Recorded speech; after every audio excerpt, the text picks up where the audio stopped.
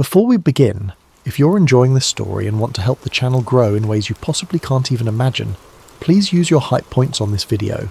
It truly makes a bigger difference than you might realise. And if you'd like, drop a comment letting us know what time it is where you are and where in the world you're listening from. We absolutely love seeing where everyone is tuning in from, but only if you want to share. Now, let's dive into one of the most extraordinary conspiracy theories ever leaked to the public. The cursor blinked on Caleb Mercer's screen at 2:17 in the morning. He should have been asleep. Instead, he was scrolling through his inbox, deleting spam and ignoring press releases, when a subject line stopped him cold. The 12 never returned. No sender name, just an email address that was a random string of letters and numbers at a domain he didn't recognise. Caleb had been a defence journalist for nearly 15 years, specialising in leaked documents and government cover-ups. He'd seen plenty of anonymous tips. Most were garbage, some were gold. This one felt different. He opened it. The message itself was brief, almost terse. You've been asking the right questions. These documents will give you the answers. Do not attempt to trace this email. Do not contact law enforcement. If you want the truth, follow the coordinates. Anonymous, Defence Intelligence Agency. Attached were 3 files. The first was a memo stamped with classification markings that looked authentic, dated from the 1960s. The second was a set of geographic coordinates pointing to somewhere in the New Mexico desert. The third was a scanned photograph of 12 men in military uniforms standing in 2 rows, their faces serious and unsmiling. Caleb enlarged the photo. In the bottom right corner, handwritten in faded ink, were the words, Crystal Night Selection, July 65. He had no idea that opening that email would drag him into the most classified, most controversial, and most terrifying conspiracy in United States history. A conspiracy that involved not just government secrecy, but contact with beings from another world. A conspiracy that asked one simple, haunting question. What happened to the 12 Americans who were sent to another planet and never came home? This is the story of Project Serpo, and it starts with a crash in the desert. Act 1. The real history behind the lore, the Roswell connection. Caleb Mercer had always been skeptical of UFO stories.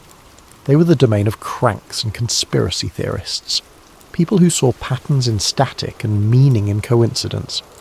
But as he began digging into the documents from the anonymous email, he found himself face to face with something he couldn't dismiss. Official government paperwork that didn't quite add up. Everyone knows the story of Roswell. In July of 1947, something crashed on a ranch outside Roswell, New Mexico.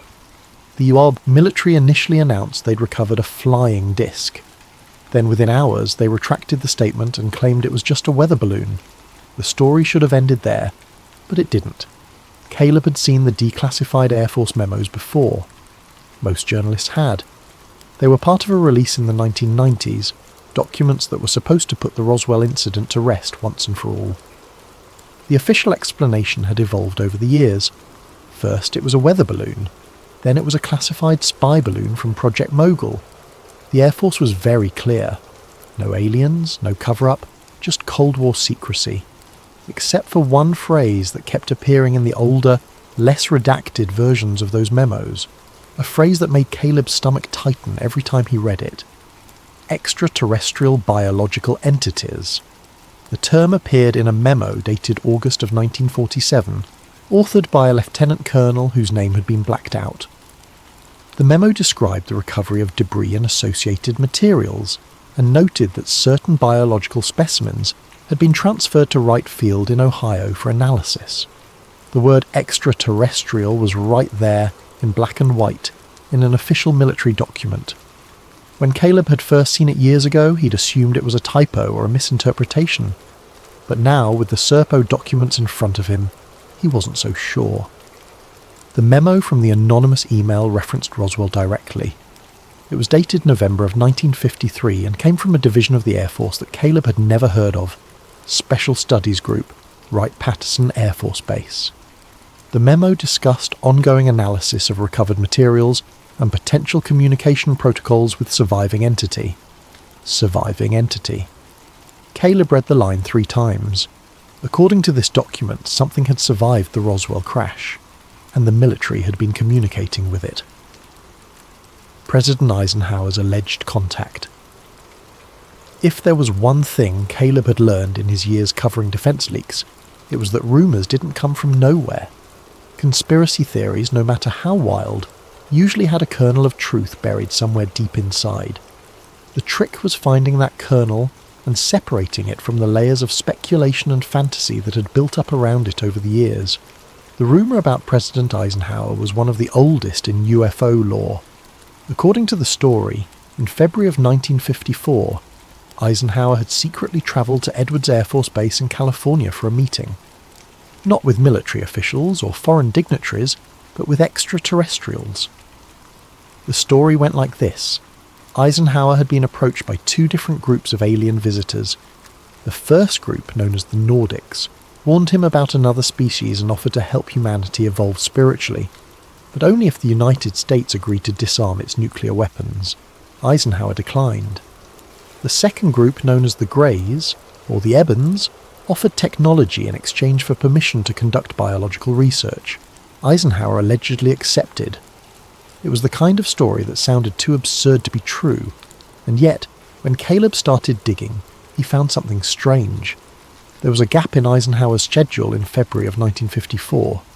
Officially, the president had taken a weekend vacation to Palm Springs, but on the evening of February 20th, he suddenly disappeared.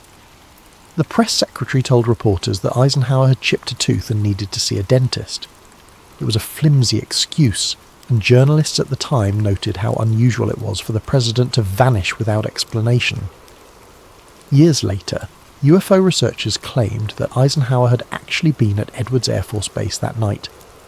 A few witnesses came forward, including a former Air Force officer who said he'd seen the president's motorcade on base. But there was never any hard evidence, until Caleb found the memo. It was tucked into the second batch of files from the anonymous sender. Dated March of 1982, it came from the National Security Agency and was addressed to the Director of Central Intelligence. The subject line read, "Review of Historical Contact Protocols." The memo referenced something called the Eisenhower Informal Agreement and noted that communication channels established in '54 remain active. It also mentioned a term Caleb had never heard before, the Ebons. According to the memo, the Ebons were extraterrestrial beings from a planet in the Zeta Reticuli star system. They had made contact with the United States government in the early 1950s and had proposed an exchange program. Human personnel would travel to their home world, and in return, Ebon representatives would remain on Earth to share technology and knowledge. The memo didn't provide details, but it referenced another program by name, Project Crystal Night. Caleb felt his pulse quicken. Crystal Night. The same words that had been handwritten on the photograph of the 12 men. Birth of Project Serpo. The term Project Serpo didn't appear in any official government documents, at least none that Caleb could find. But Project Crystal Night did.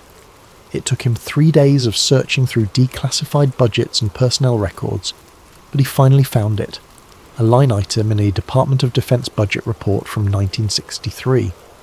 The entry was vague, listing only Crystal Night Research Initiative, with a funding allocation that had been redacted. But it was there.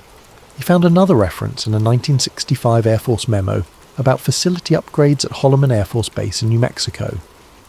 The memo mentioned expanded housing and decontamination facilities for Crystal Night personnel, and then, in a 1968 congressional hearing about black budget programs, a senator had asked pointed questions about unauthorized expenditures related to Crystal Night. The response from the Pentagon had been terse. That program is classified and cannot be discussed in open session. Someone had scrubbed most of the files. The paper trail ended abruptly after 1968, as if the entire program had been erased from existence. But Caleb knew how bureaucracies worked.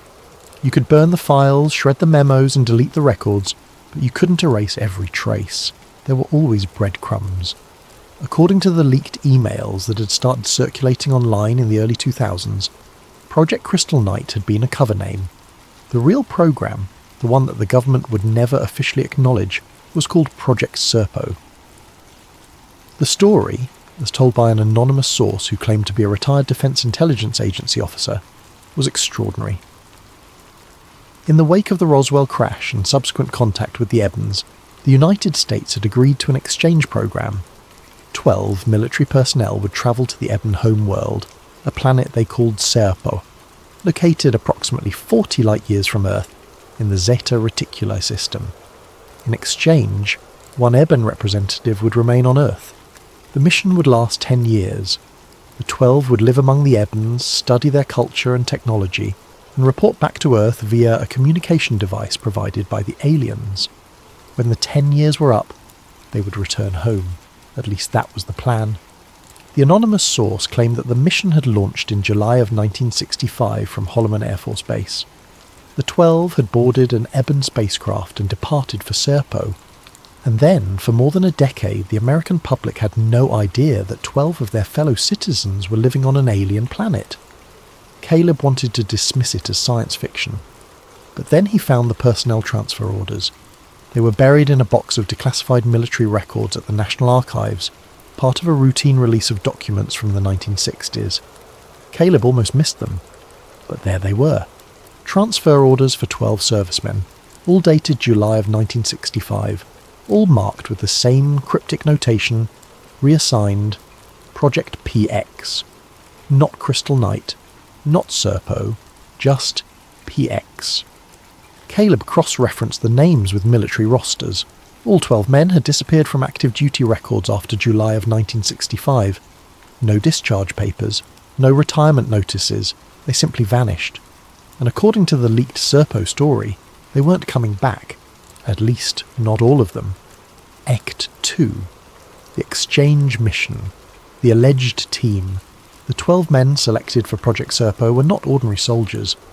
According to the leaked documents, they had been chosen from the highest levels of military and intelligence services, Air Force pilots with top secret clearances, Army Security Command officers trained in linguistics and cryptography, and CIA technical specialists with backgrounds in engineering and physics. The selection process, according to the anonymous source, had been exhaustive.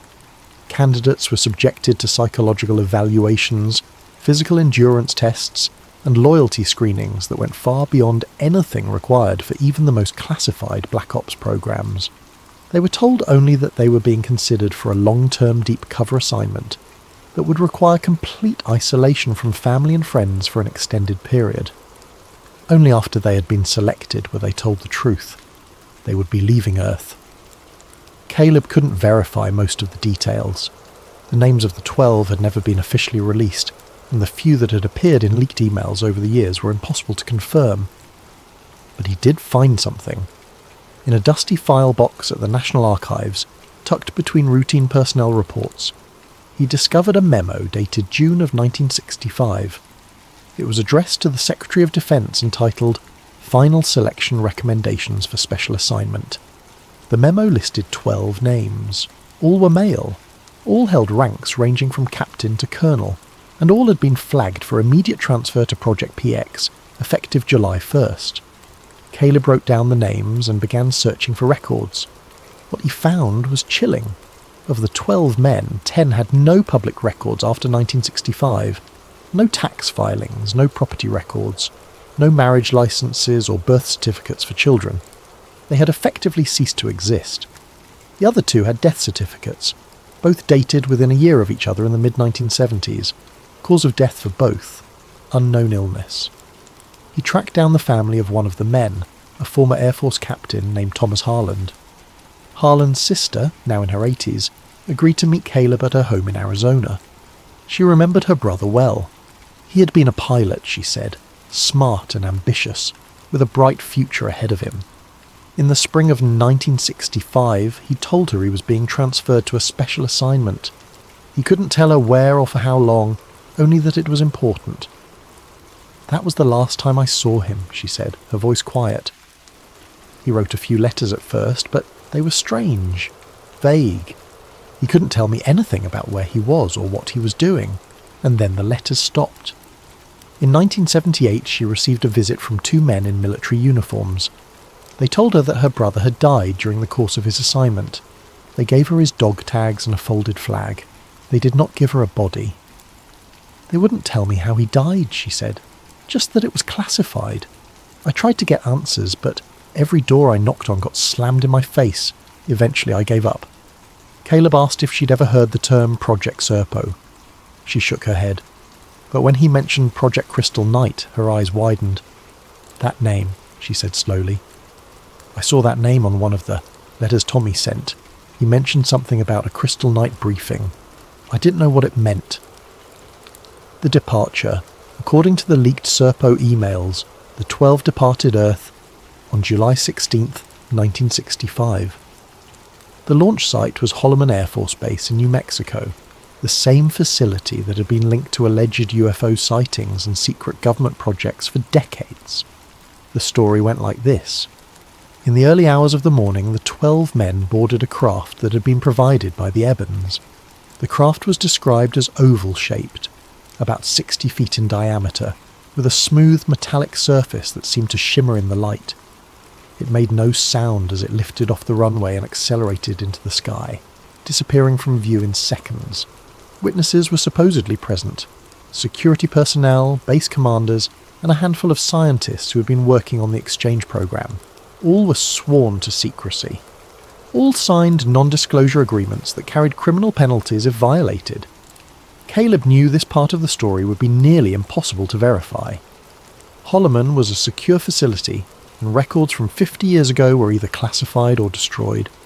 But he decided to try anyway. He put out feelers through his network of sources, reaching out to retired Air Force personnel who had been stationed at Holloman in the mid-1960s. Most didn't respond. A few sent polite but firm refusals, saying they couldn't discuss their time on base. One man agreed to talk. His name was Earl Ritchie, and he'd been a young airman at Holloman in 1965, assigned to security detail on the flight line. Now in his late 70s, he lived in a small town in Texas and seemed relieved to finally talk about something he'd kept secret for decades. I saw something that day, Ritchie said over the phone. July of 65. I was on night duty, guarding the south end of the runway. Around 0300 hours, we got orders to clear the area. No one in or out. I thought it was just another test flight. We had a lot of those back then. He paused, and Caleb could hear him breathing heavily, as if the memory still unsettled him. But this wasn't a test flight, Ritchie continued. I saw it from a distance, maybe a quarter-mile away. There was a craft on the runway, not a plane, not a helicopter, something else. It was glowing, this soft blue light, and it didn't make a sound. Not a damn sound. And I saw people boarding it, men in uniform. They walked up a ramp, and then the ramp closed, and the thing just lifted straight up into the air. No engines, no exhaust. It was like watching something out of a science fiction movie. Caleb pressed him for more details. How many men? What did the craft look like? Did he see any markings? I counted 12, Ritchie said. 12 men. They were carrying bags like duffel bags, and the craft didn't have any markings that I could see. Just smooth metal. The officers who were there, they were wearing badges I'd never seen before. Not Air Force, not Army, something else. After the craft left, Ritchie and the other security personnel were debriefed by a colonel whose name he couldn't remember. They were told that what they'd seen was part of a classified test program, and that discussing it with anyone, including their families, would result in court-martial. I never talked about it until now, Ritchie said. I figured after all these years it didn't matter anymore, but I've never forgotten what I saw, and I've always wondered what happened to those men. The 10-year journey. According to the leaked Serpo documents, the journey to the Eben homeworld took 10 months. The 12 travelled aboard the Eben craft, living in cramped quarters and subsisting on food provided by their hosts. Communication with Earth was limited to periodic transmissions sent via a device the Ebens had installed on the craft. When they finally arrived on Serpo in 1966, they found a world unlike anything they could have imagined. The planet was smaller than Earth, with a diameter roughly 3/4 that of our own world. It orbited a binary star system, which meant it had 2 suns. The climate was hot and arid, with vast deserts and rocky plateaus dominating the landscape. There were no oceans, only a few large lakes and underground water reserves. The Ebens themselves were described as humanoid, but distinctly alien. They stood about 4 to 5 feet tall, with large heads, oversized eyes, and greyish skin. They communicated through a combination of spoken language and telepathy, which made interaction with the humans difficult at first. The 12 lived in a compound built specifically for them by the Ebens. They were given freedom to explore, study, and document everything they saw. They conducted geological surveys, studied Eben technology, and observed the social structure of Eben civilization. But it wasn't easy. 2 of the 12 died during the mission. According to the leaked documents, one succumbed to an illness that the Ebens couldn't treat. The other died in an accident while exploring a remote region of the planet. Both were buried on Serpo, far from home. 2 others chose to stay. The reasons were never fully explained, but the implication was that they had formed connections with the Eben people and didn't want to leave. That left 8. 8 men who, after a decade on an alien world, boarded the Eben craft and made the long journey back to Earth. They arrived in 1978. Caleb found the death certificates for the 2 men who allegedly died on Serpo. Both were among the 12 names he'd identified from the personnel transfer orders. Both had death certificates filed in 1976 and 1977, respectively, with the cause of death listed as unknown illness. It was suspicious. 2 men, supposedly on a classified military assignment, dying within a year of each other from an illness that couldn't be identified, and no autopsy reports, no medical records, no follow-up investigation. Caleb smelled a cover-up. Act 3. The return and the cover-up. The debriefing. The 8 men who returned from Serpo in 1978 were not the same men who had left in 1965. According to the leaked documents, the returnees exhibited severe psychological and physiological changes. They were disoriented, confused, and struggled to readjust to life on Earth. Some reported vivid hallucinations.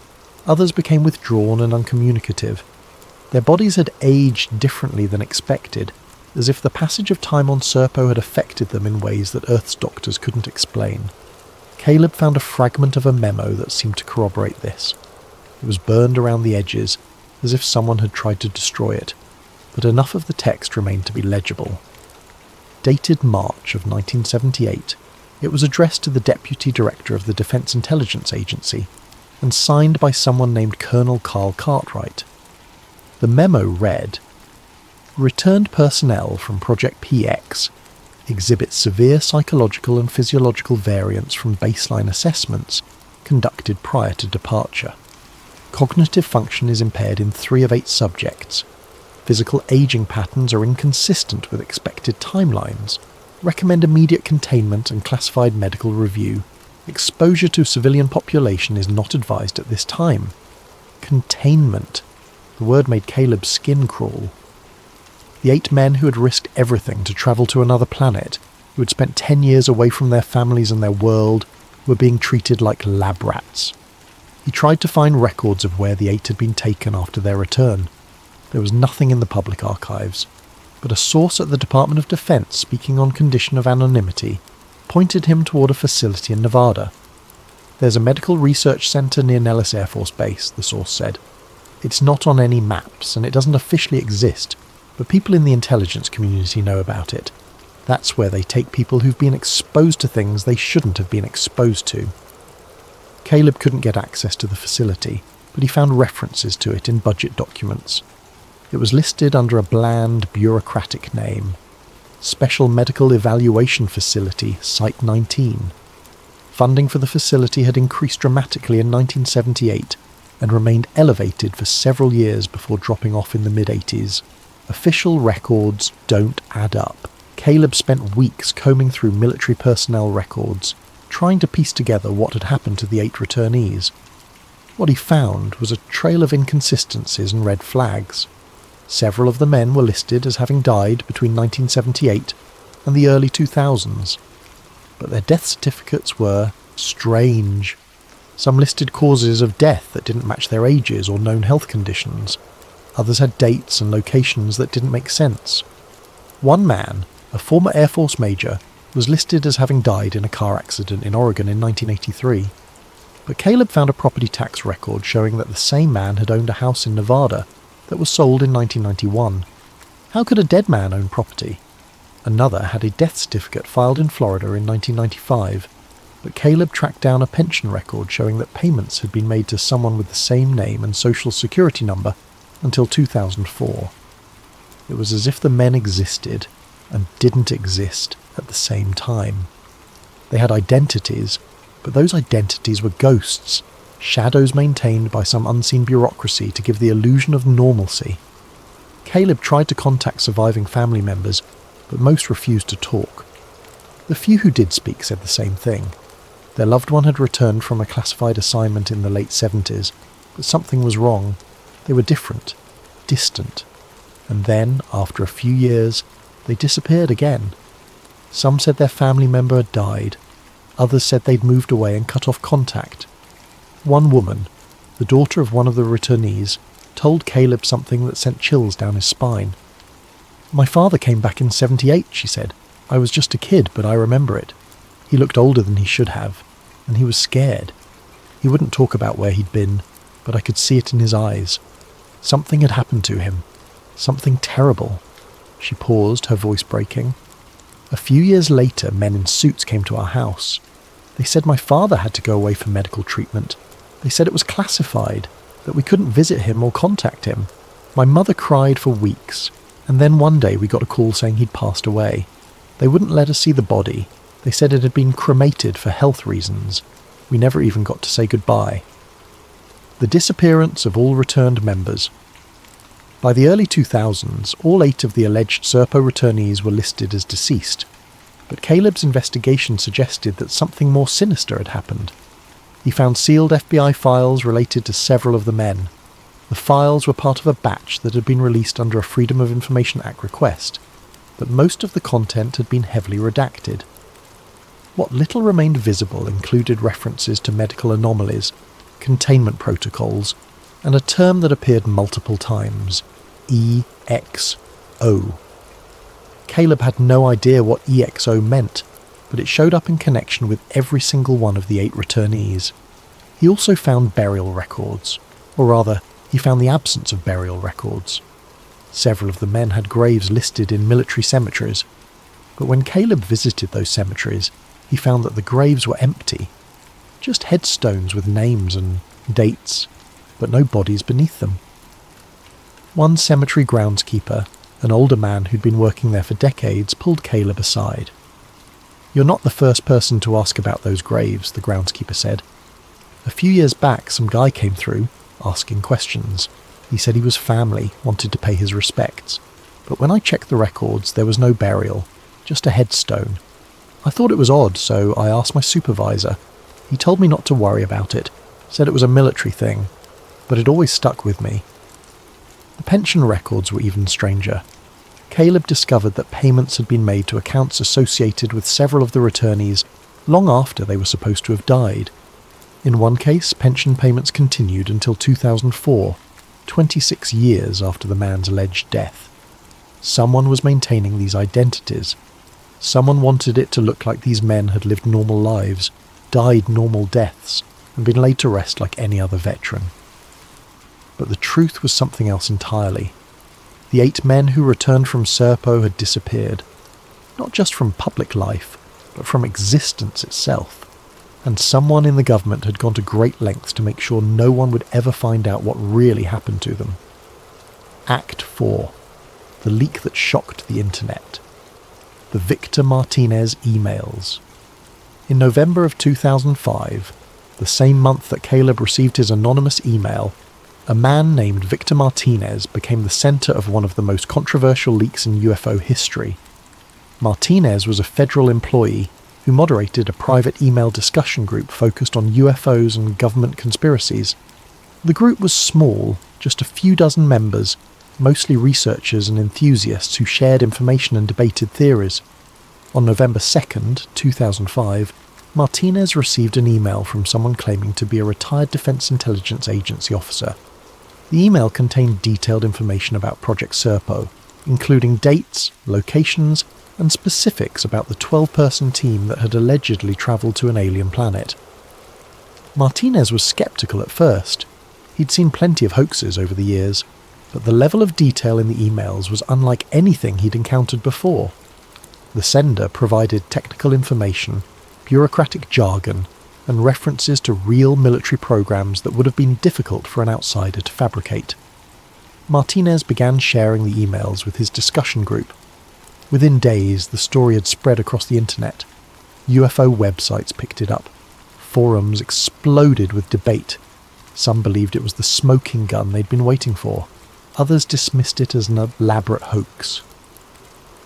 Caleb reached out to Martinez, hoping to learn more about the source. Martinez agreed to talk, though he was careful about what he revealed. The person who contacted me was legit, Martinez said, or at least they had access to information that suggested they were connected to the intelligence community. They knew things that weren't public knowledge. They referenced programs and operations that I'd never heard of, and when I checked, I found traces of them in declassified documents. Martinez explained that the source had sent him dozens of emails over the course of several months, each one revealing more details about Project Serpo.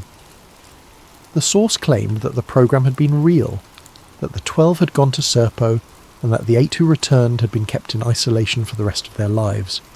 But then the email stopped. The last message I got was strange, Martinez said. It didn't have any information about Serpo. It just said, Phase 2 begins in 2005. I had no idea what that meant.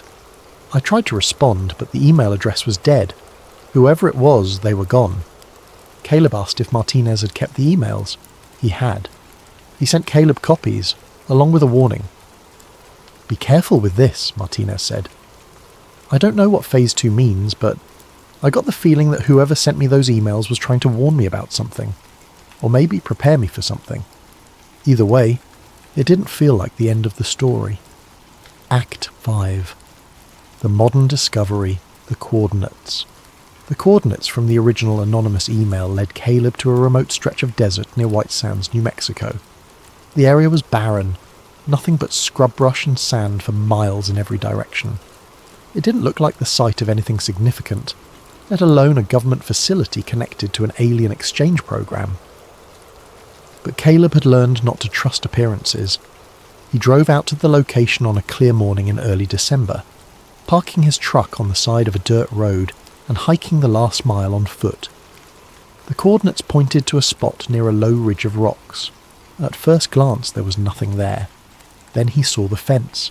It was old, rusted and half buried in sand, but it was unmistakably a chain-link fence with a faded sign that read, Restricted Area. No trespassing. Authorised personnel only. Caleb followed the fence line until he found a section that had collapsed. He stepped over it and continued toward the coordinates. As he got closer, he noticed something odd. A depression in the ground, about 20 feet across, as if something heavy had been removed or the earth had settled over time. He knelt down and brushed away the sand. Beneath it, he found concrete. A slab, cracked and weathered, but still intact. And at the edge of the slab, partially buried, was a metal hatch. Caleb's heart raced. He dug around the hatch with his hands, clearing away enough sand to reveal a handle. It took all his strength to pull it open, the hinges groaning in protest. Below was a ladder leading down into darkness. He turned on his flashlight and descended. The tunnel at the bottom was narrow, the walls lined with metal panels that had corroded over the years. Water stains and rust covered everything, but the structure was still solid. Caleb followed the tunnel for about 50 feet until it opened into a small chamber.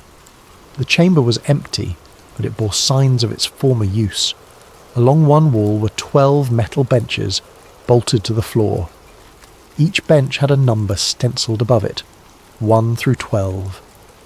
In the centre of the room was a table, also bolted down, with a few scattered papers that had long since been rendered unreadable by moisture and time. Caleb took photos of everything. This had been a staging area, a place where people waited, prepared, or said goodbye, and based on the numbers, it had been built for exactly 12 people. But what caught his attention most was a small closet built into the far wall. The door was locked, but the lock was rusted and gave way easily when he pried it with a screwdriver. Inside was a shelf, and on the shelf was something that didn't belong in an abandoned underground bunker in the middle of the desert. The strange artifact. It was about the size of a fist, smooth and crystalline, with facets that caught the light from his flashlight and refracted it into colours that seemed to shift and move. The object was warm to the touch, not hot but noticeably warmer than the ambient temperature of the room. Caleb held it up, and as he did, he heard it. A faint hum, barely audible, like a tuning fork vibrating at a frequency just on the edge of perception. Above the shelf, taped to the wall, was a label. The ink had faded, but the words were still legible. Property of exchange item 7, handle only with radiation gloves. Exchange item. This was something that had been brought back from Serpo, one of the artifacts or pieces of technology that the returnees had carried with them when they came home.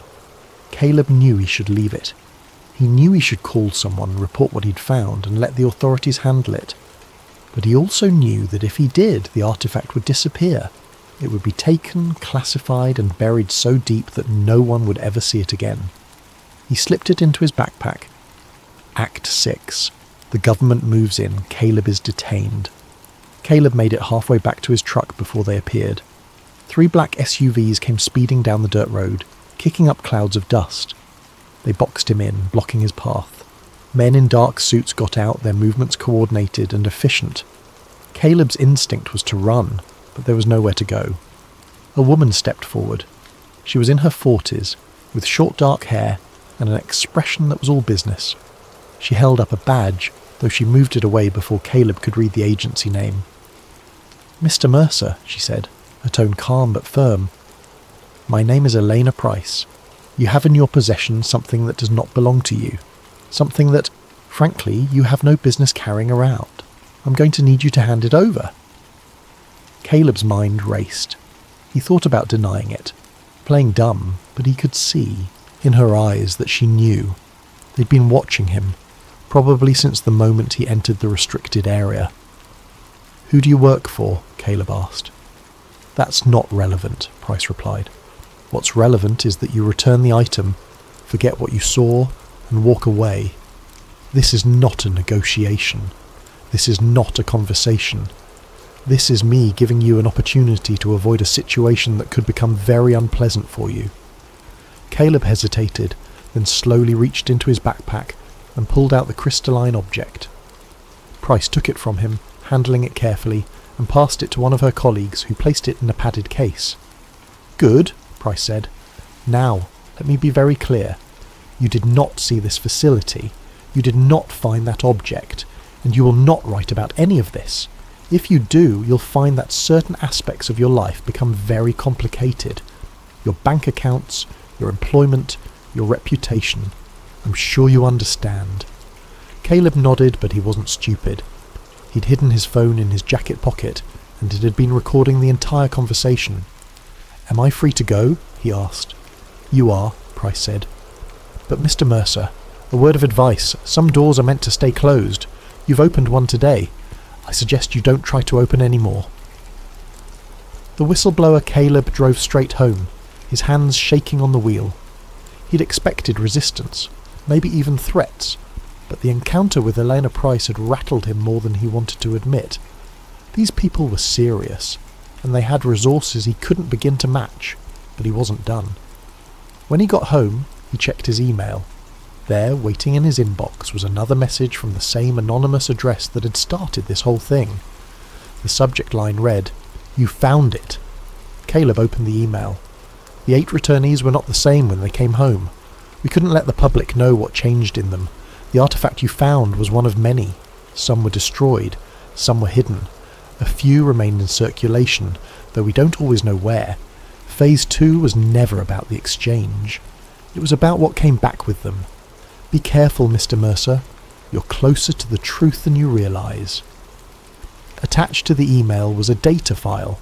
Caleb downloaded it and found that it contained dozens of documents. Star charts showing a route between Earth and a star system 40 light-years away, atmospheric readings from a planet with a nitrogen-oxygen atmosphere but with trace elements not found on Earth, and chemical signatures that matched nothing in any terrestrial database. There were also photographs, images of the 12 men, not just the group photo he'd seen before, but individual portraits. And in each portrait the men were holding objects, small crystalline devices just like the one Caleb had found, exchange items, proof that they had been to another world. Ending. The truth they can't hide forever. Caleb published a sanitized version of the story. He left out the coordinates, the names of the returnees, and any details that could be traced back to the facility. He framed it as an investigation into a decades-old conspiracy theory, presenting the evidence he'd found but stopping short of making definitive claims. The article went viral. Within days it had been shared thousands of times. UFO researchers hailed it as a breakthrough. Skeptics dismissed it as another hoax. The government predictably said nothing. A week after the article was published, Caleb was sitting in his garage sorting through files when he noticed something strange. The crystalline artifact he'd returned to Eleanor Price had been the only one he'd seen, or so he thought. But he'd hidden something. A small fragment, no bigger than a pebble, that had broken off when he'd first picked up the artifact in the underground chamber. He'd slipped it into his pocket without thinking. Now that fragment was glowing. Caleb pulled it out and held it up to the light. The surface was pulsing, a faint rhythm like a heartbeat. And as he watched, symbols began to appear on its facets. Not etched or engraved, but forming from within, as if the crystal itself was alive. He didn't recognize the symbols. They looked like no language he'd ever seen. But one of them, near the base of the fragment, matched something he'd seen before. It was in the Serpo emails.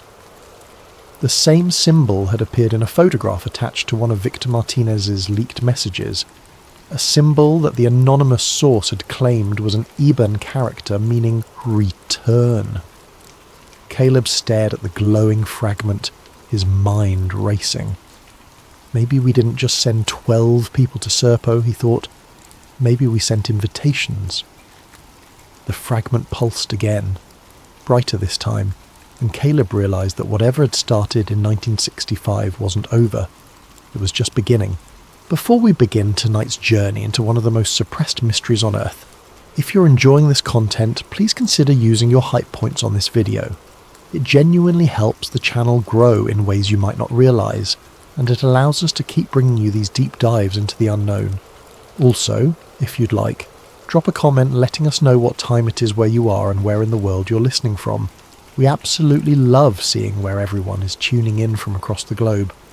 No pressure though, only if you feel like sharing. Now let me ask you something. What if everything you've been told about Antarctica was a carefully constructed lie? What if the frozen wasteland at the bottom of our world isn't just ice and penguins, but something far more terrifying? Something that would fundamentally change how we understand human history itself? Think about it.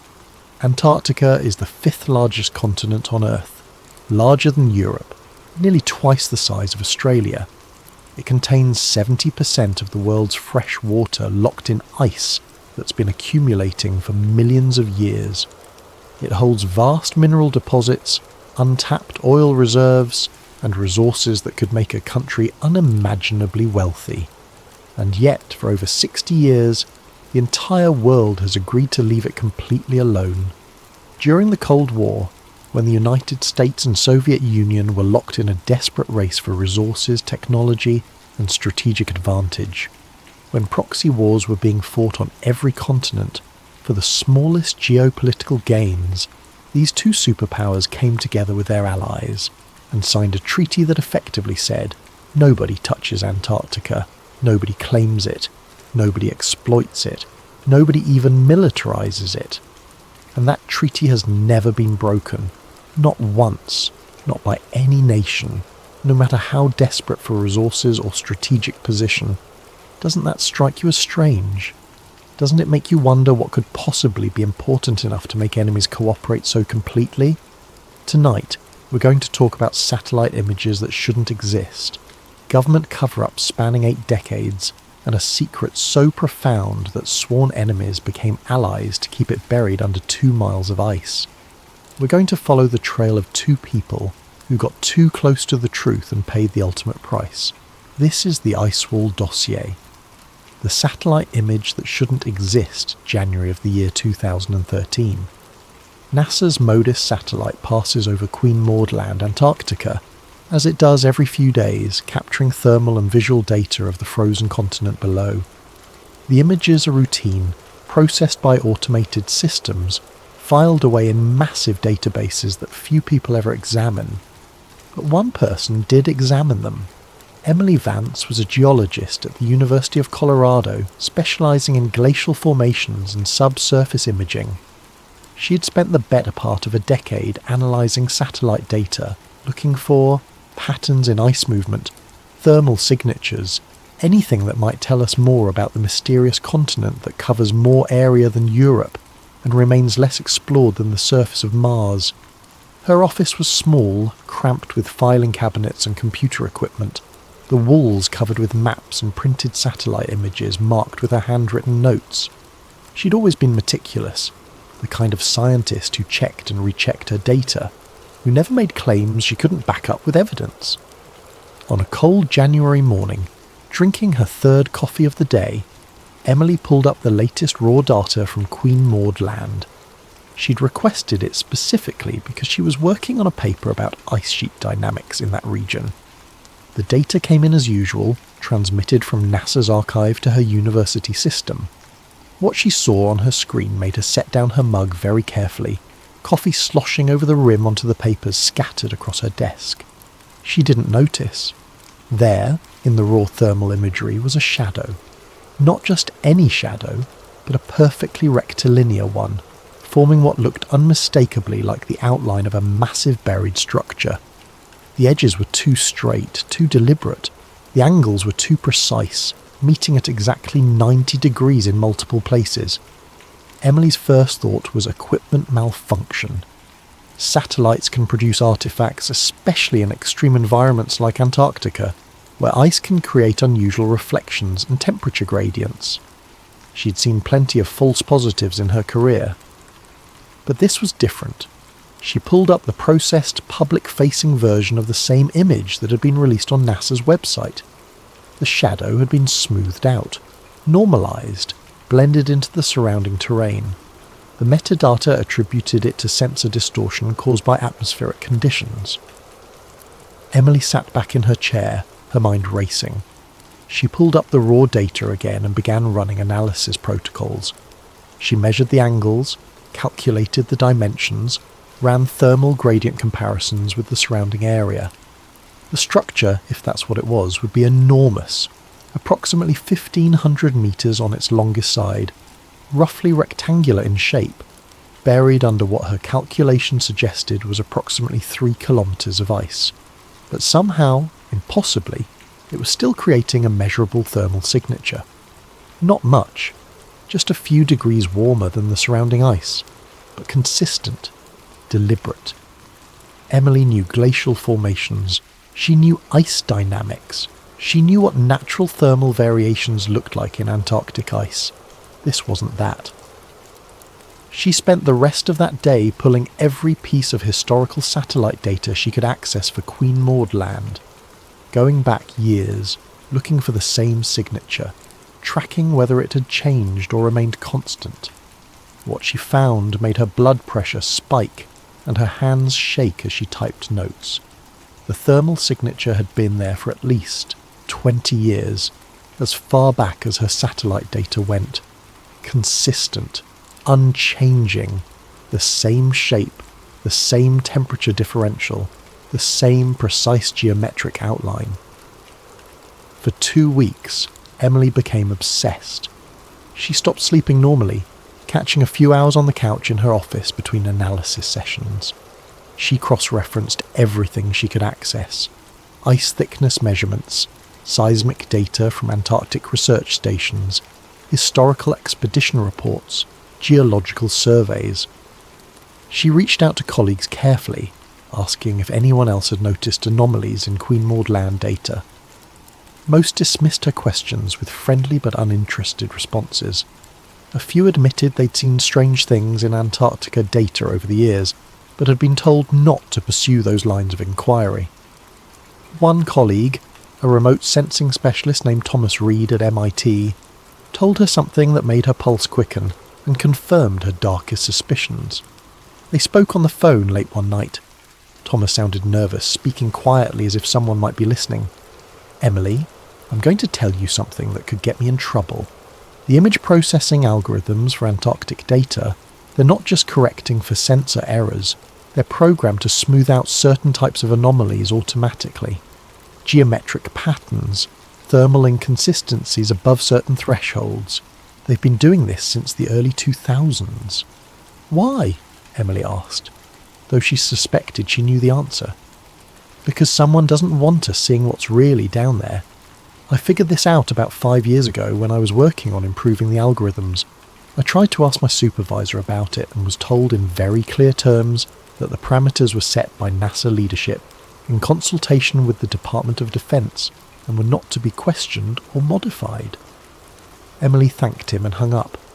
She sat in her dark office, the only light coming from her computer monitors, and realised she was holding information that could change everything. But she also realised she was in danger. 3 weeks after Emily first saw that satellite image, after she'd compiled all her data, after she'd written her analysis and prepared her evidence, she disappeared. Her apartment was found neat and orderly, bed made, dishes washed and put away. Her car was in its assigned parking space in the underground garage. Her phone, when police tried to call it, went straight to voicemail. Her email showed no concerning messages, no signs of distress. The university filed a missing person report. Local police investigated, interviewed her colleagues and friends, searched her apartment and office. They found no evidence of foul play, no indication of where she might have gone or why. The detective assigned to the case told Emily's sister that sometimes people just needed to get away, to start over somewhere new. Maybe she'd been under stress. Maybe she'd met someone. Maybe she'd just decided to leave her old life behind. But Emily's sister knew better. Emily wasn't the type to disappear without telling anyone. She was careful, organised, responsible. If she had planned to leave, she would have said something. The case went cold within 2 months. But before she vanished, Emily Vance had mailed a package to her friend Mark Kelton, a journalist who specialised in the kinds of stories that made governments uncomfortable. She'd addressed it by hand, using an old address she'd memorised years ago, and mailed it from a post office 3 towns away from Boulder. She'd taken precautions, she'd known the risk, and she'd made sure that even if they got to her, the truth would still have a chance. The real history. They tell us Mark Kelton had known Emily since graduate school at Columbia. They'd met in an interdisciplinary seminar on climate science and investigative journalism, one of those experimental courses universities sometimes offer to encourage cooperation between departments. Emily had been the scientist who could explain complex geological concepts in ways that made sense. Mark had been the journalist who could take those concepts and turn them into stories people would actually read. They'd stayed friends over the years, meeting occasionally for coffee when work brought them to the same city, exchanging emails about interesting articles or unusual research findings. Their friendship was built on mutual respect and a shared belief that truth mattered, even when it was inconvenient or uncomfortable.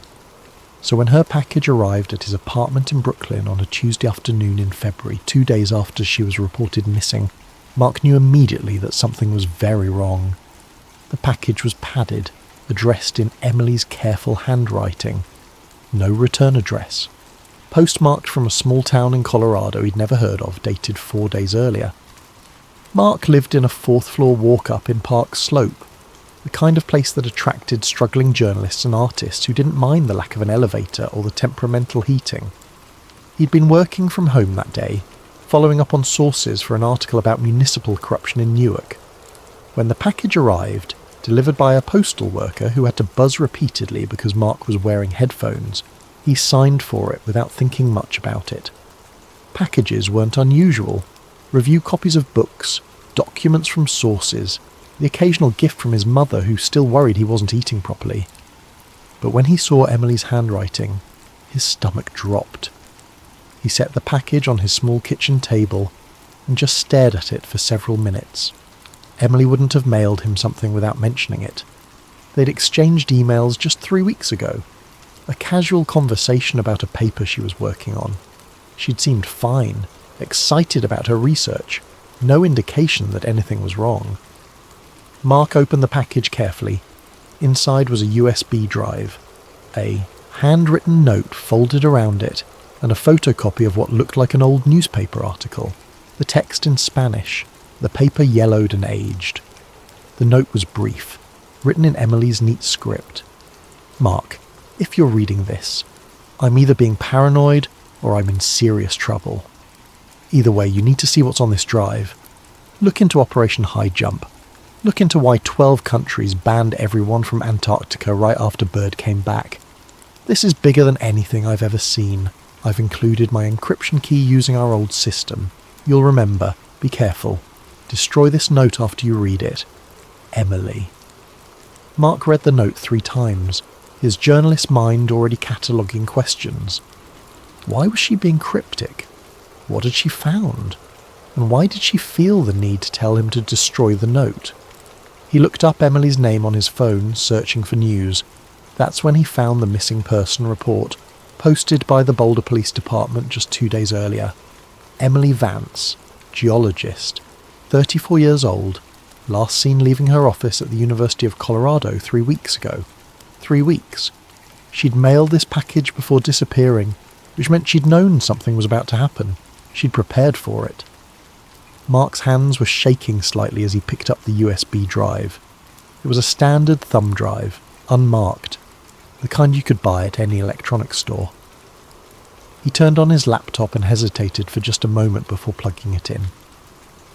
The drive appeared on his desktop, showing a single encrypted folder.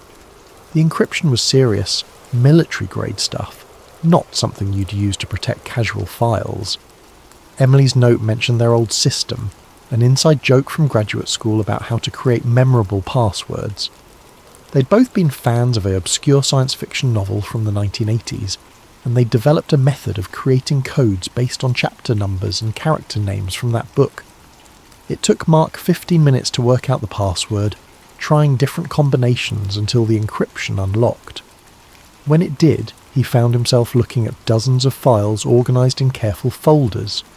Satellite images, declassified documents, research notes, historical records, and one folder simply labelled Evidence. Mark clicked on the research notes folder first. Emily had been methodical, documenting everything she'd found with timestamps, sources, her own analysis. The first document was dated January 19th, 2013, titled simply Queen Maud Land Anomaly, Initial Observations. He started reading, and as he did, the world outside his Brooklyn apartment seemed to fall away. But first, he needed to understand the official story, the history everyone thinks they know. In August of 1946, just 1 year after the end of World War II, the United States Navy launched the largest expedition to Antarctica in history. Called Operation High Jump, it involved over 4,000 personnel, 13 ships including an aircraft carrier and a submarine, and numerous aircraft. The fleet included some of the Navy's most advanced vessels, fresh from victory in the Pacific. The official mission, as stated in Navy documents, was to establish a permanent US presence on the continent, conduct scientific research, and test equipment in extreme cold weather conditions. Personnel training for cold weather operations was listed as a secondary objective, presumably to prepare for potential conflicts in Arctic regions. On paper, it made sense. The world was entering the Cold War. The Arctic and Antarctic regions might become strategically important. Testing equipment and training personnel in polar conditions seemed like reasonable military planning, but the scale of the operation was unprecedented. No country had ever sent such a massive force to Antarctica.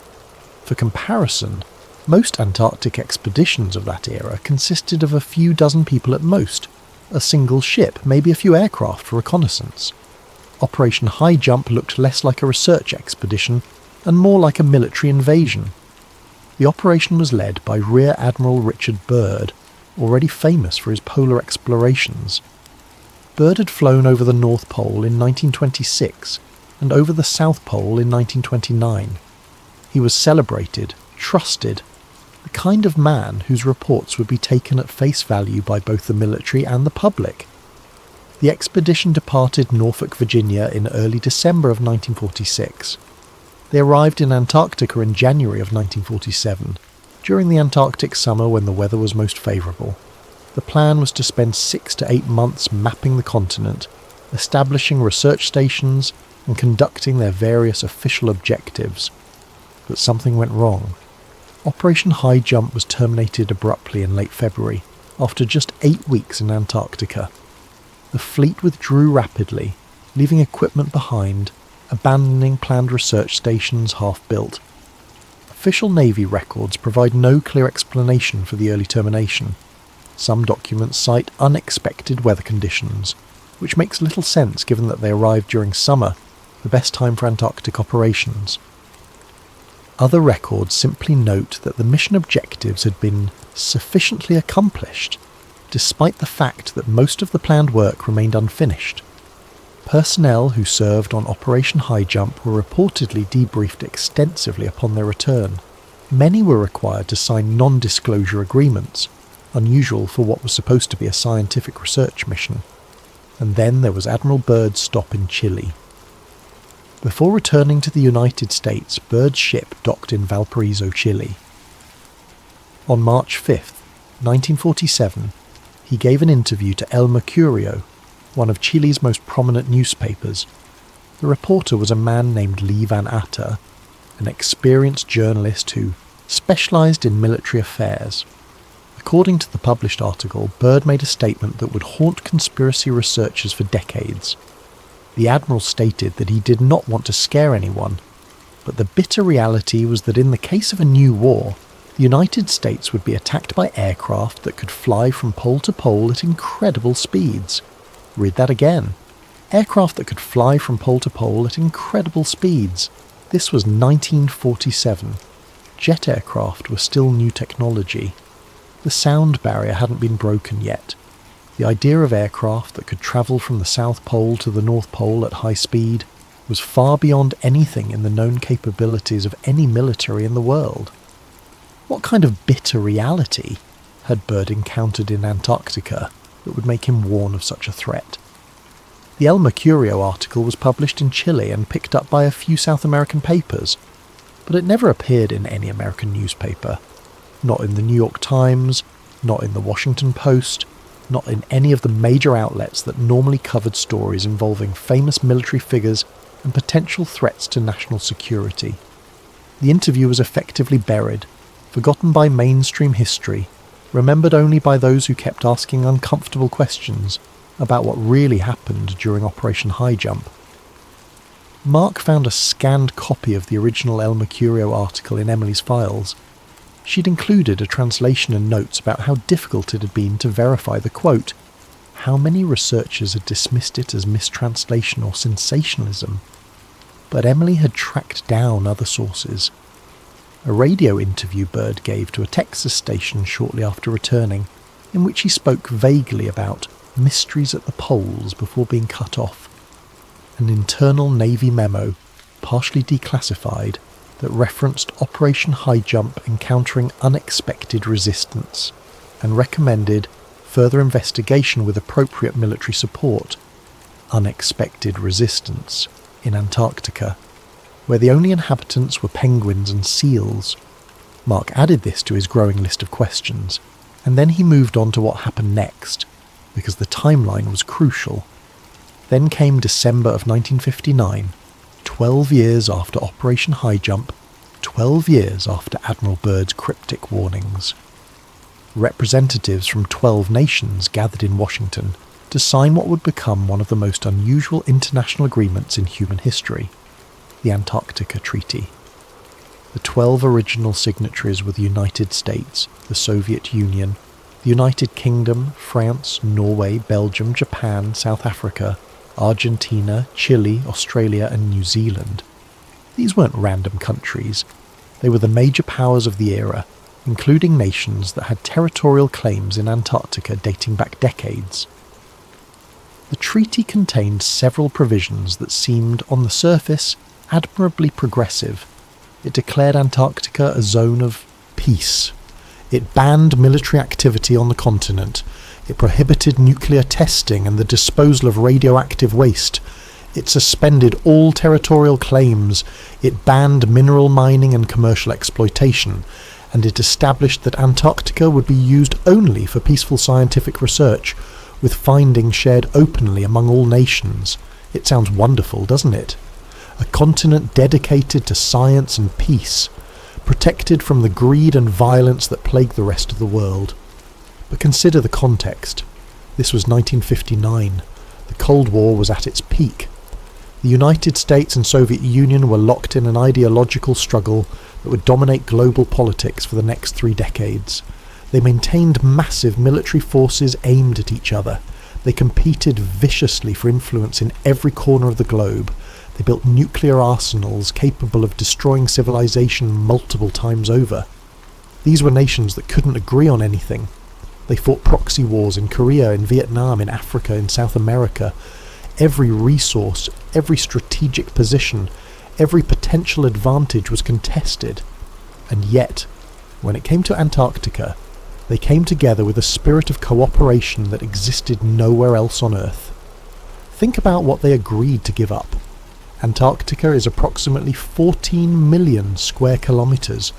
For context, that's larger than Europe, nearly twice the size of Australia, bigger than the United States and Mexico combined. It's the 5th largest continent on Earth. It contains roughly 30 million cubic kilometres of ice, representing about 70% of the world's fresh water. In an era when water scarcity was already becoming a global concern, this alone should have made Antarctica incredibly valuable. Geological surveys, even the limited ones conducted before the treaty, indicated vast deposits of coal, iron ore, copper, gold and rare earth elements. The seas around Antarctica are rich with fish and other marine life. Oil deposits in the continental shelf could potentially rival those in the Middle East. By any rational calculation, Antarctica should have been divided up, exploited, fought over.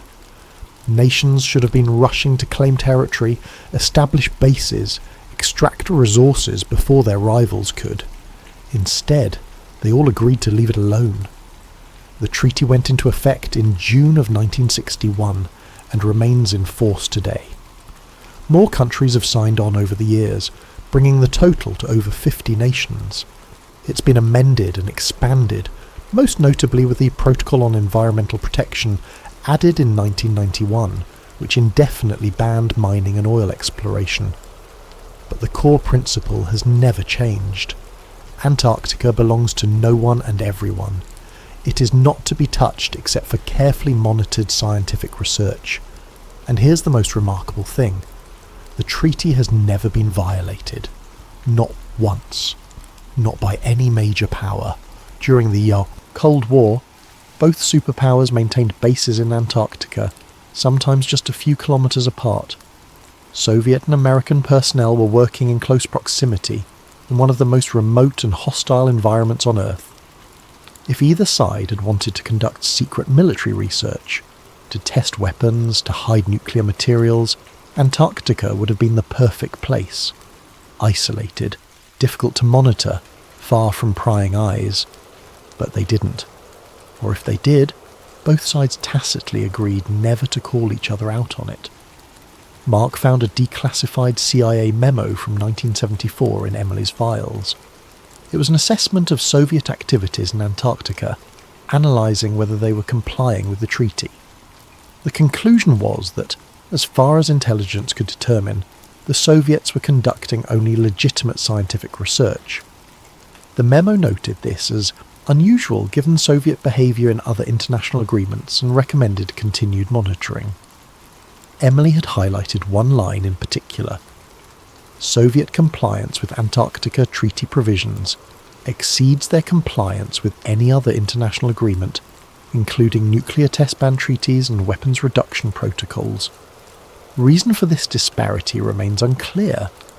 Even the CIA, with all its resources and expertise in Soviet behaviour, couldn't understand why the Russians were so scrupulous about following the Antarctica Treaty, unless there was something in Antarctica that both sides wanted to keep hidden, something more important than strategic advantage or resource exploitation, something that made cooperation not just preferable, but absolutely necessary. Mark leaned back in his chair, rubbing his eyes. He'd been reading for hours, and the implications of what he was discovering were overwhelming. The official history of Antarctica made no sense when you actually examined it. The pieces didn't fit. The motivations were wrong. The behaviour of governments was inexplicable, unless you assumed they knew something they weren't telling anyone. Between 1955 and 1958, something called Operation Deep Freeze established permanent American bases on the continent. McMurdo Station, Byrd Station, Amundsen Scott South Pole Station. These weren't temporary research camps. They were permanent installations, built at enormous expense in some of the most inhospitable conditions on Earth. The official reason was scientific research, to study ice cores, climate patterns, the upper atmosphere. But construction crews who worked on these bases would later tell stories that didn't quite add up. Stories about being restricted from certain areas, about equipment being brought in that had nothing to do with weather stations or research labs, about sections of the bases that they weren't allowed to build that were constructed later by military personnel with high-level security clearance. Mark read through all of this, the official history, and started noting the things that didn't make sense, the questions that should have been asked but never were. Why did Operation High Jump end so abruptly? Why did Admiral Byrd talk about an enemy that could fly from pole to pole? Why did the entire world agree to leave Antarctica alone? And most importantly, why did Emily Vance disappear after seeing something in satellite data from Queen Maud Land? The answers, Mark would discover, were all connected, and they were all buried under the ice. The part, they don't tell us Mark's investigation led him first to the Nazis, not because he wanted to wade into that particular conspiracy theory swamp, but because the evidence kept pointing there, and Emily's files contained information that was difficult to dismiss. Between the late 1930s and 1945, during some of the most desperate years of the war, Nazi Germany sent multiple expeditions to Antarctica, specifically to a region of Queen Maud Land that they claimed and named Neuschwabenland, or New Swabia. This isn't disputed history. The photographs exist in German archives, in Norwegian collections, in museums that document the era. Images of German ships in Antarctic waters, German planes with swastikas on their tails, photographed from the air during survey flights, and most tellingly, photographs of planes dropping metallic rods into the Antarctic ice, each rod marked with a swastika flag. The official explanation, both from Nazi records and from historians who later studied the expeditions, was that these were territorial claim markers. Germany was staking its claim to a portion of Antarctica, establishing sovereignty that could be recognised under international law. But why? Germany in the late 1930s was preparing for war. Resources were being mobilised. The military was expanding. Every ship, every plane, every kilogram of fuel and metal was precious. The Nazi regime was building tanks and submarines and fighter aircraft as fast as their factories could produce them. Yet they diverted significant resources, repeatedly, to send expeditions to one of the most remote and hostile places on Earth. A frozen wasteland thousands of kilometres from Germany, offering no obvious strategic value, no resources that couldn't be more easily obtained elsewhere. The first major German expedition left Hamburg in December of 1938 aboard the ship Schwabenland. The expedition was led by Captain Alfred Richer and included a team of scientists, military personnel and 2 flying boats designed for long-range maritime reconnaissance. They arrived in Antarctica in January of 1939 and spent several weeks surveying an area of roughly 600,000 square kilometres. The flying boats took over 11,000 photographs, creating the most detailed maps of that region that had ever been produced. And they dropped those flagged rods, lots of them, scattered across Queen Maud Land, claiming the territory for the Third Reich. Germany never did anything with that territory, never established bases there, never sent settlers or scientists for extended stays. The claim was noted by other nations and largely ignored. When the Antarctica Treaty was signed in 1959, all territorial claims, including Germany's, were suspended. So why go to all that trouble? Mark found speculation in Emily's files. Articles from conspiracy theory websites, blog posts, forum discussions. Most of it was wild speculation, easily dismissible. Stories about secret Nazi bases, about Hitler escaping to Antarctica after the war, about flying saucers and secret technology. The usual noise that obscures any attempt to find real answers. But Emily had also found something else. Testimony from people who'd been there. In 1978, a man named Hans Meyer gave an interview to a German magazine. Meyer had been a junior officer on the Schwabenland expedition, barely 20 years old at the time, and he'd kept quiet about his experiences for nearly 40 years. According to Meyer, the expedition's true purpose wasn't just to map the coastline, they were looking for something specific. Thermal vents in the ice that might indicate geothermal activity below, areas where the ice was thinner or where there were signs of cavern systems underneath, and they found them. Meyer claimed that the flying boats had detected several areas where the ice showed unusual characteristics, discoloration that suggested melting and refreezing, temperature variations visible in the snowpack, and in one location, what appeared to be an opening in the ice, a natural shaft descending into darkness. The expedition had neither the time nor the equipment to explore these findings thoroughly. They documented the locations, took photographs and measurements, and returned to Germany with their data. Meyer suggested in the interview that follow-up expeditions had been planned, expeditions that would have brought drilling equipment and cave exploration gear. But then the war started, and whatever the Nazis might have found in Antarctica became secondary to the immediate struggle for survival and conquest. The interview was published in a small circulation magazine and largely forgotten. Emily had tracked down a copy and included a translation in her files. Mark found corroborating evidence in unexpected places. Norwegian archives contained reports from whalers and explorers who had encountered German activity in Antarctica during this period. Some mentioned German ships in areas far from the known expedition routes. Others reported seeing German aircraft over inland regions, far from the coast, where no logical reason existed for their presence. One Norwegian report dated March of 1939 described encountering a German base camp deep in the interior of Queen Maud Land.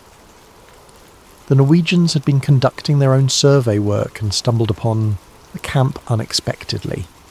According to their report, the Germans were hostile, ordering the Norwegians to leave immediately, threatening to confiscate their equipment if they didn't comply. Base camps require substantial resources to establish and maintain. You don't set them up unless you're planning extended operations in an area. What were the Germans doing so far inland, in conditions that would have been brutally difficult even by Antarctic standards? The Norwegian report was filed with their government and apparently shared with the British. No diplomatic protest was lodged. No demands for explanation were made. The incident was simply noted and forgotten. And then there was the question of what happened during the war itself. Mark found fragmentary evidence, nothing conclusive but suggestive. Supply ships leaving German-held ports in Norway during the early years of the war, ostensibly heading for U-boat patrols in the South Atlantic. But some of them took routes and carried supplies that didn't quite match submarine resupply missions. Submarines themselves, toward the end of the war, embarking on long-duration patrols to the South Atlantic and not returning for months. Several U-boats that left German ports in late 1944 and early 1945 were never accounted for. listed as lost to enemy action or scuttled, but no wreckage was ever found. And then, in May of 1945, after Germany surrendered, 2 German submarines surfaced in Argentine ports, U-530 and U-977. They surrendered to Argentine authorities months after the war in Europe had ended. The submarines had been at sea for months, far longer than standard patrol durations. Their crews were tight-lipped about where they'd been. Argentine authorities turned them over to American control, and the submarines were eventually scuttled. Whatever secrets they carried went down with them. This could all be coincidence. Submarines getting lost, captains trying to avoid capture, the chaos of a collapsing regime leading to confusion and poor record-keeping. Or it could mean that Nazi Germany maintained some kind of presence in Antarctica during the war years. Nothing massive, probably nothing that significantly affected the war effort, but something they considered important enough to continue supporting, even as their nation was being destroyed. And if the Nazis had found something in Antarctica, something that made them continue those expensive, dangerous expeditions even during wartime, then it would explain why the Americans sent such a massive force to the same region just 1 year after the war ended. Operation High Jump wasn't just a research expedition. It was a search and clean-up operation, finding and securing whatever the Nazis had discovered. And based on Admiral Byrd's cryptic warnings about aircraft that could fly from pole to pole, what they found wasn't just hidden Nazi bases or abandoned equipment. They found something much worse. Mark dug deeper into the timeline. Operation High Jump ended in February 1947. The Roswell incident occurred in July of that same year. The Air Force became an independent branch of the military in September, and Project Sign, the first official Air Force investigation into unidentified flying objects, began in 1948. The National Security Act was passed in 1947, creating the CIA. A lot of things changed in 1947, right after Byrd came back from Antarctica. But the most interesting thing Mark found was in Project Blue Book, the Air Force's official investigation into UFO sightings from 1952 to 1969. Blue Book collected reports from all over the world. Sightings were documented from every continent, every climate, every type of terrain. Thousands of reports over 17 years, except from Antarctica. Not a single Blue Book entry comes from Antarctica. Not one report from any of the research stations, from any of the pilots flying over the continent, from any of the support personnel stationed there. For a period when UFO sightings were being reported globally with increasing frequency, the complete absence of any reports from Antarctica is statistically impossible, unless those reports existed but were filed somewhere else. Mark found a taped interview from 1978 with a former Blue Book archivist named James Harder. In it, Harder says something that would become crucial to Mark's investigation. We weren't allowed to file polar sightings. They went somewhere else. Separate chain of custody. I asked about it once and was told in no uncertain terms to never ask again. Somewhere else. A separate program, more classified than Blue Book, specifically for Antarctic incidents. Mark started to realise that the cover-up wasn't just about one expedition or one discovery. It was systemic, spanning decades, involving multiple countries and multiple levels of government. Whatever was in Antarctica was important enough to change how the entire world operated. Modern discoveries. They can't explain. Emily's USB drive contained something Mark found particularly compelling. A folder titled Modern Anomalies, filled with news articles, scientific papers, and internal documents that she'd somehow acquired.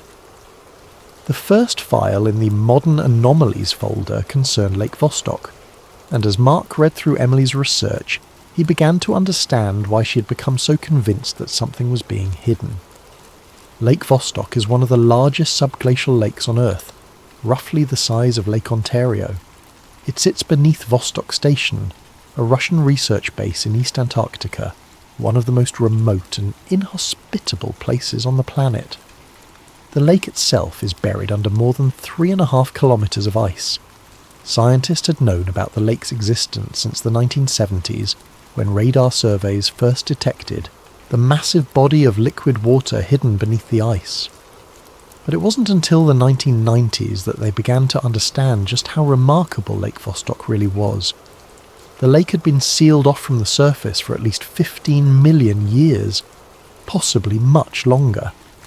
It existed in complete darkness, under immense pressure from the weight of the ice above.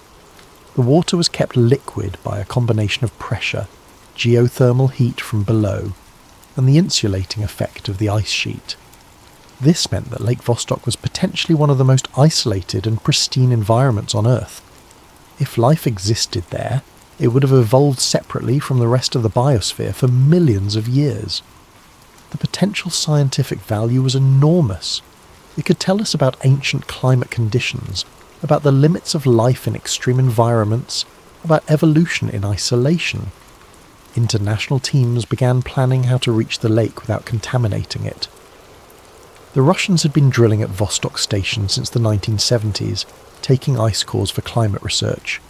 By the late 1990s, they were getting close to the lake itself. And then they found something unexpected. In 2001, as the drill approached the lake, instruments detected a magnetic anomaly. Not in the water, but beneath the lake bed. Something metallic, massive, and completely out of place. Geophysicist Michael Studinger, working on the project, was quoted in a scientific journal as saying, "We don't know what it is. It shouldn't be there." The anomaly was huge, roughly the size of Manhattan. The magnetic reading suggested it was composed primarily of metal, but the composition didn't match any known natural formations. It wasn't iron ore, wasn't magnetic minerals concentrated by geological processes. And it was in a pattern, not a random deposit, but structured, organised. Emily's files contained the original magnetic survey data, presumably obtained from a source she never named.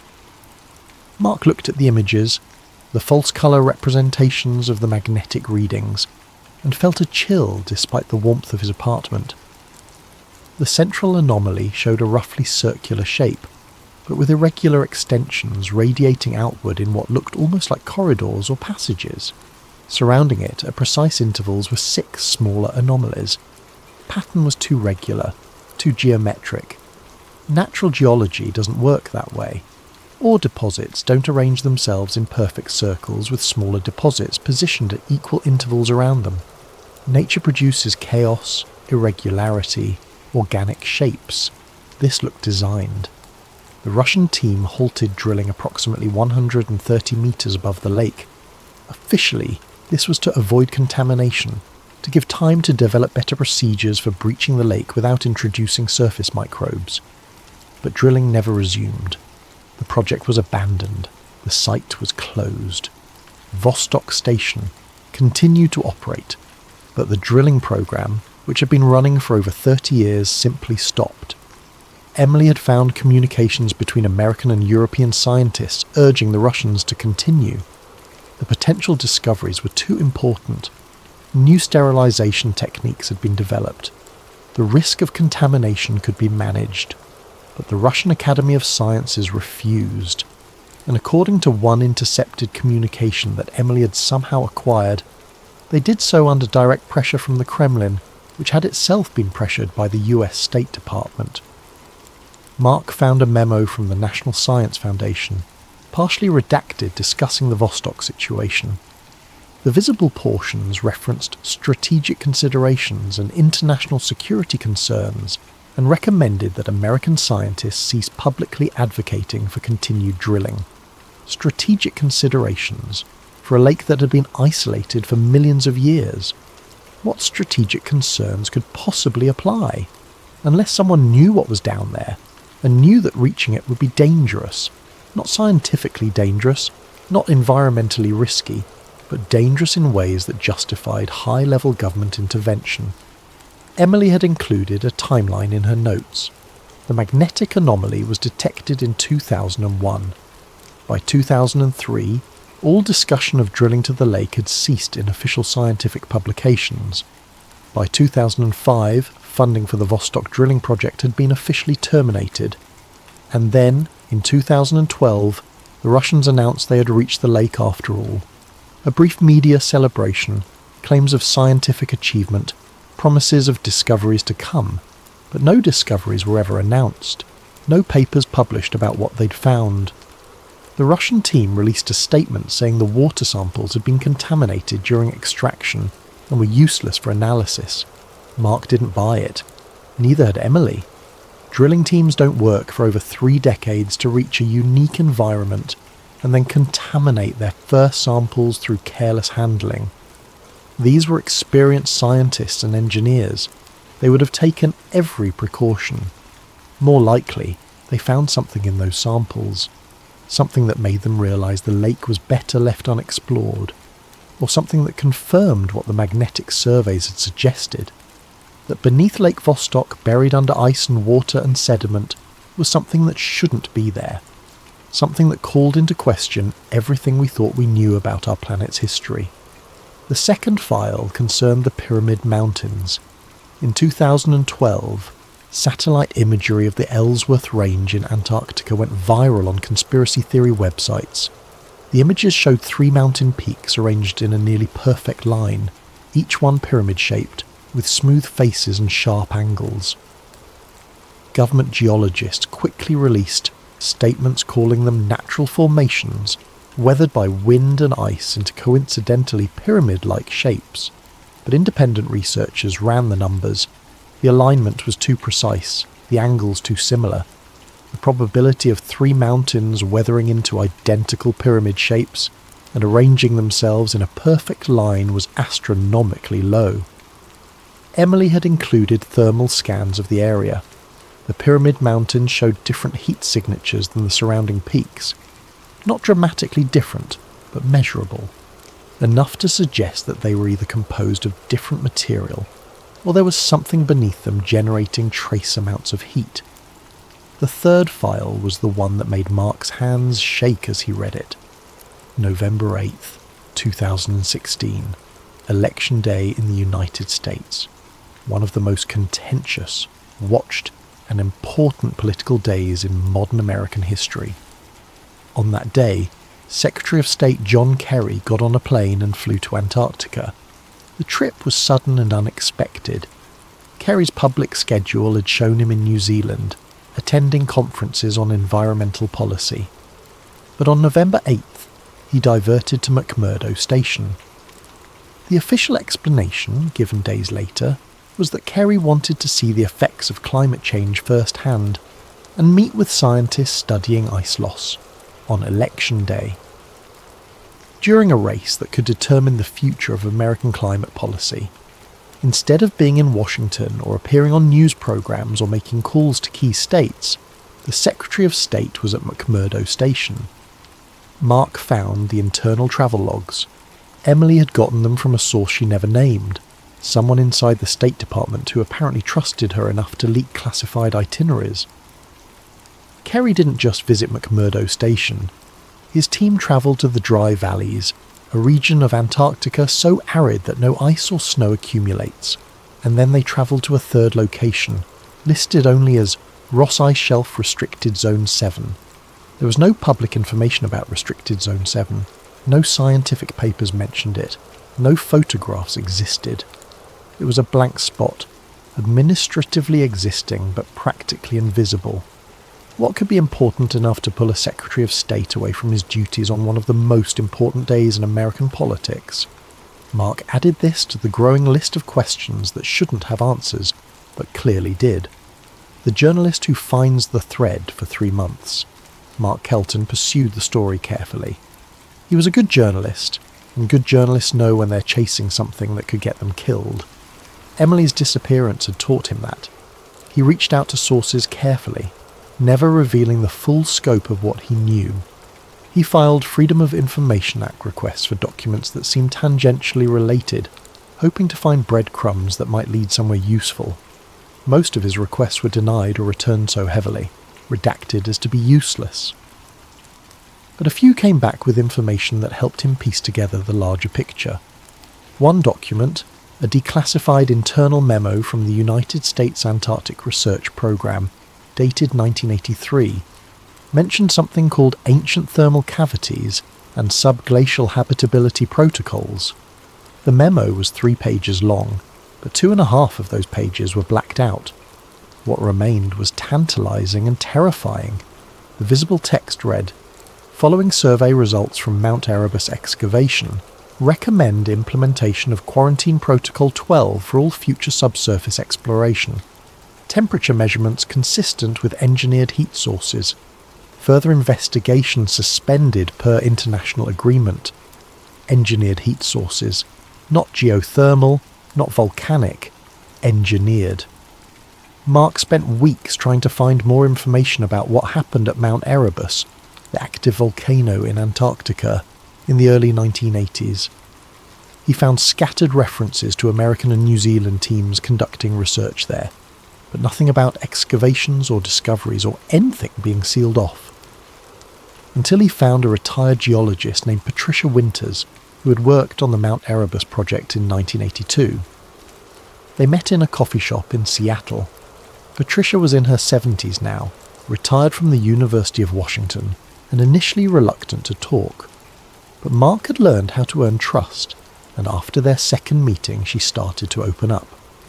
"We found caves," Patricia told him, her voice quiet. 3 of them, leading down into the rock beneath the volcano. The temperature inside was wrong, too warm, even accounting for geothermal activity, and the walls, they were too smooth in places, not carved, not natural erosion, something else. "What happened?" Mark asked. "Military showed up, said we were done, sealed the caves with explosives and concrete. We were told to sign non-disclosure agreements and never talk about what we'd seen. Most of us complied. What choice did we have?" "But you're telling me now?" Patricia looked out the window at the Seattle rain. "I'm old. I've kept this secret for over 30 years. Emily Vance's disappearance was in the news. I recognised her name from the Antarctic research community. If they're disappearing people, if they're still covering this up, maybe it's time someone knew the truth." She leaned forward. "Those caves weren't natural, Mark, and whatever heated them wasn't from our world." The missing Norwegian expedition. Mark's investigation kept leading him back to 1959, the year the Antarctica Treaty was signed. It was clearly a pivotal year, the moment when the world decided collectively to lock down the continent. What happened that year to prompt such an unprecedented agreement? He found the answer in a nearly forgotten incident that had been reported briefly at the time, and then vanished from public discussion. In June of 1959, a Norwegian research expedition of 8 scientists and support personnel travelled to Queen Maud Land to study ice cores and glacial movement. They were experienced, well-equipped, and supported by the Norwegian Polar Institute. After 3 weeks of radio silence, which wasn't unusual given the remote location and unreliable communications of the era, the Norwegian government requested an international search effort. The Americans, the British and the Soviets all sent search teams. They found the Norwegians' base camp intact. Equipment was in place, supplies were untouched, the radio was functional, but the 8 team members had vanished. No bodies, no signs of struggle, no indication of where they had gone or what had happened to them. The search teams found only one thing: a recording on the base camp's logging tape, a voice note that was part of their daily documentation routine. The recording, made by expedition leader Harold Svensson, said, "We found the opening. It's real." And then nothing. The tape recorder had continued running for several more hours, capturing only ambient wind and the occasional crack of shifting ice. The Norwegian government filed an official inquiry. It went nowhere. The incident was classified as an unexplained disappearance, attributed to the harsh Antarctic conditions, though this explanation made no sense given the state of the camp. Not a single country demanded further investigation. The incident was quietly forgotten. 6 months later, those same countries signed the Antarctica Treaty. Mark found this pattern again and again. Something would happen in Antarctica, something that should have sparked international outrage or at least curiosity, and instead there would be silence. Coordinated, deliberate silence. The Soviet defector. Mark's breakthrough came from an unexpected source, through a connection that took weeks to establish and required careful navigation of international scientific networks. Through a contact at a Russian scientific journal, a researcher who had published some of Emily's work years earlier, he learned about Anatoly Semyonov, a retired geologist who had worked at Vostok Station during the early 1980s, during some of the first deep drilling operations, before the project became heavily restricted and classified. Semyonov had immigrated to Canada in the mid-90s, part of the wave of Russian scientists who left after the Soviet Union collapsed and funding for research dried up. He was living quietly in Vancouver, working part-time as a consultant for mining companies, keeping his head down, staying out of the spotlight. It took Mark a month to track him down. Phone numbers that didn't work, addresses that led to empty apartments, false starts and dead ends. But Mark had learned patience during this investigation, and eventually he found the right connection through a mining company in British Columbia that had employed Semyonov as a geological consultant. The first phone call was brief. Anatoly was suspicious, guarded, unwilling to discuss his time in Antarctica. Mark explained that he was investigating the disappearance of a friend, that he had evidence suggesting Antarctic research was connected to her vanishing. He didn't push. He simply asked if they could meet just to talk. 3 days later, Anatoly called back and agreed to meet. They met at Anatoly's apartment, a small place in East Vancouver with a view of the harbour. The apartment was neat, sparse, the home of someone who had learned to live with very little. Books lined one wall, most in Russian, some in English. Scientific journals, geological surveys, the tools of a man who still loved the work even if he no longer did it professionally. Anatoly was in his 70s, thin and weathered, with the look of someone who had spent years in harsh conditions. His English was heavily accented but clear, precise in the way of scientists who had learned the language for their work. When Mark arrived, Anatoly made tea using an old samovar, a piece of Russia he'd brought with him across the world. They sat at a small table by the window, and for the first few minutes they talked about nothing important.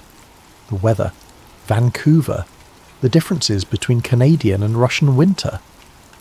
Then Anatoly studied Mark for a long time, his eyes sharp despite his age, evaluating. "You look like someone who has seen the documents but doesn't yet believe them," Anatoly said finally. "This is good. Skepticism keeps you alive. But you're here, which means part of you already knows the truth. You just need someone to confirm it." "What can you tell me about the Vostok anomaly?" Mark asked. Anatoly smiled without humour, an expression that suggested both sadness and relief, as if he'd been waiting decades for someone to ask the right questions. "Which one? There are 7. This stopped Mark cold. Everything he'd read, everything in Emily's files had only mentioned the single large anomaly detected in 2001, the Manhattan-sized magnetic signature that had made headlines in scientific circles before being quietly forgotten. "Tell me about all of them." Anatoly got up slowly, moved to a bookshelf and pulled out a worn notebook. He brought it back to the table and opened it to pages filled with hand-drawn diagrams, notes in Russian, calculations and measurements from decades ago. "We found the first anomaly in 1982, Anatoly said. "I was young then, 34 years old, part of the deep drilling team. We had instruments that could detect magnetic variations in the ice, crude by today's standards, but adequate. We found something metallic deep below us, beneath the lake bed. The instruments couldn't tell us much, just that it was there, and it was large." He pointed to a diagram in his notebook, a rough sketch showing depths and measurements. "We reported it to Moscow. They sent more scientists, better, equipment. We mapped the anomaly more precisely, and then we found the others, 6 more anomalies, arranged in a perfect circle around the first one, each approximately half a kilometre across. The central one, the first one we detected, approximately 2 kilometres. Anatoly looked at Mark. "Do you understand what I'm telling you? Perfect circle, perfectly spaced. 7 objects arranged in a geometric pattern, Nature does not do this. What did Moscow tell you to do? Nothing at first. We waited for instructions. We kept drilling, kept taking measurements, kept documenting everything. I thought we were on the edge of the greatest discovery in the history of geology. Proof of something beneath the ice that would rewrite our understanding of the planet. Anatoly paused, sipped his tea, looked out at the harbour. Then the Americans arrived. In the middle of Antarctic winter. You have to understand, nobody travels to Antarctica in winter. It's insane. The temperatures drop to 70 or 80 degrees below zero. Storms that can kill you in minutes. Aircraft can't fly safely. Ships can't navigate through the ice. But they came anyway. A US Air Force transport specially equipped for extreme cold. They landed at Vostok in June of 1982, in total darkness, in conditions that should have made landing impossible. They brought 3 scientists and 2 military officers. What did they want? They met with our team leader privately. I wasn't allowed in the meeting. None of us junior researchers were, but afterward, everything changed. We were told to stop drilling immediately, told to pack up the magnetic sensing equipment, told never to speak about what we'd found, not to each other, not in our reports, not to anyone. The Americans ordered you to stop. Anatoly shook his head. No, Moscow ordered us to stop, but they ordered us because the Americans asked them to. This was 1982, height of the Cold War. We were not friends. We were enemies, pointing nuclear weapons at each other, fighting proxy wars around the world. American and Soviet scientists sometimes cooperated on research, but having the US military show up at a Soviet base and make demands, that should have caused a diplomatic incident, maybe worse. But it didn't. No, Moscow complied immediately, and over the next few weeks I understood why. Other researchers from America, from Britain, from France, they started arriving, all of them asking about our findings, all of them with the same message: stop investigating, the project was shut down, our team was split up, sent to different stations. We were all made to sign papers promising never to discuss what we'd found. Mark leaned forward. What do you think is down there? Anatoly opened his notebook to another page, showed Mark a more detailed diagram of the 7 anomalies. Pattern was unmistakable, a central object surrounded by 6 others in a perfect hexagonal arrangement. The anomalies are metal. We analysed the magnetic signatures as precisely as our equipment allowed. The composition doesn't match anything in our databases of earth minerals. Not iron, not nickel, not any combination of elements we know. And the pattern, the geometry, it's deliberate. This is not a natural formation. This is not ore deposits. This is a structure. How old? We took ice cores from directly above the central anomaly. The ice at that depth is ancient, over 1 million years old. Whatever is down there has been buried for at least that long, possibly much longer. The lake bed itself shows sediment layers suggesting the objects have been there for millions of years. Anatoly closed his notebook, held it for a moment as if weighing whether to continue. In 1985, I was reassigned to a different station, but before I left Vostok I spoke with the team leader who had met with the Americans. He was drunk, which was not unusual at Vostok. The isolation, the darkness, it made men drink. He told me something I have never forgotten. What did he say? He said the Americans brought photographs, satellite images from other parts of Antarctica, images showing similar magnetic anomalies, more circles, more geometric patterns. He said there are dozens of these sites across the continent, maybe more, all buried under ice, all carefully hidden, and he said the Americans told him that world governments had agreed in 1959, when they signed the Antarctica Treaty, that these sites would never be disturbed, never investigated, never revealed to the public. Anatoly looked at Mark with eyes that held decades of kept secrets, of knowledge that had eaten away at him all these years. "Why are you telling me this now?" Mark asked. "Because I'm dying. Cancer. Doctors say 6 months, maybe less. I've carried this secret my whole life. Kept quiet because I was afraid, because I had a family, because I wanted to live out my years in peace. But your friend, This woman who disappeared, if they killed her for getting too close to the truth, then the time for silence is over. What do you think is down there? Really? Anatoly was quiet for a long moment, choosing his words carefully. I think we are children playing in a house built by someone else. We've convinced ourselves that we built this house, that we're the first to live here. But the real architects left evidence of their work buried in the foundation.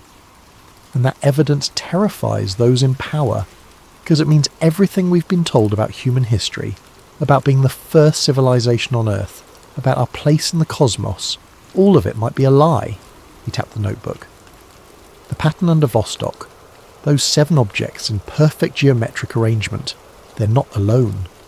According to what the Americans told my team leader, the entire continent is dotted with similar sites. Some small, some massive, all buried, all ancient, all suggesting that something built structures on Antarctica before the ice came, something that wasn't human. Mark felt the familiar chill, the vertigo of standing at the edge of something vast and unknowable. "Will you let me copy your notes?" he asked. Anatoly smiled sadly. "I was hoping you would ask. I made copies for you already." He reached under the table and pulled out a folder, handed it to Mark. Inside were photocopies of his notebook pages, decades of observations and measurements, preserved in the meticulous handwriting of a scientist who knew he was documenting something world-changing. "Be careful," Anatoly said. "Whatever is buried under Antarctica, governments have spent decades keeping it secret. They have killed to protect this secret. Your friend learned that. Don't let her death be meaningless." Mark left Vancouver with Anatoly's notes, understanding that he now held evidence that could change everything. But evidence was useless if no one would listen. Evidence could be dismissed, debunked, hidden again. He needed to find the actual sites. He needed proof that couldn't be denied, and that meant going to Antarctica himself. The Queen moored land architecture. Armed with Anatoly's information and Emily's files, Mark spent months analysing everything he could find about Queen moored land. The region was roughly the size of Spain, claimed by Norway but never developed, never exploited despite its potential resources. Why? He found his answer in ground-penetrating radar data from a Norwegian survey conducted in 2007. The data was public, part of the International Polar Year research initiatives, but it had been processed and simplified for publication. Emily had obtained the raw data. Mark didn't ask how. When he overlaid the raw radar scans with thermal satellite imagery and historical photographs going back to the 1940s, a pattern emerged that made his stomach drop. The mountain range in Queen moored land wasn't entirely natural. Beneath the peaks, the radar showed straight lines, perfect angles, corridors that connected for kilometres underground. And beneath it all, approximately 3 kilometres under the ice, was a massive hexagonal structure. Each side of the hexagon measured roughly 5 kilometres. Perfect geometry, too precise to be natural formation. Natural geological processes don't create hexagons. Wind erosion, water flow, tectonic pressure, all of these create organic, irregular shapes. Nature abhors straight lines and loves chaos. But here, buried under millions of tons of ice, preserved in the frozen darkness for potentially thousands or millions of years, was architecture. Mark created a 3-dimensional model using the data, plotting the structure in relation to the surface features above it. The hexagon sat at the centre of the mountain range, perfectly positioned. The caves and thermal anomalies that various teams had discovered over the decades all connected to it, forming a network that radiated outward like spokes on a wheel. This wasn't a random discovery. This was a complex, planned structure, and someone had known about it, or at least suspected it, since at least the 1940s, since Admiral Byrd, since the Nazis. Emily's final note. Mark had been through Emily's files dozens of times, but he decided to do a forensic analysis of her laptop's hard drive. searching for anything she might have written and deleted, any fragments of information that might have been automatically saved. In the temporary files folder, he found an email draft that had never been sent. It had been auto-saved by her email program the day before she disappeared. The recipient field was blank. She had been writing it, but hadn't decided who to send it to yet. Or maybe she realised before finishing that sending it would be dangerous.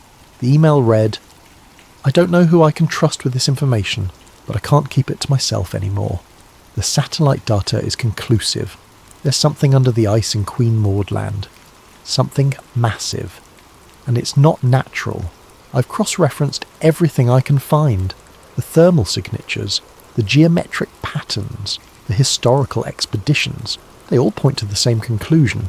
It's not human. Whatever built this came long before us. Long before any civilization we have records of. And the world governments have known about it since at least the 1940s. That's what Operation High Jump was really about. That's why the Antarctica Treaty exists. That's why no one is allowed to explore freely. They're not protecting resources. They're protecting a secret. The secret that we weren't first. I'm going to release this. I have to. This is too important to keep hidden. But I need to be careful. I need to make sure the data gets to enough people that they can't suppress it all. If you're reading this and I'm not around to explain it further, please follow the evidence. It's all there. You just have to be willing to see it." The email ended there, incomplete, unsent. Mark saved a copy and encrypted it, along with everything else he'd gathered. He created multiple backups and distributed them to people he trusted, with instructions to release everything if anything happened to him. He was getting close to something. He could feel it. And he suspected that feeling was exactly what Emily had felt in those last days before she vanished. The greatest secret treaty never declared. The final piece of Mark's investigation came from an unlikely source, a retired State Department official named Margaret Chen, who had worked in the Bureau of Oceans and International Environmental and Scientific Affairs during the Reagan administration. Margaret reached out to Mark after reading one of his carefully worded articles about Antarctic anomalies in an online investigative journalism platform. She said she had information that might interest him. They met in Washington, in a public place. Busy. Restaurant, midday crowd. Margaret was in her 80s, sharp-minded and direct. "You're asking the right questions," she told Mark, "but you're not going to find official documentation of what you're looking for. It doesn't exist in any archive or filing system. What am I looking for?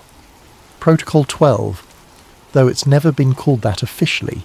There's no treaty text, no signed document, no memorandum of understanding. It's an arrangement between the major powers, an understanding that gets passed down from one administration to the next, one government to the next." "What does Protocol 12 say?" Margaret leaned back in her chair. "I only know what I was told when I was read into certain Antarctic oversight responsibilities. The protocol has one purpose: prevent disturbance of subsurface structures, full suppression of all anomalies, absolute denial of anything that doesn't fit the official narrative. Why? I was never told why, just that it was essential to global stability. That knowledge of what's under the ice could destabilize governments, religions, our entire understanding of human history. That it was better to keep it buried. What is under the ice? I don't know the details. I only handled diplomatic coordination, making sure all parties stayed committed to the arrangement. But I can tell you this, every major government knows something is there. They've all agreed to keep it secret, and they've all agreed that anyone who threatens to reveal the secret becomes a problem that needs to be solved." Margaret looked at Mark with something like pity. "You should stop.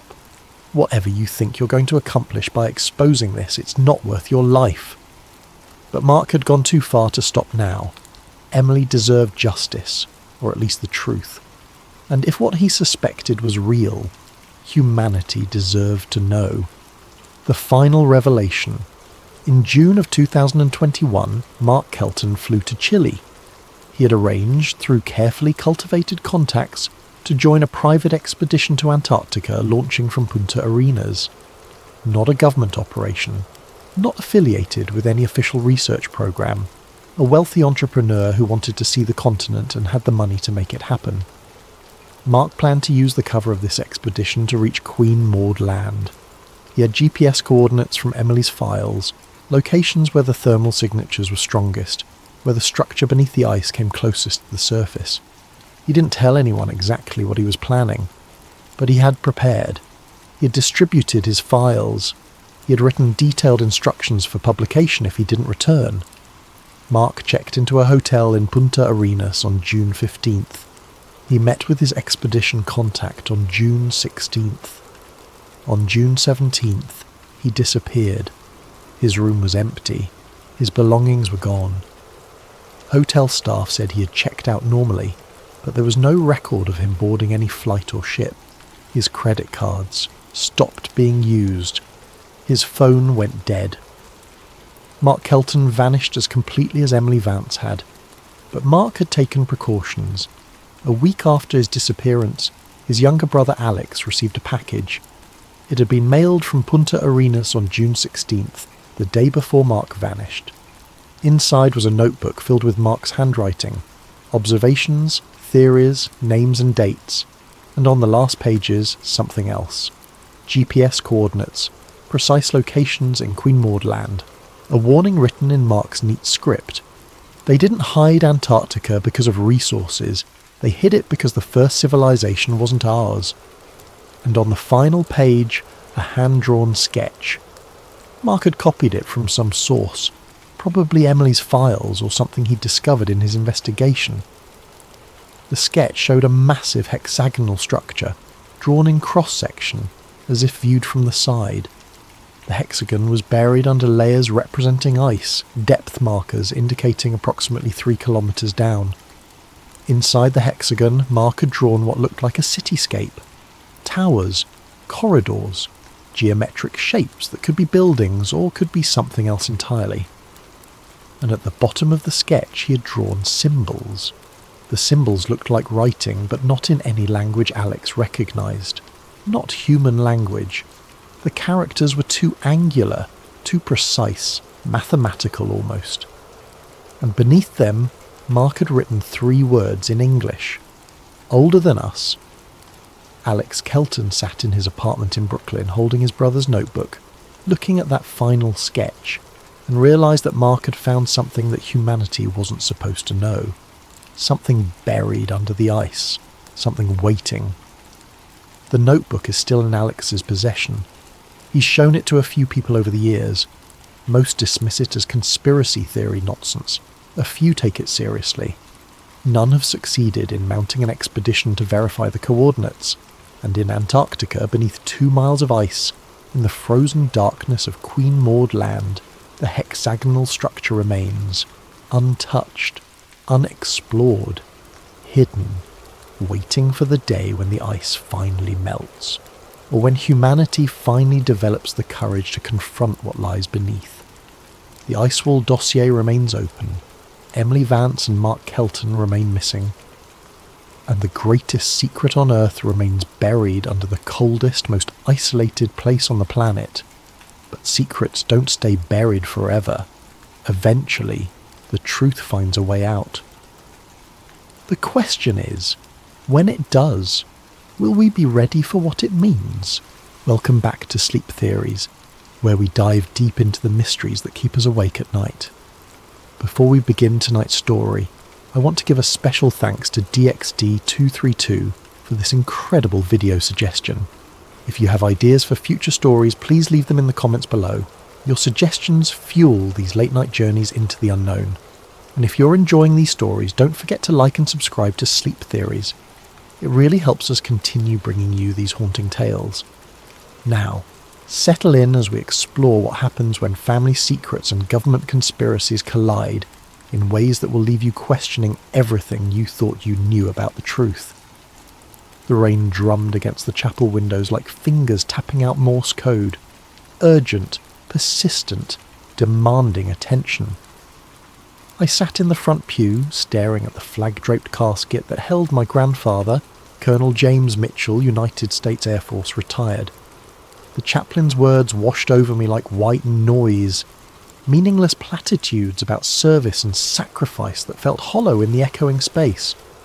Grandpa Jim had always been a quiet man, the kind who could fill a room with his presence while saying nothing at all. His steel grey eyes held secrets that I'd never been curious enough to ask about, and now those secrets were buried with him. Or so I thought. The military honour guard folded the flag with mechanical precision, each crease sharp enough to cut glass. When they handed it to me, the only family he had left, the weight of it seemed heavier than cloth and thread should be. 21 rifle shots cracked through the cemetery air, and I watched them lower my grandfather into the ground, taking with him 40 years of classified service that he'd never once discussed at family dinners. After the service, I stood alone by his grave as the other mourners drifted away like ghosts in the mist. Most were elderly veterans from his old squadron, men with weathered faces and knowing looks, who shook my hand with grips that still held strength despite their age. A few whispered condolences, but I noticed how they glanced at each other when they thought I wasn't looking. Shared glances that spoke of things unspoken. He was a good man, said one particularly ancient veteran, his chest heavy with decades of ribbons and medals, kept his promises right to the end. There was something in the way he said it, an emphasis that made me wonder what promises he meant. The house felt different when I returned. Emptier, yes, but also somehow expectant, as if it were holding its breath. Grandpa Jim had lived here for 30 years, ever since Grandma passed, and every corner held memories of weekend visits and summer vacations. But now those memories felt incomplete, like photographs with faces cut out. I spent the next few days making arrangements, contacting lawyers, sorting through paperwork, deciding what to keep and what to donate. It was during this methodical dismantling of a life that I found myself standing in his bedroom, looking up at the attic access panel I'd never paid attention to before. The wooden ladder creaked under my weight as I climbed up, flashlight in hand. The attic was exactly what you'd expect. Dusty boxes, old furniture covered in sheets, the detritus of a long life lived quietly. But as I moved deeper into the space, something caught my eye. In the far corner, beneath what looked like perfectly normal floorboards, there was a slight depression, as if the wood had been cut and replaced. My fingers found the edges easily once I knew what to look for. The section of flooring lifted away to reveal a hiding place that had been carefully constructed decades ago. Inside, wrapped in oilcloth like a treasure map from some childhood adventure, was a briefcase. It was military issue, the kind of hard-sided case that could survive a nuclear blast. The locks were old but well maintained, and they opened with a satisfying click when I worked the combination. Grandma's birthday, because of course it was. Inside, the briefcase was divided into neat compartments, each holding documents that made my hands shake as I lifted them out. Top Secret Majestic 12 was stamped across every page in red ink that had faded to the colour of dried blood. The papers were yellowed with age but perfectly preserved, as if time had forgotten they existed. Most were typed on letterheads I didn't recognise, organisations with names like Advanced Aerospace Threat Identification Program and Project Blue Book Special Studies Group.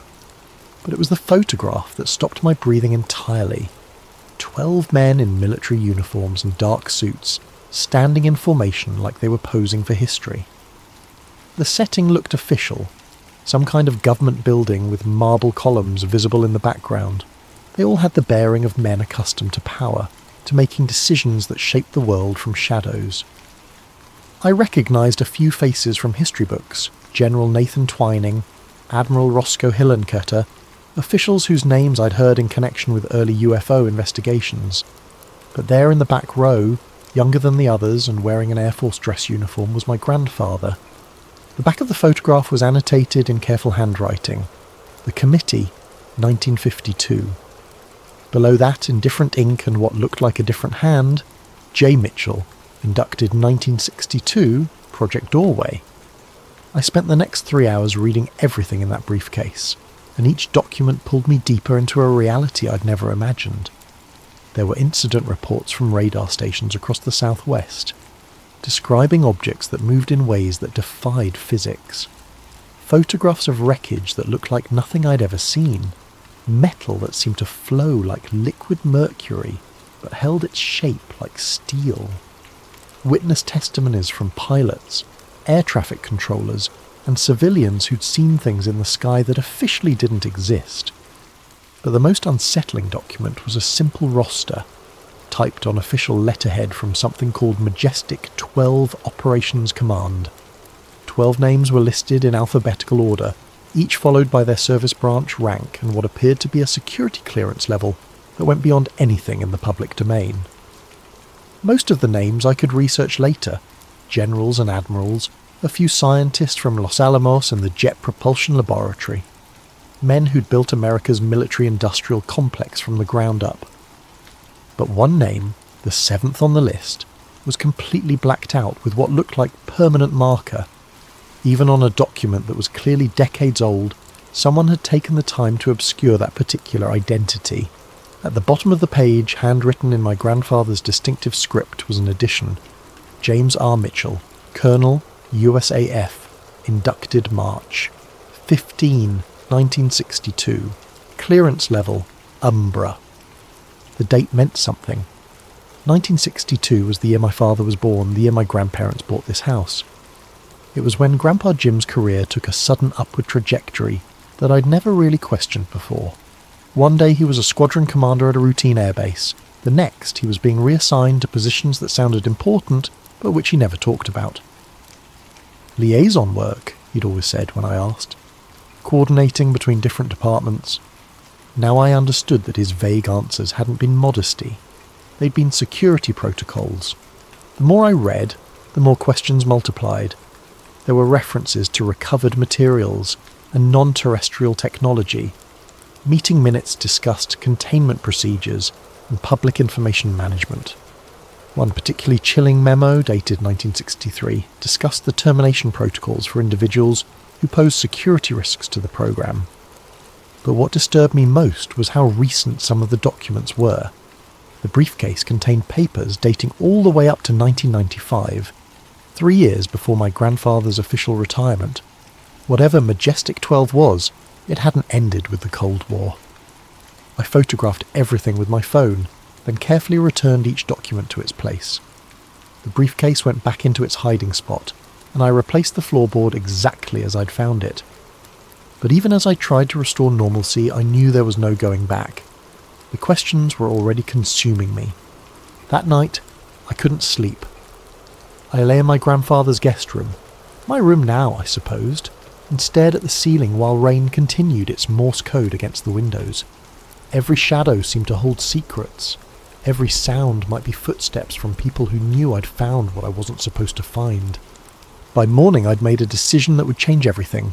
My friend Marcus worked as a contractor for the Department of Defense, something involving cybersecurity that he was deliberately vague about. We'd known each other since college, and I trusted him more than anyone else in my life. If anyone could help me understand what I'd found, it would be him. We met at a coffee shop downtown, one of those places that stayed busy enough to provide cover for conversation. I'd brought printouts of a few of the less sensitive documents. Nothing that mentioned names or specific operations, just enough to give him context. Marcus studied the papers with the intensity of someone who knew what to look for. His expression grew increasingly troubled as he read, and when he finally looked up, there was something in his eyes I'd never seen before. Fear. "Where did you get these?" he asked, his voice barely above a whisper. "My grandfather's attic." "Marcus, is this real?" He glanced around the coffee shop, then leaned closer. "Do you have any idea what you're dealing with here? These classifications, I've never seen anything like them. Umbra clearance? That's not supposed to exist. But it does exist. That's the problem." He gathered the papers and handed them back to me. "Listen to me very carefully. Go home, burn these, and never mention them to anyone again." Marcus dash. "I'm serious. There are things the government doesn't want people to know, and there are things the government will kill people to keep secret. This feels like the second kind." His words should have scared me away. Instead, they had the opposite effect. The journalist in me, the part that had driven me to a career in investigative reporting before I'd settled into the comfortable mediocrity of freelance writing, suddenly awakened after years of dormancy. What if I don't want to let this go? Marcus stared at me for a long moment, then shook his head. Then you're on your own. And whatever happens next, we never had this conversation. He left his coffee unfinished and walked out, leaving me alone with questions that felt heavier than they had before. But I'd expected this reaction. Anyone who worked within the system would be trained to avoid anything that could compromise their clearance or their career. I needed to find someone who operated outside those constraints. I spent the afternoon researching Majestic 12 online, falling down rabbit holes that led to conspiracy forums, declassified documents, and academic papers about government secrecy. Most of what I found was speculation and fantasy, but scattered through the noise were threads of genuine research by people who dedicated their lives to uncovering the truth. That evening, I made my second mistake of the week. I called my friend Sarah, a journalist with connections throughout the intelligence community, and asked if she'd ever heard of anything called Majestic 12. The line went silent for so long that I thought the caller dropped. "Where are you hearing that name?" she finally asked. "It's probably nothing. Family history stuff. Meet me tomorrow, not at my office, somewhere public, and don't mention this to anyone else until we talk." The urgency in her voice should have been another warning. Instead, it felt like validation. I wasn't chasing shadows. I was onto something real. But I never made it to that meeting. I woke up at 3 a.m. to the sound of breaking glass. The house was dark, but something was wrong with the darkness. It felt occupied, as if invisible presence was moving through it. I grabbed my phone and tried to call 911, but there was no signal. The landline was dead too. From somewhere below came the sound of footsteps, careful and deliberate. They moved through the house with purpose, as if the intruders knew exactly where they were going. I heard them climbing the stairs to the second floor, then the creak of the attic ladder being lowered. I hid in the bathroom and waited. The sounds from above were methodical, things being moved, floorboards being pried up, the briefcase being opened. They knew exactly where to look. 20 minutes later, the footsteps receded. I heard a vehicle start in the driveway, then fade into the distance. When I finally found the courage to investigate, the attic had been searched thoroughly, but not destructively. Nothing was damaged. Nothing was stolen. They'd simply examined everything and left. But they'd left something behind. On my kitchen table, weighted down by my grandfather's coffee mug, was a single sheet of paper with a message typed in the same font as the documents I'd found. "Return what doesn't belong to you. No one will believe you anyway." The message was unsigned, but the implication was clear. They knew who I was, they knew what I'd found, and they were giving me a chance to walk away quietly. The old me, the careful, risk-averse me, might have taken that chance. But something had changed. Maybe it was reading those documents and realizing that my grandfather had spent decades keeping secrets that could reshape our understanding of reality. Maybe it was the casual way they'd invaded my home, as if my privacy and safety were irrelevant details. Or maybe it was the arrogance of that final line, "No one will believe you anyway." They were probably right, but I was going to try anyway. I found David Kellerman through a recommendation on a UFO research forum. He was a retired aerospace historian who'd spent 30 years studying the intersection of government secrecy and unexplained aerial phenomena. His academic credentials were impressive: MIT, CALTECH, positions with NASA and the RAND Corporation, but he'd sacrificed his mainstream career to pursue questions that his former colleagues considered career suicide. His office was in a strip mall between a tax preparation service and a Chinese restaurant, the kind of anonymous location that suggested someone who valued privacy over prestige. The interior looked like a library had exploded. Shelves lined every wall, stacked with books, journals and filing boxes that seemed to follow an organisational system only he understood. Kellerman himself was exactly what I'd expected. 60s, grey-beard, eyes that held the intensity of someone who'd spent years looking for patterns that others missed. He poured coffee from a pot that looked like it had been brewing since the Clinton administration and settled behind a desk covered with documents. "You mentioned Majestic 12 on the phone," he said without preamble. "That's not a term people use casually." I pulled out the photograph I'd found and placed it on his desk. Kellerman's reaction was immediate and startling.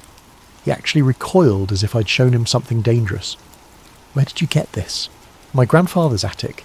He died last week." Kellerman studied the photo with a magnifying glass, his expression growing more troubled with each face he examined. "This is Jesus. Do you know who these people are?" "Some of them. General Twining, Admiral Hillenkoetter, the founding members of the most secret organization in American history. These 12 men controlled information about unexplained aerial phenomena for decades. They decided what the public knew, what scientists could study, what pilots could report." He pointed to each face in turn, rattling off names and positions that painted a picture of a shadow organization with connections throughout the military-industrial complex. But when he reached the man I'd identified as my grandfather, he paused. "I don't recognize this one. That's unusual. I thought I knew all the confirmed MJ-12 members. That's my grandfather, James Mitchell. The back says he was inducted in 1962. Kellerman flipped the photo over and read the notation. His face went pale. "Project Doorway. I've heard that name exactly once before, in a document that was leaked and then disappeared within hours. It was supposedly some kind of advanced research initiative, but nobody knows what they were researching. What do you think they found?" He looked at me for a long moment before answering. "You really don't know, do you? Your grandfather never told you anything. He never talked about his work. Ever." Kellerman leaned back in his chair, studying me as if trying to determine how much truth I could handle. "The conventional wisdom is that MJ-12 was formed in 1947 to investigate the Roswell incident. But the evidence suggests they were actually created to manage something much bigger. A systematic recovery and study program for non-human technology." The words hung in the air between us like a challenge. Non-human technology. Even hearing it said out loud felt surreal. "You're talking about UFOs. I'm talking about recovered materials, reverse-engineered technology, and a cover-up that's lasted 75 years. He gestured toward the photograph. These men weren't just investigating unexplained aircraft. They were trying to understand technology that was decades or centuries ahead of anything humans had developed. And my grandfather was part of this. If this photograph is authentic, then your grandfather was inducted into the most classified program in human history. Project Doorway might have been where they kept their most sensitive research, the things too dangerous or too revolutionary to share with the rest of MJ-12. Kellerman stood and moved to one of his filing cabinets, retrieving a folder thick with documents and photographs. "I need you to understand something. The people who ran this program didn't just classify information. They eliminated threats. Researchers who asked too many questions disappeared. Witnesses were discredited or worse. Talking about this publicly could put you on lists you don't want to be on. Someone already broke into my house. They know I have this." His expression darkened. "Then you're already on the list. The question is what you're going to do about it." I thought about my grandfather's life of careful silence, about all the questions I'd never asked, and all the answers I'd never received. Then I thought about that arrogant note left on my kitchen table, the casual assumption that I could be intimidated into compliance. "I want to know the truth. All of it." Kellerman nodded slowly as if he'd expected this answer. "Then we're going to need help. There are others, researchers, former military personnel, people who've been asking the same questions you're asking. But we'll need to be careful. The moment you start connecting dots publicly, they'll move to shut you down." "How?" "However they need to. These people have resources you can't imagine and authorization you don't want to think about. But there might be a way to get ahead of them, if you're willing to take the risk."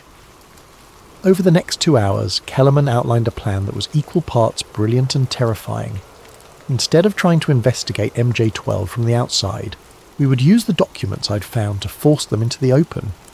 By releasing carefully selected information through multiple channels simultaneously, we could create too many fires for them to contain at once.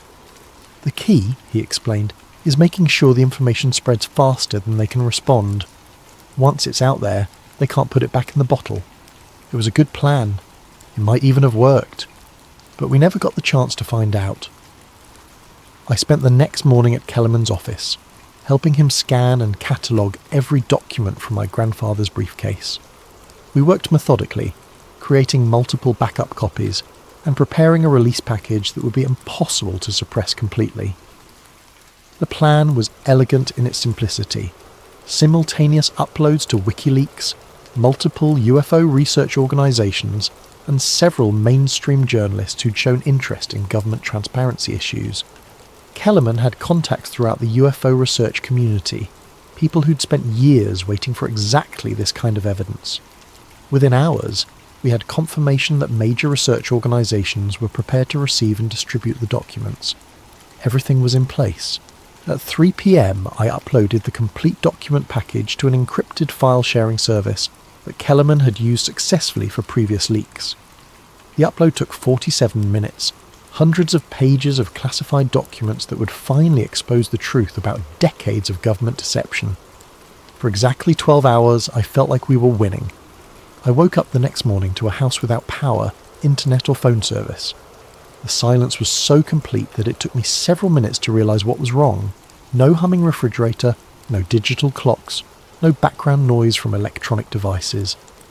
It was as if someone had cut the house off from the modern world entirely. Outside my bedroom window, a black SUV sat at the curb with its engine running. As I watched, a second vehicle pulled up behind it. Men in dark suits got out and began setting up some kind of equipment. Dishes and antennas that suggested sophisticated surveillance technology. My phone had no signal, but its battery was mysteriously drained despite being plugged in overnight. The landline was completely dead. I was effectively isolated from the outside world, but I wasn't quite ready to panic yet. This could still be intimidation rather than preparation for something worse. That illusion lasted until I tried to check the file sharing site using my neighbour's Wi-Fi. The documents were gone.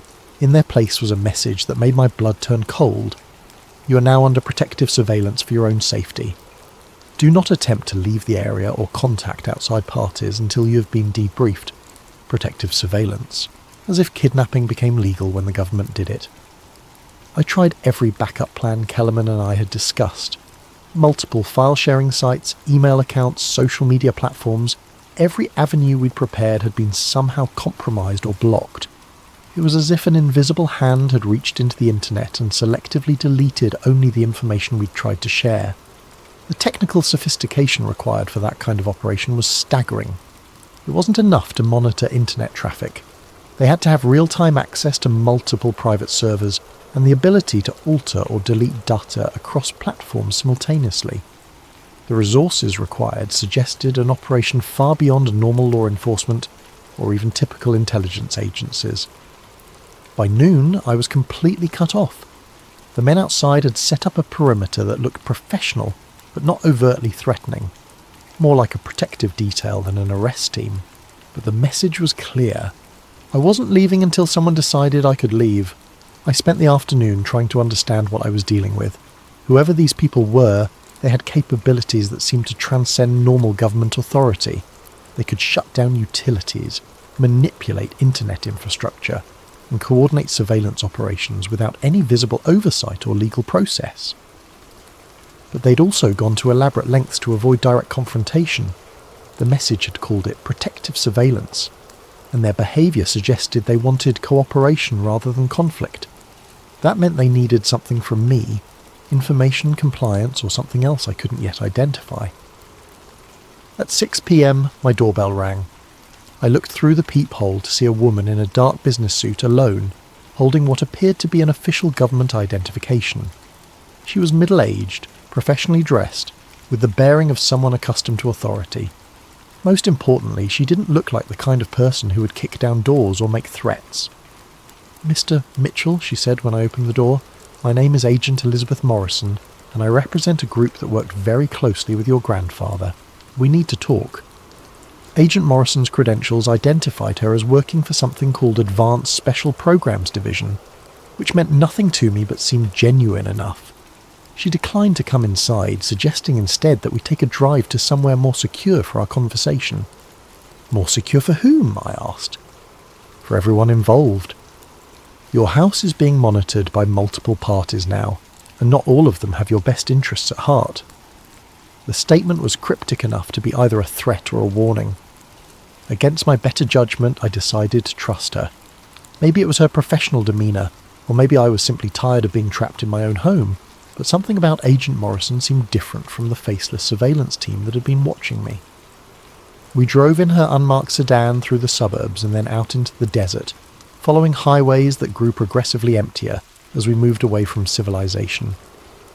Morrison didn't speak during the drive, and I found myself studying her profile, trying to read intent in the set of her jaw and the way she gripped the steering wheel. "Where are we going?" I finally asked. "To see something your grandfather helped build." After 2 hours of driving, we turned off the main highway onto a dirt road that looked like it led nowhere. But after several miles of desert scrub and Joshua trees, a chain-link fence appeared in the distance, topped with razor wire and surrounded by warning signs about restricted military areas. The facility beyond the fence looked abandoned. Old buildings with broken windows, a few rusted antenna arrays, and what might once have been a radar installation. It looked like dozens of other Cold War-era installations scattered throughout the southwest, the kind of place that had been built quickly and abandoned just as quickly when budgets shifted or missions changed. But appearances were deceiving. Agent Morrison used a key card to open gates that looked rusty but operated smoothly, and I noticed that despite the apparent abandonment, the roads were well maintained and the power lines were clearly active. What is this place? Officially? A decommissioned early warning station that was closed in 1967. Unofficially, it's been continuously operational for 58 years. She parked in front of the largest building and led me to an entrance that was hidden from casual view. "Your grandfather spent a lot of time here in the 1960s and 70s. The interior was a revelation. Beyond the facade of abandonment was a facility that looked like something from a science fiction movie. Clean corridors with modern lighting, security checkpoints with advanced scanning equipment, and an elevator that descended far deeper than should have been possible in a desert installation." "Welcome to Site 7, Morrison said as the elevator continued its descent. "One of 12 facilities where we study materials that don't officially exist." The elevator opened onto a vast underground complex that stretched in multiple directions. The architecture was utilitarian but clearly expensive. Reinforced concrete, climate control systems, and security measures that suggested whatever was stored here was extremely valuable or extremely dangerous. Morrison led me through corridors lined with laboratories and storage areas, past rooms filled with equipment I couldn't identify, and technicians who barely looked up from their work. The scale of the operation was staggering. This wasn't a small research facility. It was an entire underground city dedicated to purposes I couldn't yet comprehend. "How long has this been here?" "Construction began in 1953, expanded continuously ever since. Your grandfather was one of the original planners. We stopped at a massive vault door that required multiple security protocols to open. Morrison used her keycard, submitted to a retinal scan, and entered a code that was at least 12 digits long. When the door finally opened, I found myself staring into a storage facility that looked like a combination warehouse and museum. The space was filled with display cases, each containing objects that challenged my understanding of physics and engineering. Metal fragments that seemed to shift colour as I watched them. Circuits printed on substrates that looked organic rather than synthetic. Components that hummed with energy despite having no visible power source. "Recovered materials," Morrison explained simply. "Things we've found at crash sites over the past 70 years.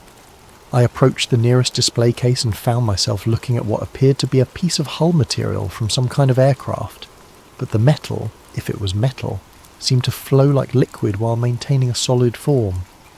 As I watched, patterns appeared and disappeared on its surface, as if it were responding to my presence. What am I looking at? Technology that's decades ahead of anything humans have developed. Materials that don't follow our understanding of physics. Engineering principles we still can't fully comprehend. Case after case contained similar impossible objects. Fragments of machinery that operated on principles beyond current science. Alloys that shouldn't exist. Components that seemed to generate power from nothing. It was a museum of impossibility. Proof that someone or something had solved technological challenges that humanity was still struggling to understand. but it was the far wall that stopped my breathing entirely. A grid of black and white photographs covered the entire surface. Dozens of images showing crash sites from around the world. Some I recognised from UFO research, Roswell of course, but also incidents I'd read about in declassified Air Force documents. Others were completely unfamiliar, showing recovery operations in locations ranging from Arctic tundra to tropical forests. Each photograph was labelled with a date, location, and classification number. The dates ranged from 1947 to just last year, suggesting that whatever was crashing wasn't a historical curiosity but an ongoing phenomenon. 75 years, Morrison said quietly. 75 years of recovered materials, and we're still trying to understand how they work. Who built them?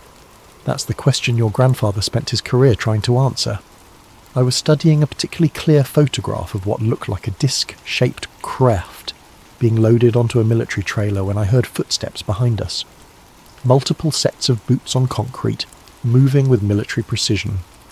I'm afraid that's all the time we have for the tour, Morrison said, her tone suddenly formal and apologetic. I turned to see 6 soldiers in combat gear entering the vault, weapons lowered but ready.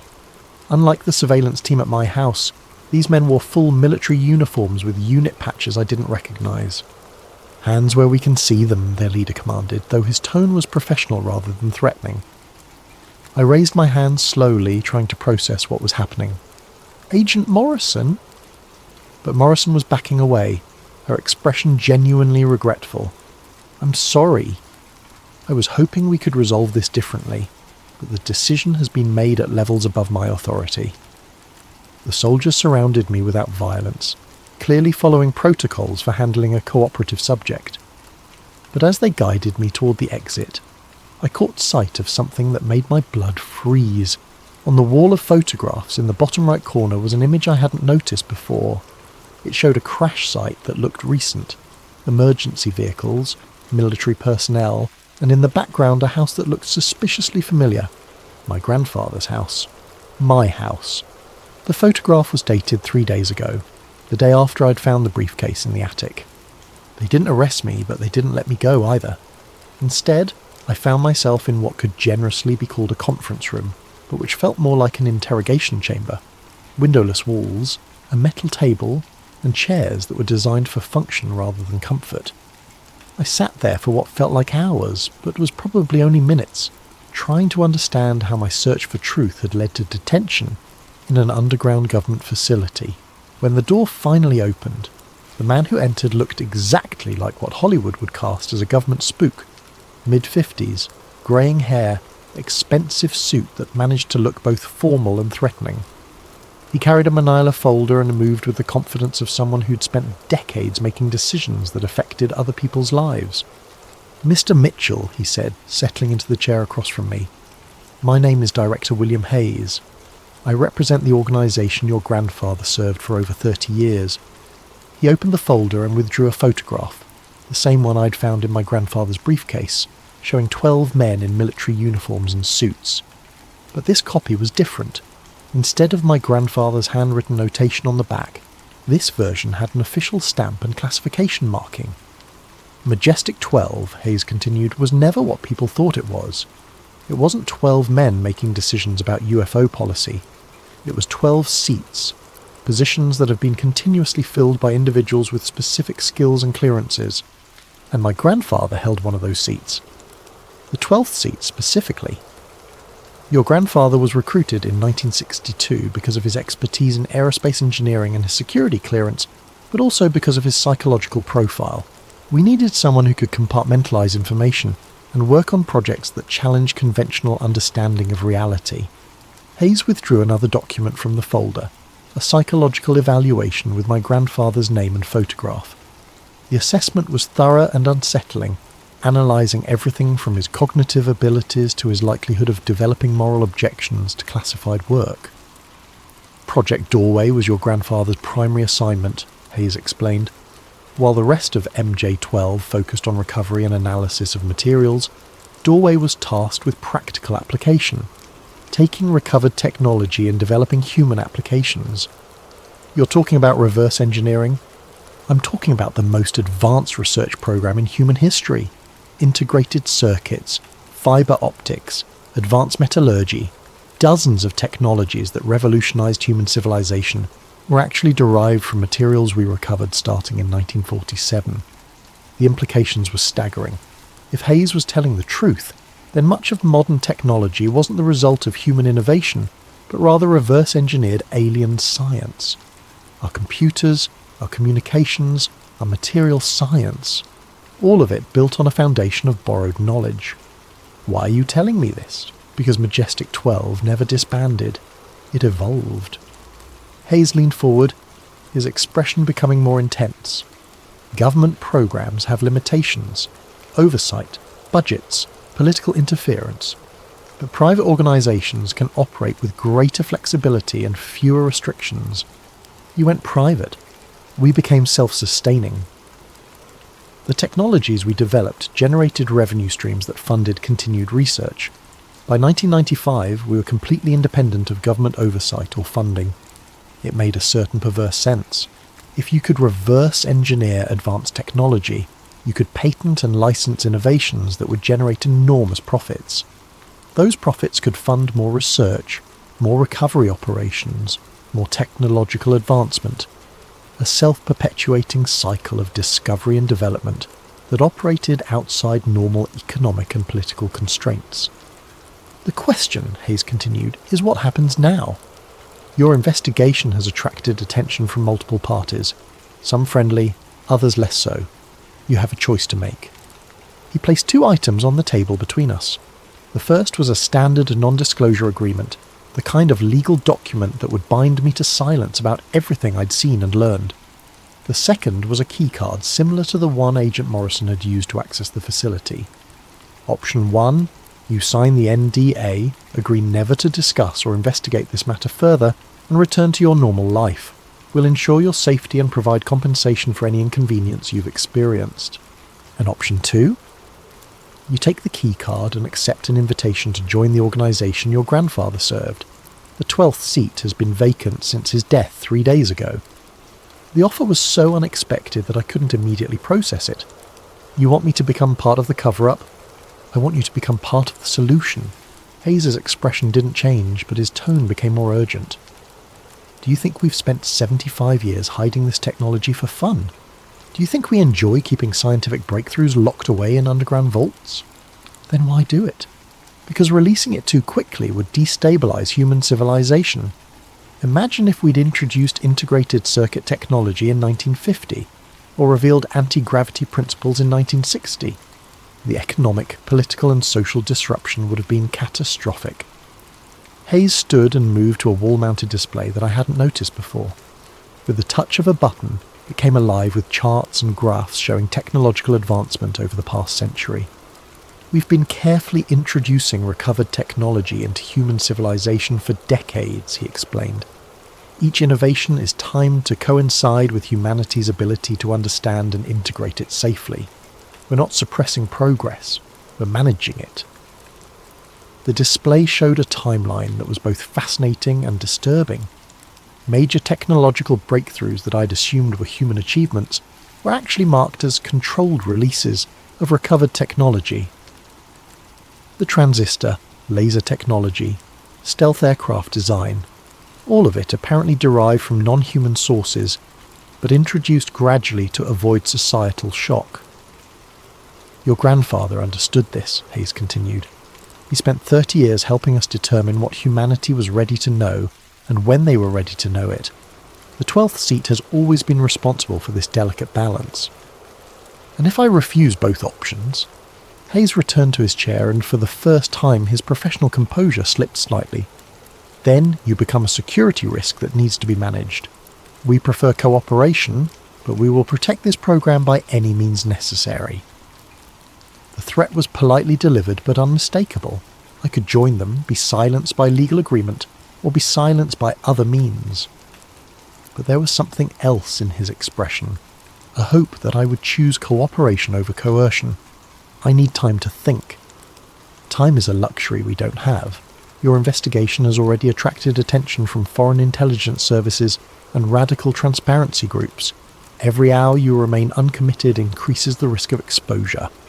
Hayes withdrew one final document from his folder, an intelligence briefing that showed my photograph alongside analysis of my online activities, social connections and potential security risks. They'd been watching me far longer than I'd realised, probably since the moment I'd mentioned Majestic 12 to Marcus. If you accept the position, you'll have access to technologies that could revolutionise human understanding of physics, energy and space travel. You'll be part of the most important scientific endeavour in history, and if I try to expose what I've learned, then you'll join a long list of people who tried to reveal secrets they didn't understand. Some were discredited, others simply disappeared. A few suffered more creative fates. The casual way he mentioned murder made my skin crawl, but I forced myself to consider the offer objectively. If everything Hayes had told me was true, if there really was recovered non-human technology being slowly integrated into human civilization, then perhaps controlled disclosure was better than chaos.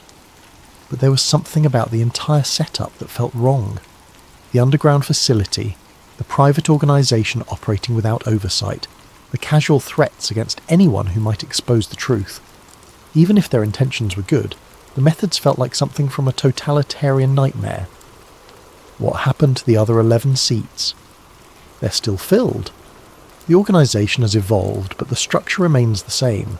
12 individuals with different specialties working together to manage humanity's relationship with non-terrestrial intelligence.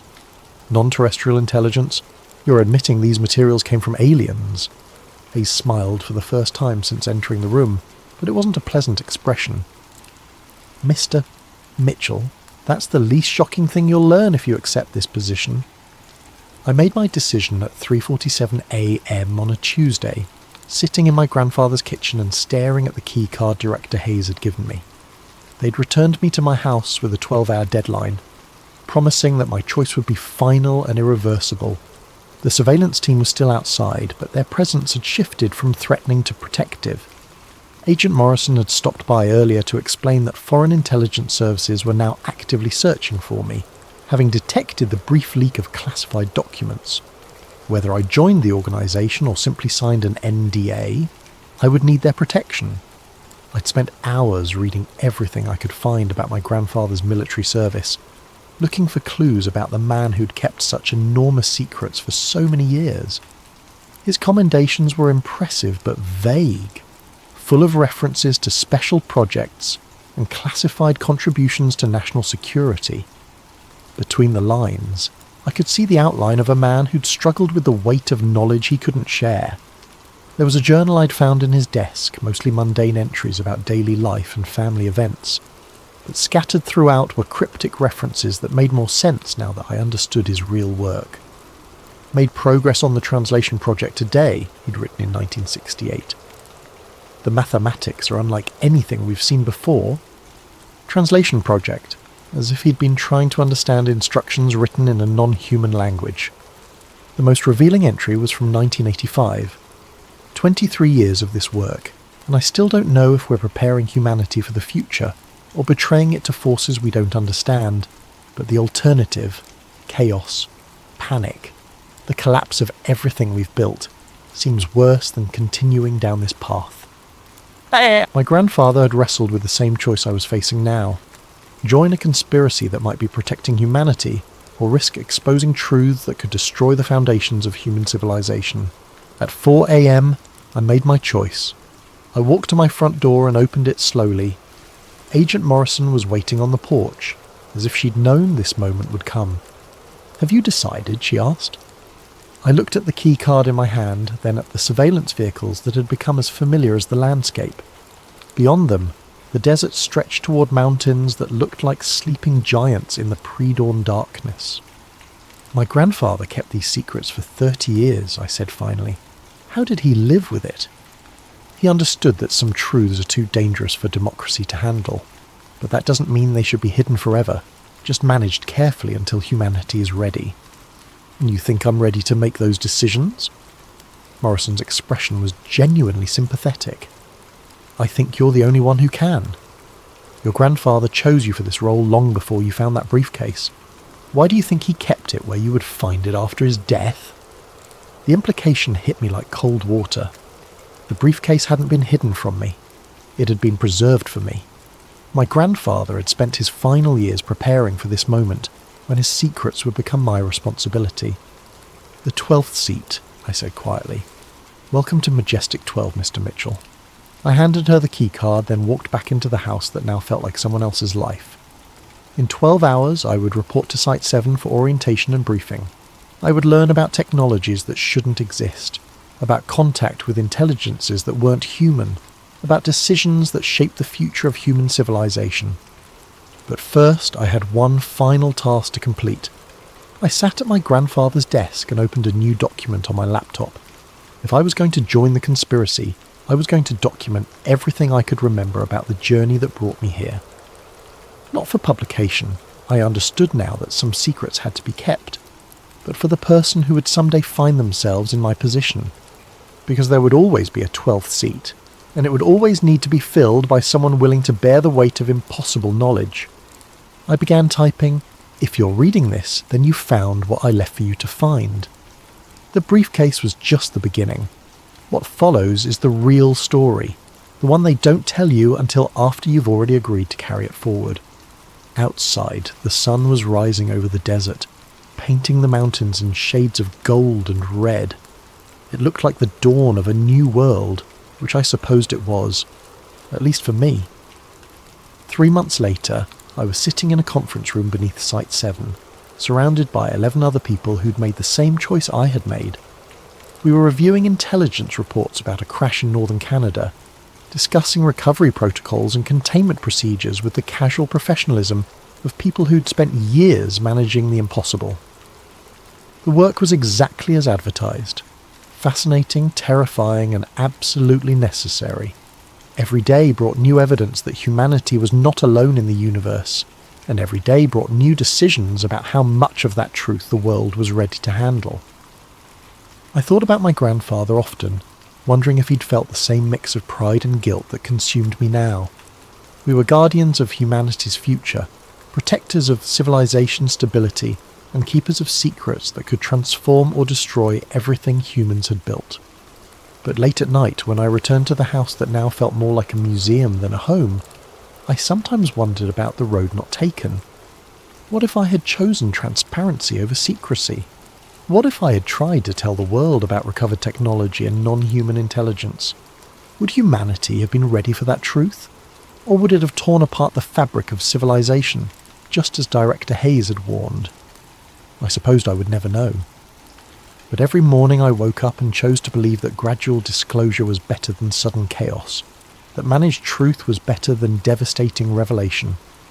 After all, that's what the 12th seat was for, to make the hard choices so others didn't have to. And if someday I was wrong, if the secrecy caused more harm than transparency would have, well, hopefully the person who inherited my position would be wiser than I had been. The briefcase was waiting in the attic, exactly where my grandfather had left it, exactly where I would leave it when my time came. Along with a letter that began, "If you're reading this, then you found what I left for you to find." Some traditions, it seemed, were worth preserving, even the secret ones.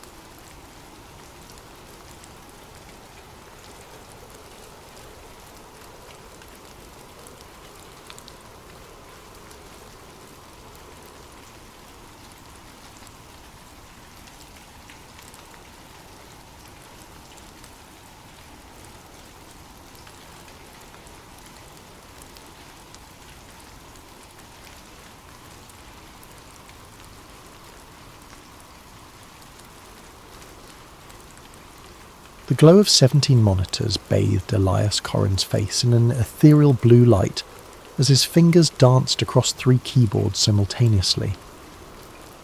In the depths of his converted basement apartment, time moved differently. Days blurred into nights, and nights stretched endlessly as he navigated the labyrinthine pathways of the dark web like a digital archaeologist, uncovering humanity's buried secrets. At 32, Elias had already earned and lost 2 fortunes through his hacking prowess. First fortune came easily, a teenage prodigy exploiting security vulnerabilities for corporate clients who paid millions to keep their weaknesses secret. He'd lived like a digital king, penthouses overlooking Silicon Valley, exotic cars that remained untouched in climate-controlled garages, while he preferred the glow of his monitors to sunlight. That first fortune vanished when he exposed Meridian Pharmaceuticals' cover-up of deadly side effects in their breakthrough arthritis medication. The leaked documents showed they'd known their drug caused cardiac episodes in 12% of patients over 60, but had buried the studies to protect their $10 billion investment. Elias had expected whistleblower protection. Instead, he found himself blacklisted from every major tech company, his reputation destroyed by a coordinated character assassination campaign that painted him as an unstable idealist who couldn't be trusted with sensitive information. The second fortune came from smaller clients, criminal organisations, corporate espionage rings, government contractors who needed deniability. The work paid well but corroded his soul, each job pulling him deeper into the shadows of the digital underworld.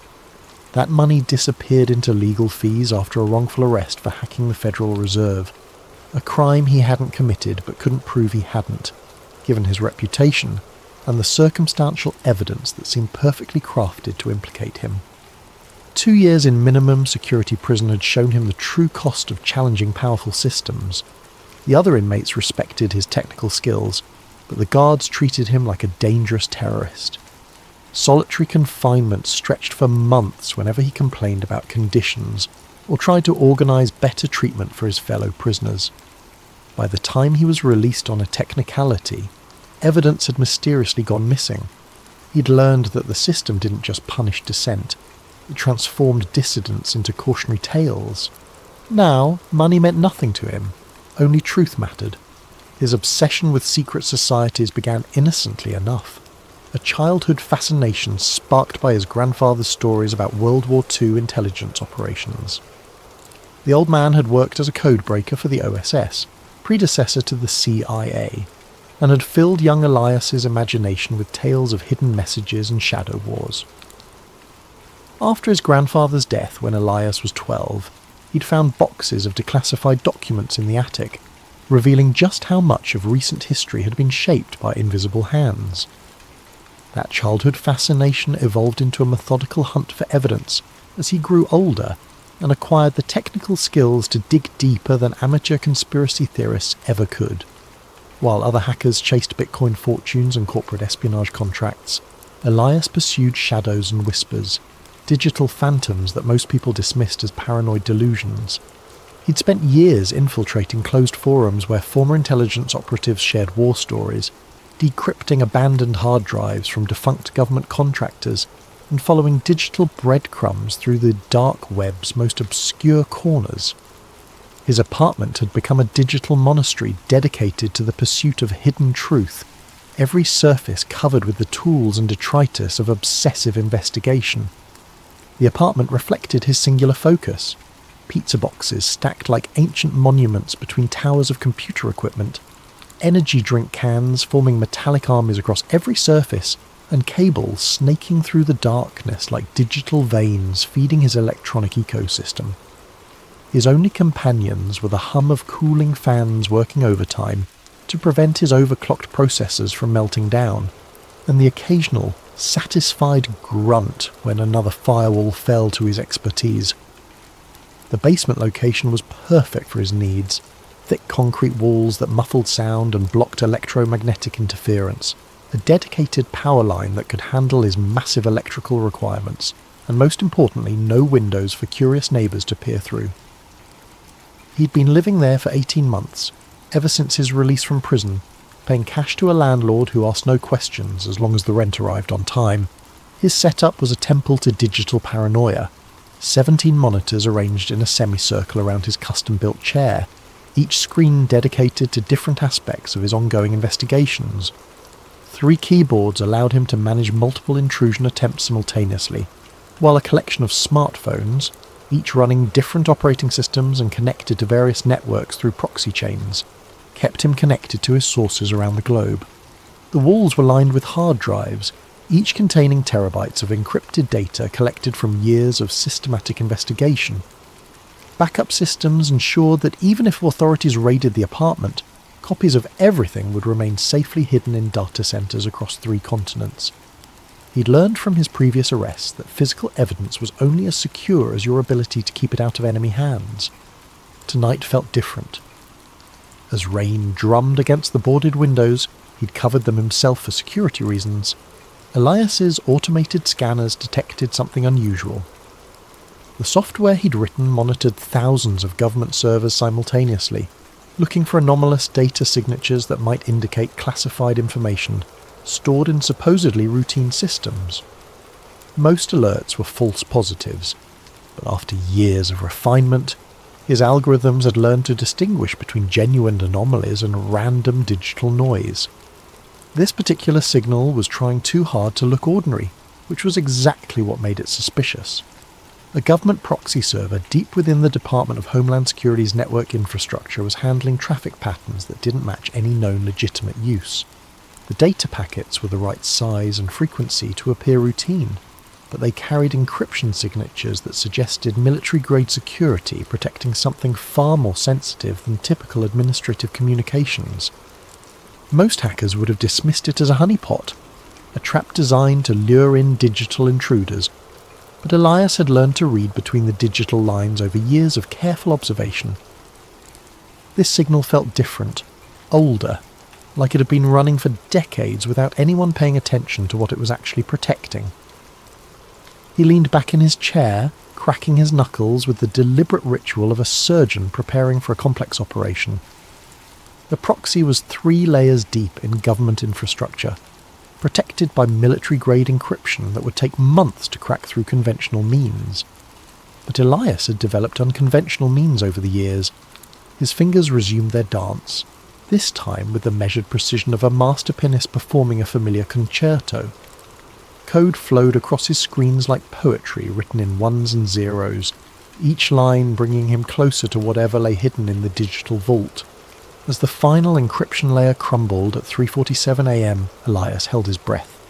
The archive that materialized before him contained terabytes of data, but it was the file structure that made his pulse quicken. Everything was organized with the kind of meticulous care reserved for the most sensitive operations. Categorical folders with cryptic names like cultural implementation, behavioral modification, and asset management. He opened the first file and the world as he understood it began to unravel. The contracts appeared first, hundreds of them, stretching back decades like a paper trail through the shadow history of American culture. Entertainment companies, advertising agencies, record labels, movie studios, television networks, and news corporations all bound by identical non-disclosure agreements that ran to thousands of pages each. The legal language was deliberately obscure, buried in terminology that would confuse even experienced corporate lawyers who specialized in media contracts. But Elias had taught himself to decode legal doublespeak during his prison sentence, spending countless hours in the law library learning how power structures protected themselves through linguistic camouflage. Each contract referenced cultural programming initiatives and synchronized messaging protocols, with payment structures that dwarfed typical entertainment industry deals. Millions of dollars flowing to seemingly random projects, indie films that barely recouped production costs, music albums that never charted, advertising campaigns for products that didn't seem to exist.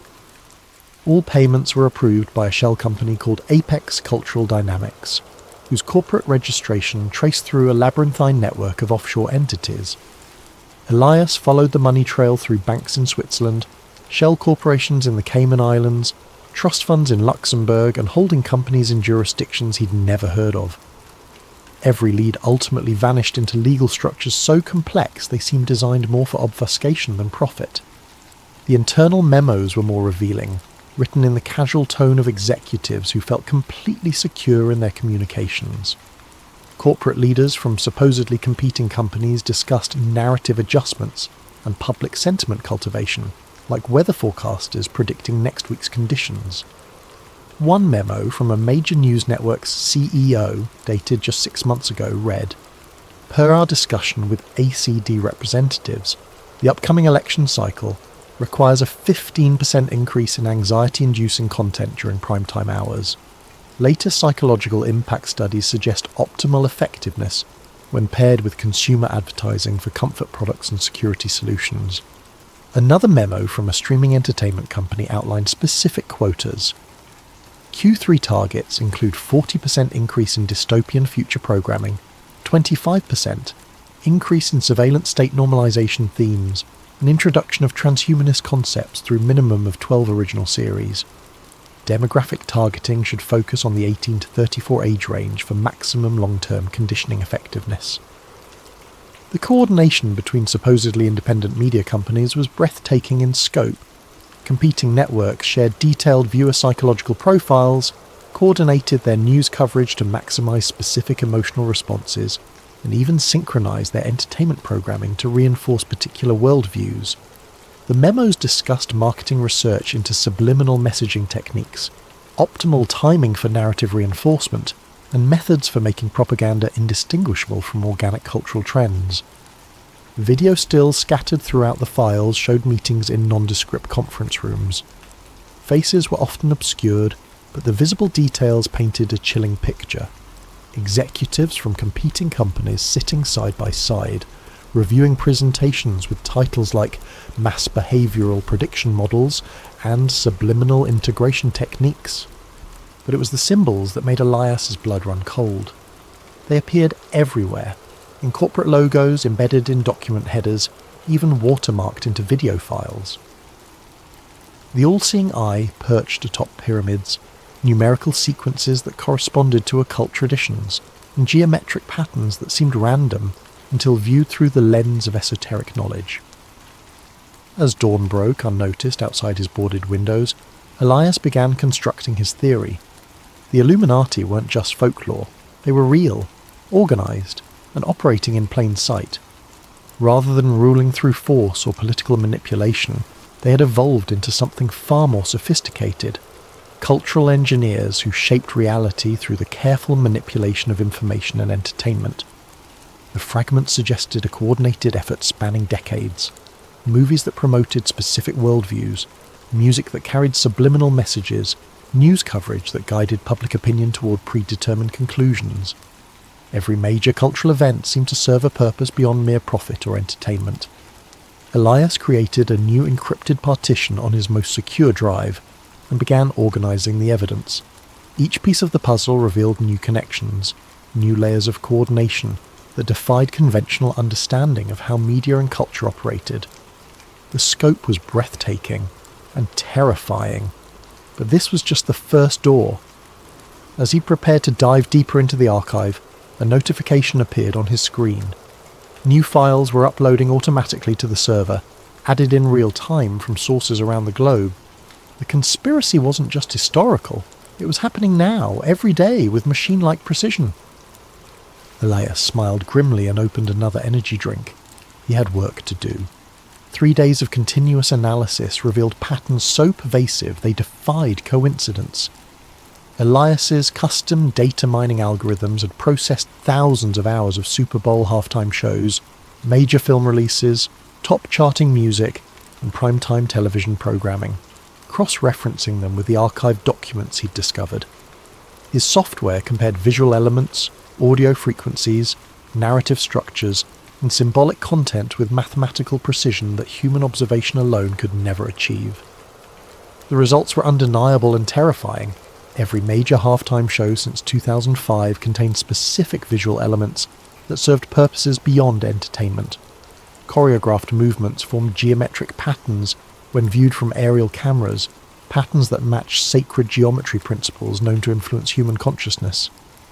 lighting sequences pulsed at precisely calibrated frequencies, 10 Hz to induce alpha brain states associated with relaxation and suggestibility, 40 Hz bursts to trigger gamma waves linked to heightened emotional responses, and infrasound frequencies below human hearing that created subliminal anxiety responses. The costume designs weren't random fashion choices. They incorporated symbols from the archived files with mathematical precision.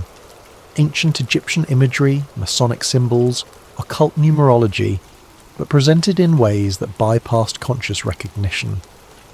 The performers themselves were likely unaware of the deeper significance, but the production companies certainly understood every detail. Internal emails discussed symbolic integration quotas and archetypal reinforcement targets with the clinical precision of pharmaceutical dosing guidelines. Hollywood's role was even more sophisticated, operating as a vast conditioning apparatus disguised as entertainment. Elias discovered that blockbuster films weren't just profitable products. They were psychological programming exercises designed to shift public consciousness over decades. Action movies systematically normalized surveillance states, extrajudicial violence, and the acceptability of authoritarian responses to perceived threats.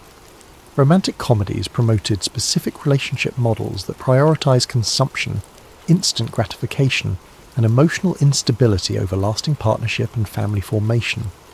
Science fiction films served as perhaps the most insidious tool of all. They introduced technological and social concepts years before their real-world implementation, ensuring public acceptance when they finally emerged. Movies about neural implants preceded actual brain-computer interface development by exactly the time needed for audience conditioning. Films depicting cashless societies appeared precisely when digital currency infrastructure was being developed. Dystopian scenarios were presented as cautionary tales, while simultaneously making the depicted futures seem inevitable and acceptable. The music industry operated as the most direct delivery system for repetitive psychological messaging. Elias's analysis revealed that hit songs across all genres shared common structural elements designed to trigger specific neurological responses. Repetitive hooks created obsessive thought patterns, bass frequencies induced physical arousal responses, and lyrical themes consistently promoted materialism, emotional chaos, instant gratification, and distrust of traditional social bonds. Chart success wasn't organic. It was engineered through coordinated promotion campaigns that used psychological manipulation techniques, refined through decades of marketing research. Record companies employed neuroscience consultants who designed songs to be literally addictive, triggering dopamine responses that created compulsive listening behaviours. The most successful artists weren't necessarily the most talented. They were the most effective delivery vehicles for predetermined psychological content. But the most chilling discovery came when Elias cross-referenced celebrity deaths with financial markets and policy implementations, using algorithms that could detect correlations across vast datasets that human analysis would miss. The patterns were subtle but statistically undeniable. Whenever a particularly influential public figure died under questionable circumstances, the news cycle would shift dramatically within hours. Public attention would focus intensely on mourning and memorial coverage, while significant legislation passed through Congress, with minimal scrutiny or public debate. Michael Jackson's death had coincided with the most controversial aspects of healthcare reform debates, providing a massive distraction precisely when public opposition was reaching critical mass. Whitney Houston's demise dominated headlines during crucial banking regulation discussions that would have reshaped Wall Street oversight. Prince's passing created a week-long media obsession that completely buried coverage of surveillance law expansions that civil liberties groups had been fighting for months.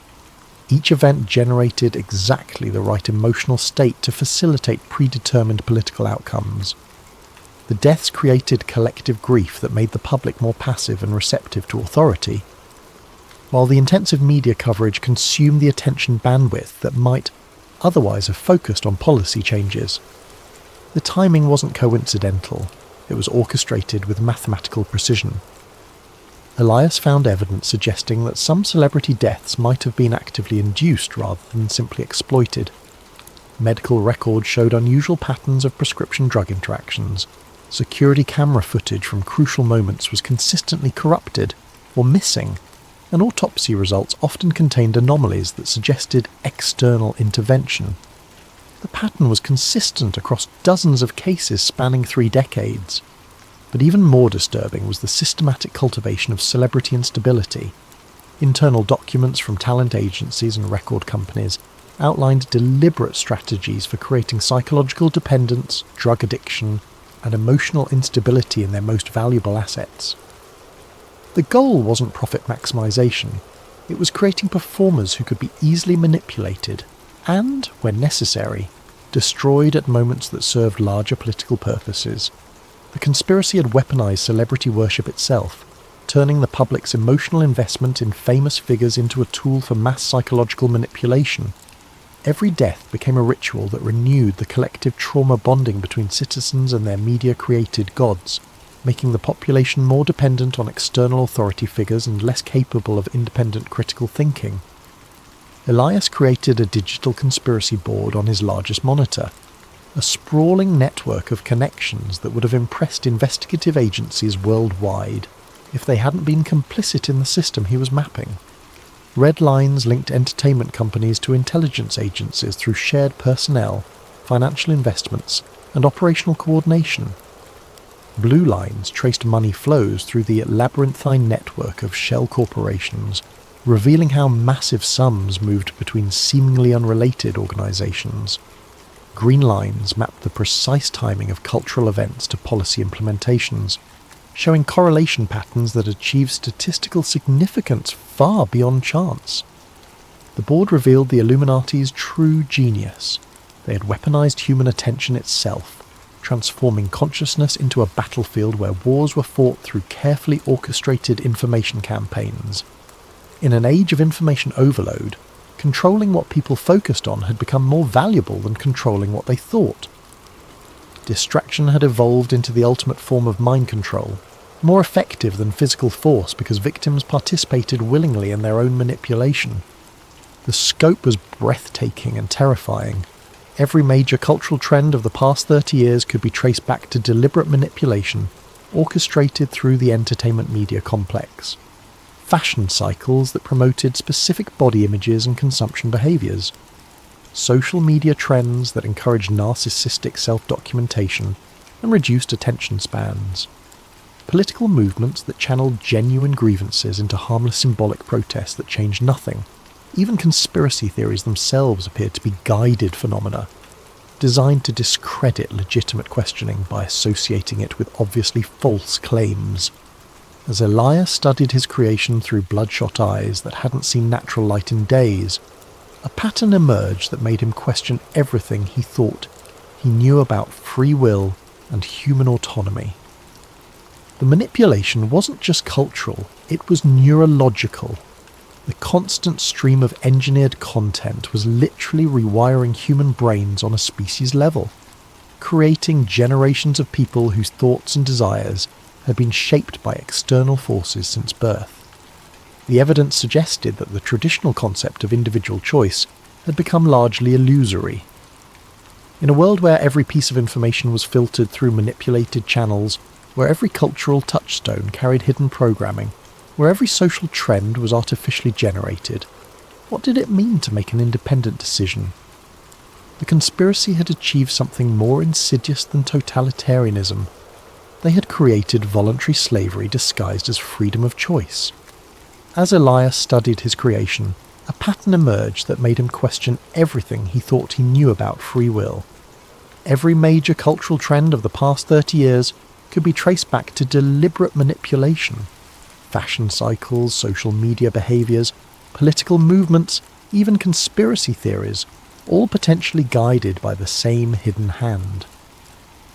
The realization struck him like a physical blow. If they could control culture so completely, how could he be certain his own obsession with finding them wasn't part of their plan? The media conglomerate's server proved surprisingly easy to penetrate, which should have been Elias's first warning. Titan Communications owned 17 major news networks, 43 radio stations, controlling interests in 12 social media platforms, and content distribution deals with virtually every major streaming service. Their annual revenue exceeded the GDP of most small nations, and their influence over global information flow was effectively unparalleled in human history. Their security should have been impenetrable. Military contractors protected their networks. They employed former NSA specialists as cybersecurity consultants, and their server farms were housed in facilities that rivaled government installations. Yet Elias's intrusion tools sliced through their defences like a hot knife through butter, encountering minimal resistance and no countermeasures. It was almost as if they wanted him inside their systems.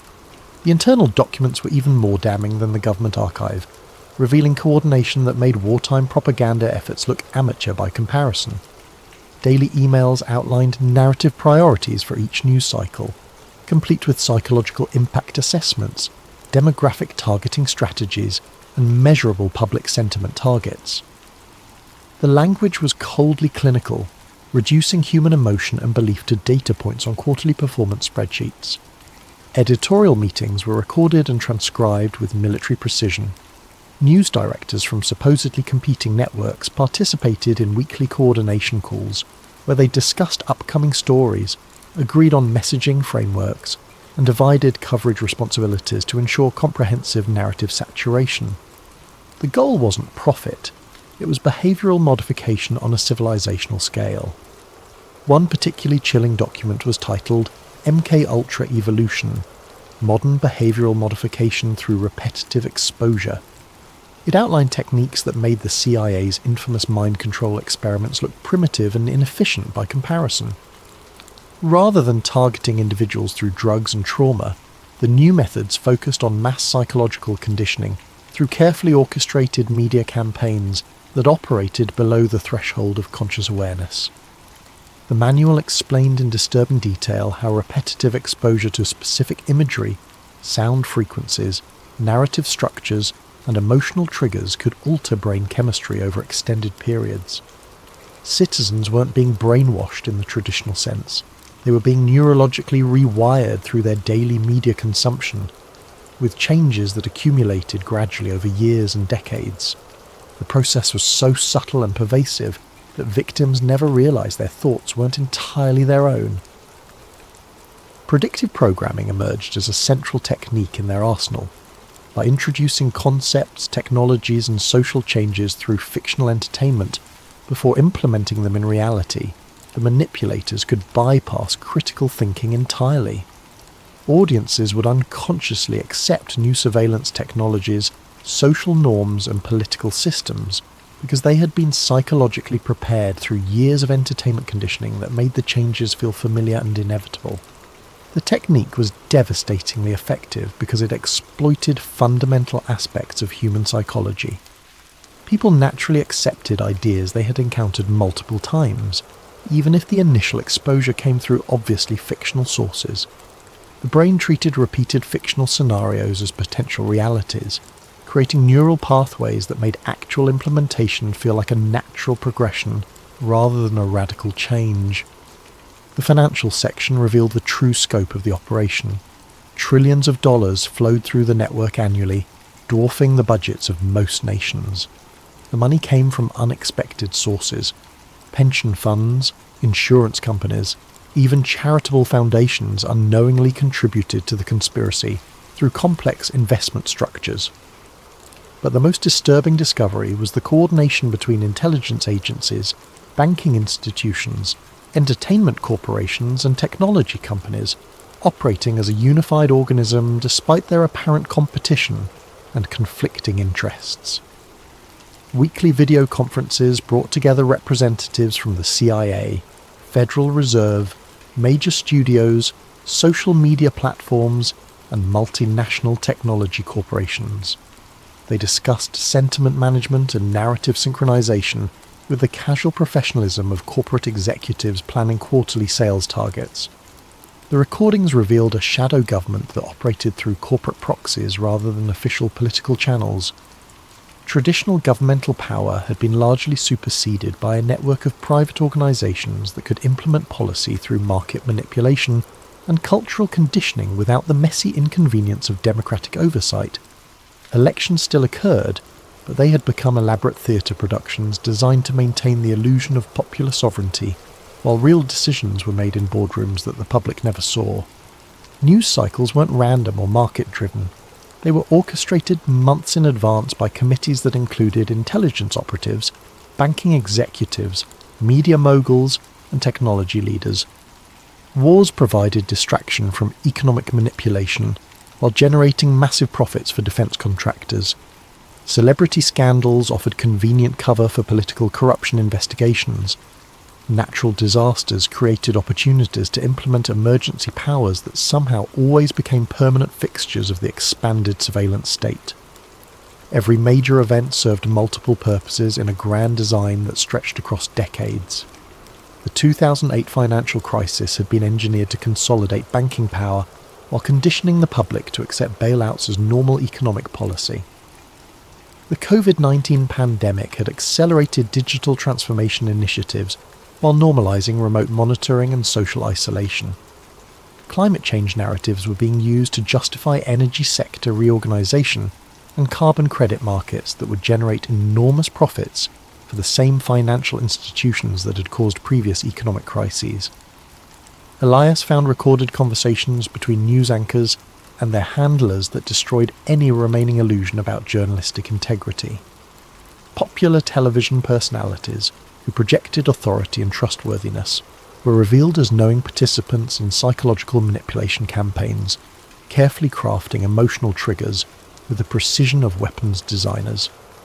They discussed techniques for inducing specific brain states in viewers, optimal timing for fear-based messaging, and methods for making propaganda indistinguishable from legitimate news reporting. The most chilling recordings involved discussions of population control strategies disguised as public health initiatives.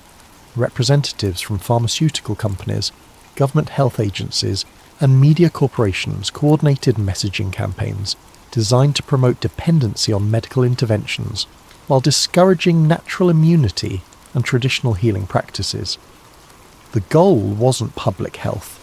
It was creating a population that required constant pharmaceutical management to function normally. Mental health treatment had been weaponized through carefully designed chemical interventions that didn't cure underlying problems but created permanent pharmaceutical dependencies. Educational systems were being restructured to produce workers who could follow complex instructions but lacked the critical thinking skills to question authority. Even exercise and nutrition guidelines were manipulated to ensure that optimal physical and mental health remained just out of reach for the general population. The evidence was overwhelming, but as Elias prepared to copy the files to his secure drives, an error message appeared. Access denied. User privileges revoked. The server was locking him out in real time, which meant someone was actively monitoring his intrusion. He worked frantically to extract what data he could, but the digital walls were closing in.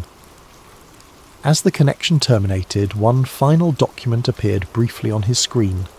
A personnel file with his photograph in the header Asset Management, Elias Corin, Status, Active Monitoring. The file vanished before he could read it completely, but the implications were clear. They knew he was coming. Desperation drove Elias deeper into the network than he had ever dared venture.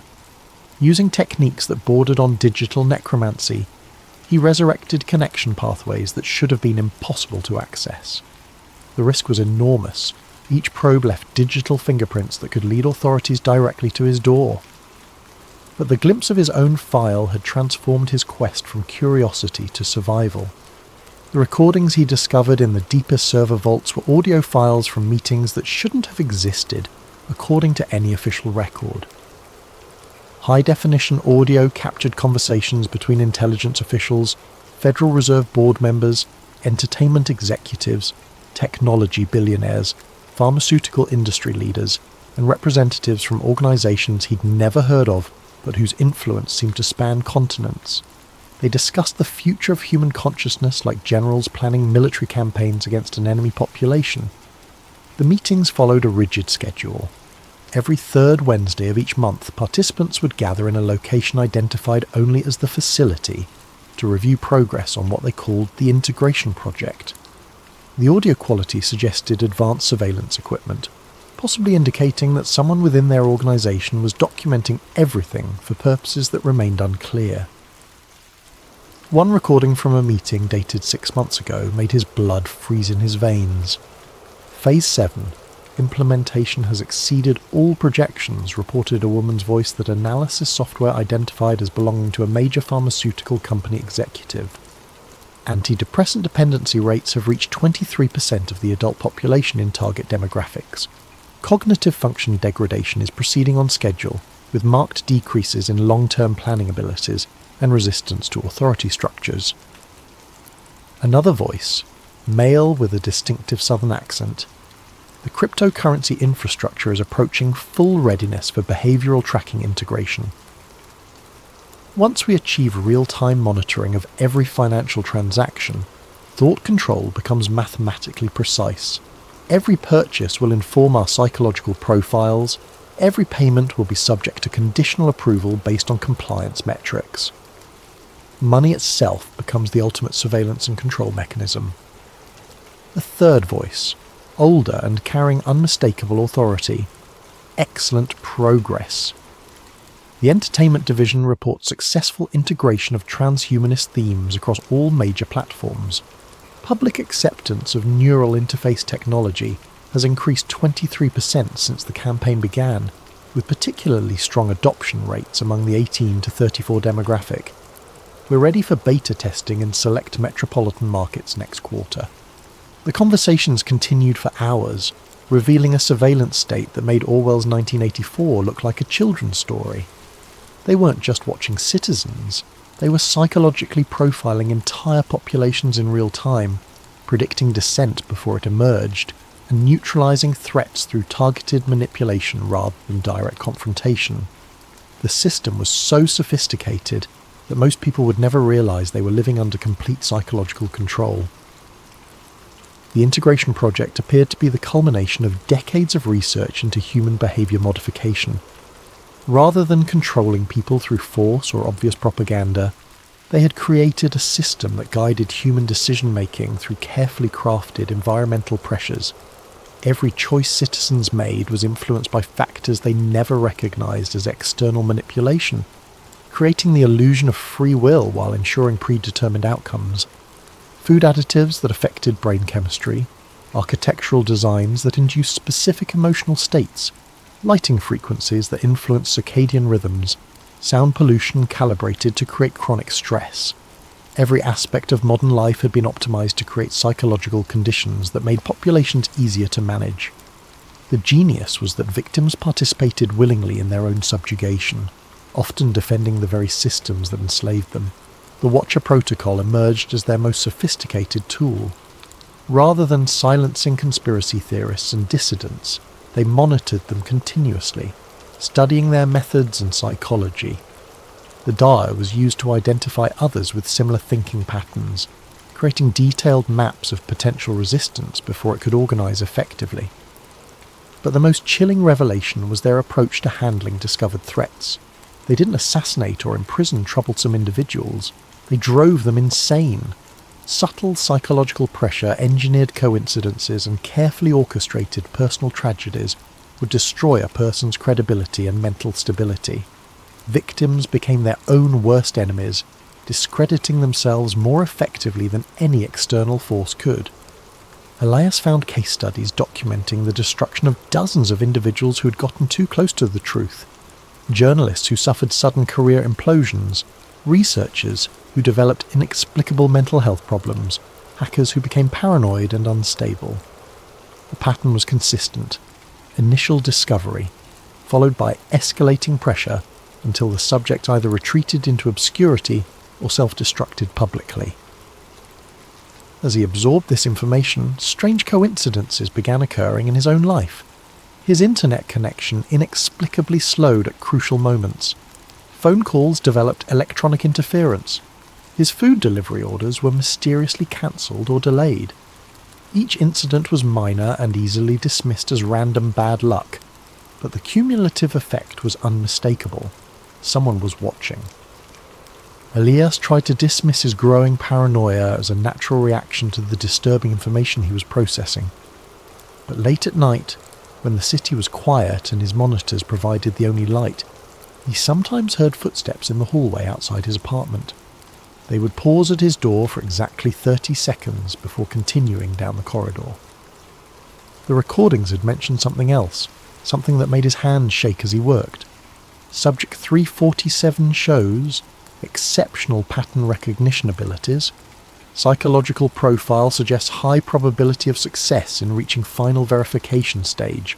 Recommend maintaining current stimuli until extraction protocols can be implemented. He had no way of knowing for certain, but the timing suggested a horrible possibility. He might be Subject 347.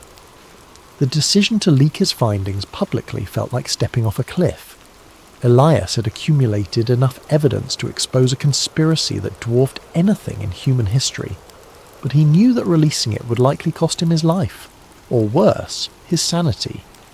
Yet the alternative was remaining silent while humanity sleepwalked toward a digital totalitarianism that would make physical oppression obsolete.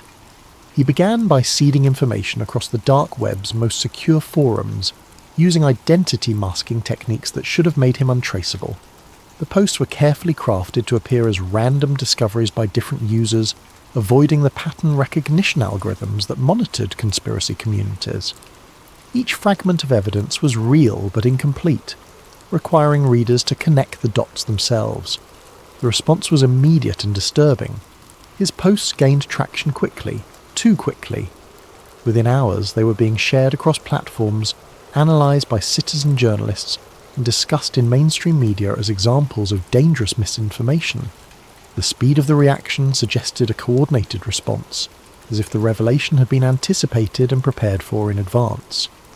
More troubling was the nature of the responses. While some users took the evidence seriously, others immediately began discrediting it with arguments that seemed too sophisticated to be spontaneous.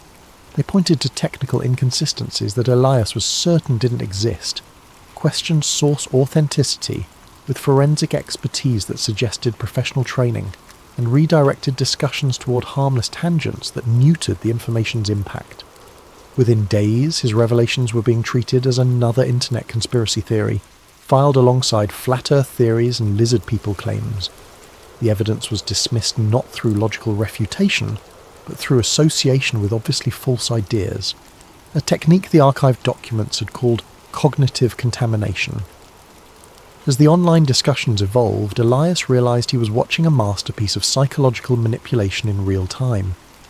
The truth was being buried not through censorship, but through calculated flooding with disinformation.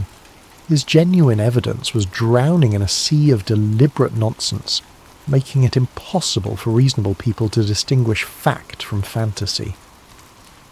But the digital warfare was only the beginning. Physical reality began shifting around him in subtle but unmistakable ways. His internet speed slowed to a crawl whenever he tried to upload new evidence. Delivery services could no longer find his address. His phone developed a mysterious static that made conversations nearly impossible. Even his electricity began fluctuating at random intervals, causing his equipment to crash at the most inconvenient moments. The psychological pressure was more sophisticated than anything he had imagined from the case studies. Rather than obvious intimidation, he faced a constant series of minor inconveniences and technical failures that could be dismissed as coincidence by anyone who wasn't experiencing them directly. The effect was maddening, literally. He began questioning his own perceptions, wondering if paranoia was making him see patterns that didn't exist. Sleep became elusive as his apartment filled with unexplained sounds. Electronics hummed at frequencies that seemed designed to prevent rest. The heating system cycled erratically, creating temperature fluctuations that made comfort impossible. Water pressure dropped whenever he tried to shower, and his refrigerator developed a whine that stopped only when he was away from his computer. Friends and family members began expressing concern about his mental state, though he couldn't remember telling them about his research. They called with surprising frequency, all using similar language about the importance of seeking help and taking breaks from the computer. The conversations felt scripted, as if his loved ones were reading from prepared statements. As days blended into a haze of technical failures and social pressure, Elias realised he was living inside one of the case studies he'd discovered. They weren't just monitoring him, they were actively dismantling his life with surgical precision. But unlike the previous victims, he knew what was happening. That knowledge might be his only chance of survival. He had to reach the final layer of the archive before they completed their psychological destruction. If his theory was correct, the deepest files would contain the ultimate revelation, and possibly his salvation. The final server required every technique Elias had learned over 2 decades of hacking, protected by quantum encryption and guarded by AI systems that adapted to his intrusion attempts in real time. It represented the pinnacle of digital security. Yet as he worked through the night, fueled by desperation and the last of his energy drinks, the barriers fell with almost suspicious ease. The locked folder contained exactly what he had expected and feared: complete dossiers on hundreds of individuals, including himself. His file was massive, containing information that should have been impossible to collect. Screenshots of every computer session going back years, audio recordings from devices that shouldn't have had microphones, even biometric data tracking his health and emotional states in real time. But it was the analysis that truly horrified him. Psychological profiles predicted his behaviour with uncanny accuracy, mapping his personality down to neurological quirks that he had never shared with anyone. The files detailed his childhood trauma, relationship patterns, cognitive biases, and emotional triggers with clinical precision. They knew him better than he knew himself. The surveillance had begun long before his current investigation. Webcam captures showed him staring at monitors in his apartment, taken from angles that suggested multiple hidden cameras. Phone conversations with friends and family had been recorded and analysed for stress patterns and emotional manipulation opportunities. Even his online shopping habits, medical records, and financial transactions had been fed into behavioural prediction algorithms. Most disturbing was the timeline. The earliest entries in his file dated back 15 years, to when he had first begun investigating conspiracy theories as a college student. They hadn't just discovered his activities, they had been watching and shaping them from the beginning. Every major breakthrough in his hacking skills, every connection he had made in underground communities, every piece of evidence he'd uncovered, all had been carefully orchestrated. The documents revealed the true scope of his manipulation. The pharmaceutical company he had exposed years earlier, the leaked documents had been strategically placed for him to find.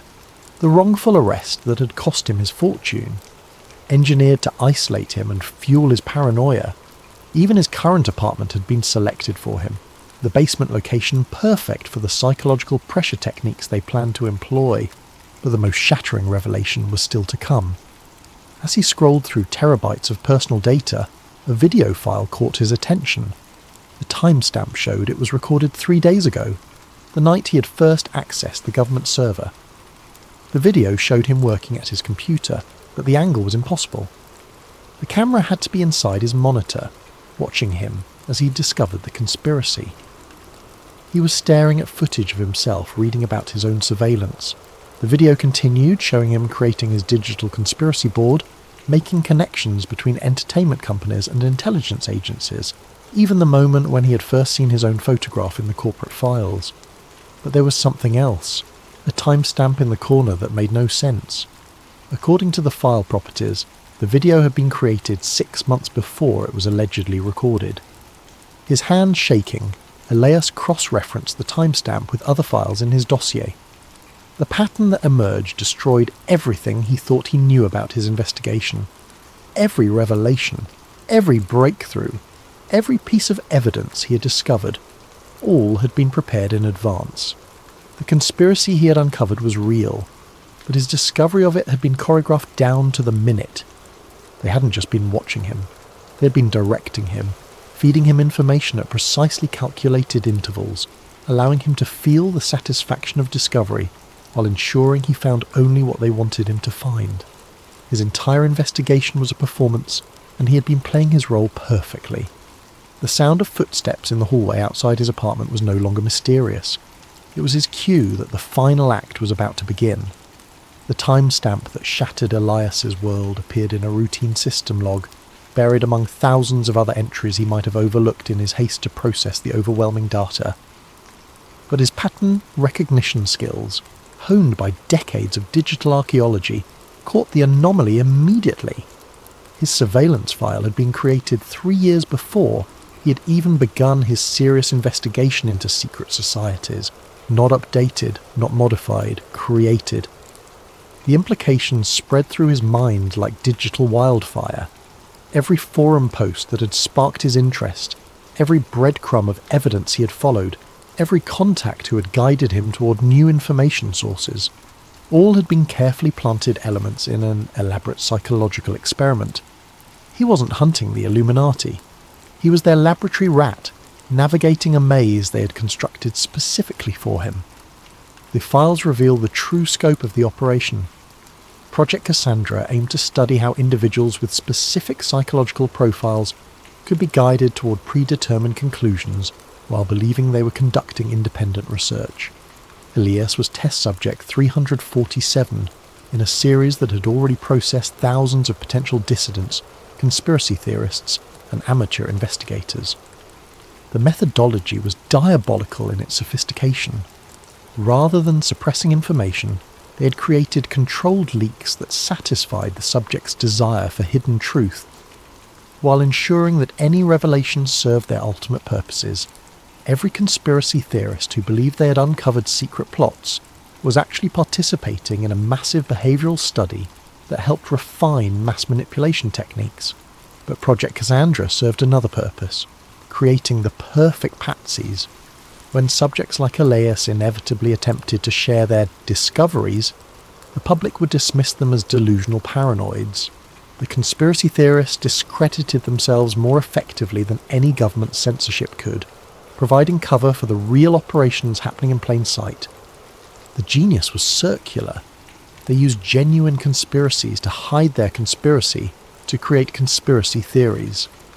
The Ouroboros of manipulation consumed its own tail while strengthening the head. Elias found video recordings of planning meetings where researchers discussed his psychological profile like entomologists studying an insect. His obsessive personality, his need for validation through intellectual superiority, his isolation and distrust of mainstream society, all were noted as advantageous traits for the experiment. They had identified him as an ideal subject before he had even begun his journey into the digital underground. The recordings were clinical in their detachment. Subject 347 shows exceptional persistence and pattern recognition abilities. Recommend accelerating the revelation timeline to achieve maximum psychological impact. His technical skills allow for more sophisticated evidence plants than previous subjects. Agreed. The deep web forums are seeded and ready. Will allow him to discover the entertainment industry connections next week, followed by the financial networks the following month. Estimated timeline to complete breakdown, 6 to 8 months. What about extraction? Standard protocol. Once he achieves full paranoid state, we'll activate the final revelation. The cognitive dissonance should ensure complete psychological collapse within 72 hours. Subject will either retreat into catatonic withdrawal or self-eliminate. Either outcome serves project goals. The footsteps outside his door had stopped. In the silence that followed, Elias could hear his own heartbeat thundering in his ears like a countdown timer. Every shadow in his peripheral vision might be a hidden observer. Every electronic device could be a surveillance tool. Even his own thoughts felt compromised, infected by the knowledge that his mind had been invaded and mapped by researchers who understood his psychology better than he did. But as despair threatened to overwhelm him completely, a final realization emerged from the chaos of his collapsing worldview. If they had created all of this as an experiment, if his investigation was a carefully orchestrated performance, then the evidence he had found might be real after all. They couldn't manipulate him with fake conspiracies. They had to use genuine ones to make the manipulation believable. The entertainment industry coordination, the financial manipulation, the psychological conditioning of entire populations, it was all real. His discovery of it might have been staged, but the conspiracy itself existed exactly as he had uncovered it. They had made one critical error in their psychological experiment. They had given him access to the truth. The question was whether that knowledge could serve any purpose now that he understood his role as an unwitting puppet. As the footsteps resumed outside his door, moving with deliberate slowness toward his apartment, Elias realized he had perhaps minutes to decide how this story would end. He could retreat into madness as they expected, becoming another cautionary tale about the dangers of conspiracy thinking. He could attempt to fight back, though they had mapped every aspect of his psychology and would anticipate any strategy he might devise. Or he could find a third option, something they hadn't planned for because it lay outside their understanding of his character. The gentle knock on his door interrupted his thoughts. A voice, polite and professional, spoke through the thin wood. "Mr. Corrin, we need to talk." Elias looked at his screens one final time, at the conspiracy board that had consumed his life, at the evidence that proved humanity was being manipulated on a scale beyond historical precedent. Then he looked at his reflection in the dark monitor, the face of a man who had discovered that his greatest fear and greatest hope were the same thing. He had found the truth. The truth had been carefully crafted to find him. But perhaps, in that circular dance of manipulation and discovery, lay an opportunity that neither he nor his watchers had anticipated. After all, even the most sophisticated psychological experiment could produce unexpected results. As he reached for the door handle, Elias Corrin smiled for the first time in months. If they had taught him anything, it was that reality was far more malleable than most people believed. And if reality could be shaped, then perhaps it was time for the subject to become the experimenter.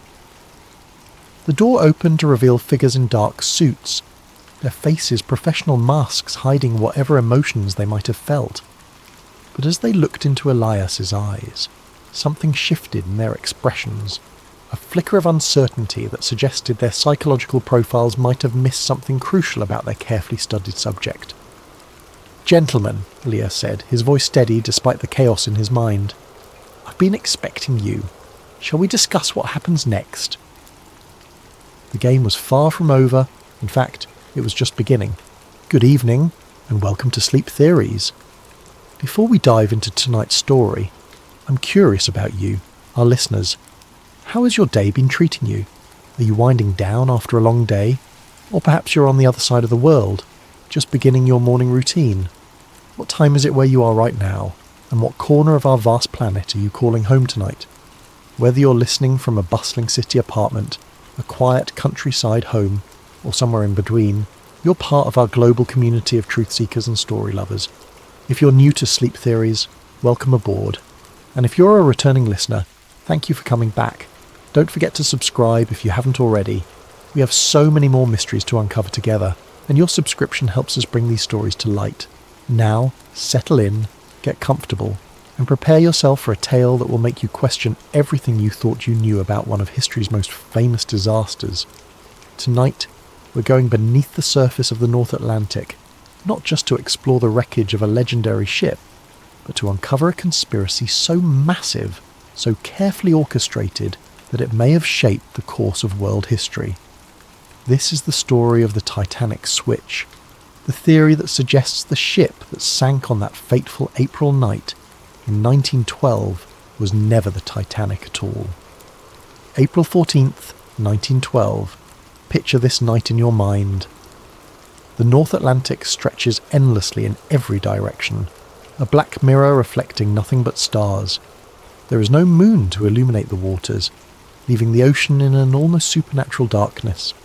The temperature has dropped to just below freezing, and the sea is unusually calm, so still that veterans of these waters would later describe it as eerily unnatural. Cutting through this obsidian expanse is the largest moving object ever created by human hands. The RMS Titanic, all 882 feet of her, pushes through the water at nearly 23 knots. Her 4 massive smokestacks pierce the star-filled sky, sending columns of smoke and sparks into the night. From her decks, the warm glow of electric light spills out onto the water, creating the only source of illumination for miles in any direction. Inside this floating palace, over 2,000 souls are living what many believe to be their final hours, though they don't know it yet. In the first-class dining saloon, passengers in evening wear are finishing their 10-course dinner, completely unaware that they are dining aboard what will become history's most famous maritime disaster. The ship's orchestra plays ragtime melodies that drift through the corridors, mixing with the sound of laughter, conversation, and the ever-present thrumming of the engines deep below. Captain Edward Smith stands on the bridge, a veteran of the seas with 40 years of experience behind him. This is meant to be his final voyage before retirement, a triumphant capstone to a distinguished career. He has commanded ships for the White Star Line for decades, earning the nickname Millionaire's Captain for his skill in handling the luxury vessels that carry the world's elite across the Atlantic. Tonight he commands not just any ship, but the crown jewel of the White Star Line fleet, the unsinkable Titanic. But at 11:39 p.m. ship's time, everything changes in an instant. Frederick Fleet, the lookout stationed in the crow's nest, spots something emerging from the darkness ahead. Without the aid of binoculars, which, mysteriously, are locked away and unavailable to the lookouts that night, he strains his eyes against the blackness. What he sees sends ice through his veins. A massive iceberg, dark and silent, looms directly in the ship's path. "Iceberg right ahead," Fleet shouts into the telephone that connects him to the bridge. First Officer William Murdoch receives the warning and immediately orders hard a starboard and full astern. The helmsman spins the wheel, and the engine room receives the telegraph signal to reverse engines.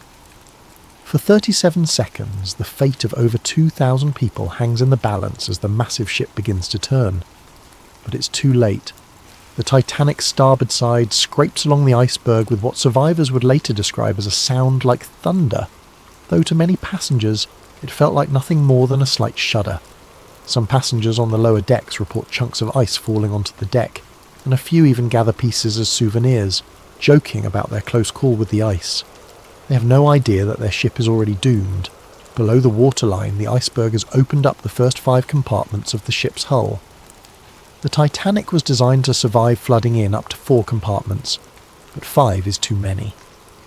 Thomas Andrews, the ship's designer who is aboard for this maiden voyage, quickly calculates the mathematics of disaster.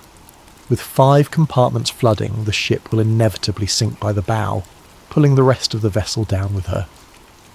"How long do we have?" Captain Smith asks Andrews. "An hour, 2 at most." And so begins one of the most studied, documented and debated disasters in human history. Over the next 2 hours and 40 minutes, the unsinkable ship will break apart and slip beneath the waves, taking with her over 1,500 souls. The survivors will tell stories of heroism and cowardice, of the band playing hymns as the ship tilted toward her grave, of the insufficient lifeboats and the icy water that killed most victims within minutes. This is the story we all know. This is the official narrative that has been told and retold for over a century. But what if everything we think we know about that night is wrong? What if the ship that struck the iceberg and sank in the North Atlantic was never the Titanic at all? What if the real conspiracy began not in the aftermath of the disaster, but months before, in the shipyards of Belfast, where 2 sister ships sat side by side, and where a desperate plan was hatched to save a failing company from financial ruin? What if the disaster that shocked the world was not an accident, but the culmination of the most audacious insurance fraud ever attempted? Tonight, we're going to explore a theory that suggests the Titanic disaster was not just a tragedy, but a carefully orchestrated conspiracy involving some of the most powerful men in the world. We're going to examine evidence that points to a massive cover-up, one that may have claimed the lives of over 1,500 innocent people in service of greed, power, and political manipulation. This is the story of the Titanic switch, and by the end of our journey together, you may never look at this famous disaster the same way again. To understand the theory of the Titanic switch, we must first travel back to the shipyards of Belfast Island, where 2 virtually identical ships were taking shape side by side. The story begins not with disaster, but with dreams of maritime supremacy and the fierce competition between the great shipping lines of the early 20th century. Harland and Wolff Shipyard in Belfast was, at the time, one of the premier shipbuilding facilities in the world. The massive facility sprawled along the banks of the River Lagan, its enormous gantry cranes towering over the landscape like steel monuments to industrial ambition. It was here, in this cathedral of steel and rivets, that the White Star Line had commissioned 3 ships that would change ocean travel forever. The Olympic-class ships, as they would be known, were conceived as the ultimate expression of luxury and engineering prowess. These were to be the largest, most opulent vessels ever built, designed to dominate the lucrative North Atlantic passenger route and crush the competition from rival shipping companies like Cunard Line. The first of these sister ships was the RMS Olympic, launched on October the 20th, 1910. She was a marvel of engineering, stretching 882 feet from bow to stern and weighing over 46,000 tons. Her 9 decks could accommodate over 2,000 passengers in unprecedented luxury, with amenities that included a swimming pool, a gymnasium, a Turkish bath, and dining rooms that rivaled the finest restaurants in London or New York. The Olympic was not just a ship. She was a floating city, a testament to British engineering and a symbol of the White Star Line's dominance of the seas. When she departed Southampton on her maiden voyage in June 1911, she carried with her the hopes and reputation of her builders. But less than 4 months after her maiden voyage, disaster struck. On September the 20th, 1911, the Olympic was departing Southampton when she collided with HMS Hawke, a Royal Navy cruiser. The impact was devastating. The Hawke's reinforced bow, designed to ram enemy vessels, punched a massive hole in the Olympic's starboard side, flooding 2 of her compartments and severely damaging her propeller shaft. The Olympic limped back to port, her maiden voyage season cut dramatically short. But the damage was far more extensive than initially apparent. When she was dry docked for inspection, the full extent of the catastrophe became clear. The collision had not only opened up her hull and damaged her propeller, but it had also twisted her keel, the backbone of the ship, potentially compromising her structural integrity for the remainder of her operational life. For the White Star Line, this was nothing short of a financial disaster. The Olympic had cost over $7.5 million to build, an astronomical sum in 1911. Now she faced months of expensive repairs, and even after those repairs, questions would remain about her seaworthiness and insurability. But the problems went deeper than just the cost of repairs. The collision with HMS Hawke had occurred under circumstances that placed the Olympic at fault. Captain Edward Smith, yes, the same Captain Smith who would later command the Titanic on her fatal voyage, had been in charge of the Olympic when the accident occurred. The subsequent Admiralty Court inquiry found the Olympic to blame for the collision, meaning that the White Star Line would receive no insurance compensation for the damage. This left the company facing a nightmare scenario. They had an expensive ship that needed costly repairs, no insurance money to pay for those repairs, and serious questions about whether insurance companies would be willing to fully cover the vessel in the future. The Olympic had gone from being the crown jewel of the White Star Line fleet to a massive financial liability virtually overnight. Meanwhile, in the same Belfast shipyard where the Olympic was undergoing her repairs, work was proceeding on her sister ship, the RMS Titanic. The Titanic was planned to be virtually identical to her older sister, with only minor modifications and improvements. From a distance, even expert ship observers would have difficulty telling the 2 vessels apart. They shared the same basic dimensions, the same general layout, the same distinctive 4-funnel silhouette that had become the signature of the White Star Line's premium vessels. This similarity, according to the switch theory, was not coincidental. It was the key to a plan that would solve the White Star Line's financial crisis, while simultaneously eliminating a massive liability. The theory suggests that sometime in late 1911 or early 1912, a decision was made at the highest levels of the White Star Line's ownership. Rather than spend millions repairing the Olympic and then operating her under a cloud of doubt about her structural integrity and insurability, they would swap the identities of the 2 ships. The damaged Olympic would be given the identity of the Titanic and sent out on what was ostensibly the new ship's maiden voyage. But this voyage would not be intended to reach New York. Instead, the disguised Olympic would be deliberately sunk. allowing the White Star Line to collect the full insurance value of a new undamaged vessel while simultaneously eliminating the financial burden of the real Titanic's damaged sister. Meanwhile, the real Titanic, now disguised as the Olympic, would quietly slip into service, her true identity hidden from the world. To understand why such a plan might have been attractive, we must consider the financial pressures facing the White Star Line in 1912. The company was owned by the International Mercantile Marine Company, a shipping trust controlled by American financier J.P. Morgan. Morgan had invested enormous sums in his shipping empire, but the business was facing increasing competition and declining profitability. The White Star Line needed the Titanic to be a success. They needed her to capture public imagination, dominate the headlines, and establish the company's supremacy on the North Atlantic route. But they also needed to resolve the Olympic problem before it bankrupted the entire operation. According to the switch theory, the solution was as elegant as it was terrible. Switch the ships, sink the damaged one while pretending it was the new one, collect the insurance money, and use the real new ship to rebuild the company's reputation and finances. The theory suggests that the work done on both ships during the winter of 1911 and 1912 was not routine maintenance and completion, but rather an elaborate process of swapping their identities. Features that differed between the ships would need to be altered. Documentation would need to be changed or destroyed. Most importantly, the workers involved would need to be either brought into the conspiracy or kept unaware of what they were truly doing. Harland and Wolff employed thousands of workers, and the shipyard was a maze of activity with multiple vessels under construction and repair simultaneously. In such an environment, it would be possible to make alterations to both ships without arousing suspicion, especially if the changes were explained as routine modifications or improvements. The workers who might notice discrepancies could be told they were simply upgrading the Olympic to match improvements made to the Titanic design, or vice versa. Only a handful of people at the very top of the hierarchy would need to know the true purpose of the work being done. But for such a plan to succeed, it would require more than just physical alterations to the ships.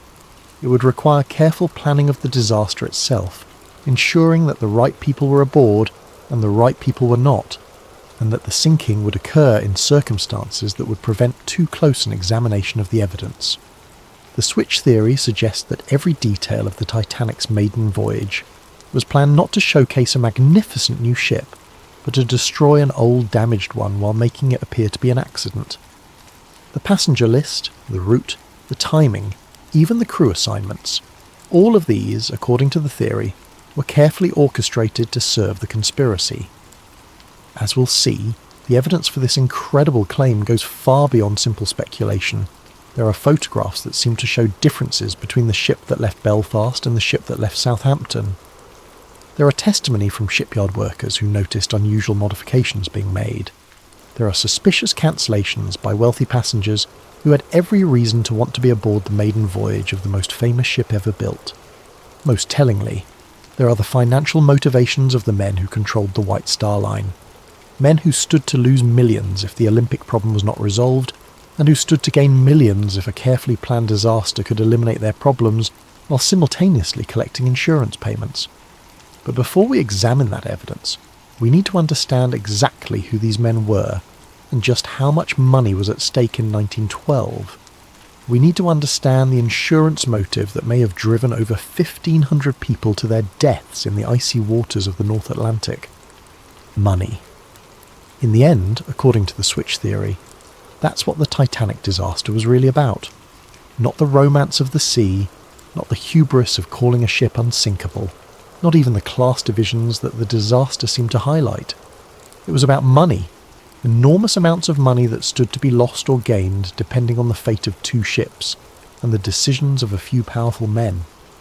To understand the financial pressures that may have driven the conspiracy, we need to understand the business empire of one man, John Pierpont Morgan, the American financier who controlled more wealth and power than perhaps any individual in the history of capitalism.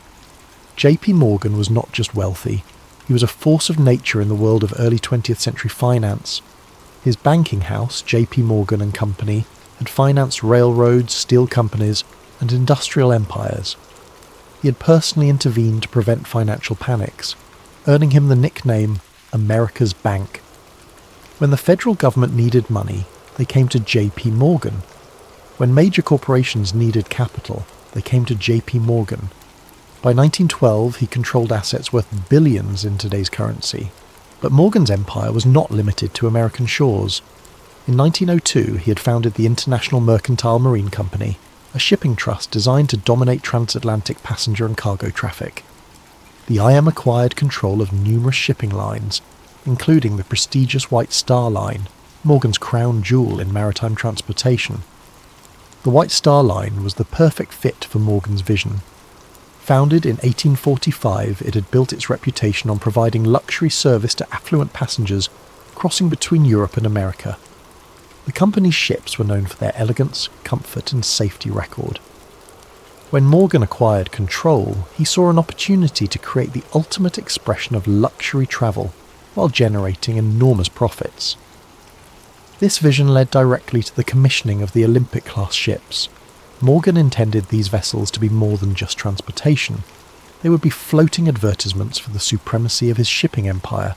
The Olympic, Titanic and the planned third sister ship Britannic would capture the public imagination and establish IMM as the unquestioned leader in North Atlantic travel. The financial investment was staggering. Each ship cost approximately $7.5 million to build, roughly $200 million in today's currency. The Olympic alone represented an investment larger than the annual budget of many small nations. For the three ships combined, Morgan was risking an amount of money that could have funded a small war. But the potential profits were equally enormous. The North Atlantic passenger route was one of the most lucrative transportation businesses in the world. Wealthy Americans travelling to Europe for business or pleasure were willing to pay premium prices for luxury accommodations. European aristocrats and businessmen crossing to America represented another steady stream of high-paying customers. Immigrants seeking new lives in America provided volume traffic that, while individually less profitable, generated substantial revenue in aggregate. Morgan calculated that the Olympic-class ships would not only dominate this market but expand it. By offering unprecedented luxury and reliability, he could charge premium prices while attracting new customers who had never before considered ocean travel.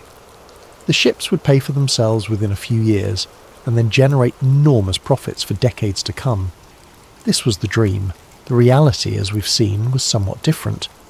When the Olympic collided with HMS Hawke in September 1911, Morgan's carefully calculated investment began to unravel. The ship that was supposed to be generating revenue was instead sitting in dry dock, requiring expensive repairs. Worse, the legal finding that the Olympic was at fault for the collision meant that insurance would not cover the costs of those repairs. But the problems went beyond just the immediate cost of fixing the damage. The Olympic's accident raised serious questions about the ship's design and safety. If one of these supposedly superior vessels could be so easily damaged in a collision with a smaller ship, what did that say about their construction? More importantly for Morgan's business model, what did it say about their insurability? Insurance was critical to the economics of ship operation. No shipping company could afford to operate vessels worth millions of dollars without comprehensive insurance coverage. But insurance companies were in the business of managing risk, and a ship that had already demonstrated vulnerability might be difficult to insure at reasonable rates. The switch theory suggests that by late 1911, Morgan and his associates realised they faced a potential disaster that went far beyond the cost of repairing one ship. If insurance companies began to question the safety and reliability of the Olympic-class design, it could affect the insurability and profitability of the entire fleet. The Titanic, still under construction, might face higher insurance premiums or coverage limitations based on her sister ship's problems. Even worse, if the Olympic's structural damage was more extensive than initially apparent, the ship might prove to be uneconomical to operate even after repairs. A ship with a damaged keel might suffer from ongoing problems with stability, fuel efficiency, or structural integrity. She might require more frequent and expensive maintenance, reducing her profitability and potentially shortening her operational life. In this context, the switch theory proposes the idea of swapping the ships' identities became attractive, not just as a way to collect insurance money, but as a way to solve multiple problems simultaneously. By sinking the damaged Olympic while disguised as the Titanic, the conspiracy would eliminate the problematic vessel while collecting insurance payments based on the value of a new, undamaged ship. The insurance money would not only compensate for the Olympic's construction costs, but would also provide capital to complete the real Titanic and put her into profitable service. Meanwhile, the real Titanic, now operating under the Olympic's identity, would begin generating revenue immediately. Any questions about the Olympic's performance could be explained away as improvements made during her repair period. The beauty of the plan, from a financial standpoint, was that it transformed a major liability into a substantial asset.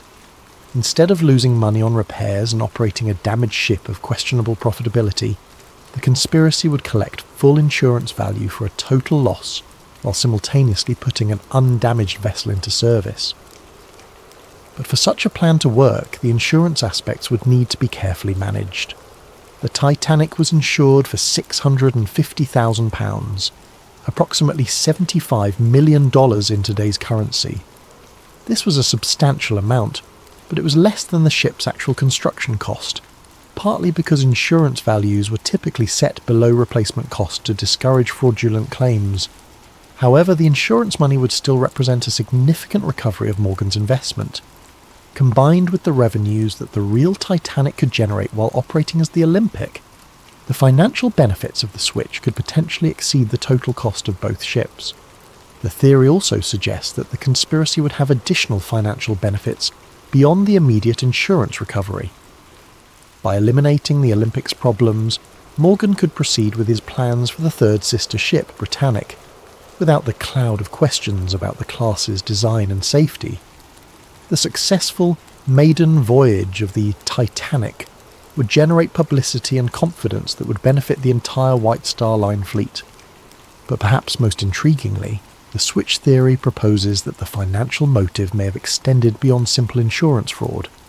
Some versions of the theory suggest that the disaster was timed to coincide with other events that would benefit Morgan's broader financial interests. In 1913, just 1 year after the Titanic disaster, the United States Federal Reserve System was established. This new central banking system fundamentally changed how American finance operated, and J.P. Morgan was one of its strongest supporters. The Federal Reserve centralized control of American monetary policy and created new opportunities for the kind of large-scale financial manipulation that Morgan specialized in. However, Morgan faced opposition to the Federal Reserve from some quarters, including wealthy Americans who preferred the existing decentralized system. Some of these opponents happened to be aboard the Titanic when she sank. Benjamin Guggenheim, heir to a mining fortune and a vocal critic of centralized banking, went down with the ship. Isidor Straus, co-owner of Macy's department store and another Federal Reserve opponent, died along with his wife. John Jacob Astor IV, one of the wealthiest Americans and a skeptic of Morgan's financial schemes, also perished in the disaster. Meanwhile, J.P. Morgan himself, who had booked passage on the Titanic's maiden voyage, cancelled his trip at the last minute citing illness. Several of Morgan's business associates and political allies also cancelled their bookings while his opponents sailed to their deaths. This aspect of the theory suggests that the Titanic disaster may have served multiple purposes for Morgan. Not only did it solve his immediate problem with the Olympic and provide insurance money, but it also eliminated some of his most powerful opponents in the debate over American financial policy. Whether or not this political dimension was part of the original plan, the financial motive alone would have been sufficient to drive such a conspiracy. Morgan stood to lose millions if the Olympic problem was not resolved, and he stood to gain millions if a carefully orchestrated disaster could eliminate his problems while collecting insurance payments.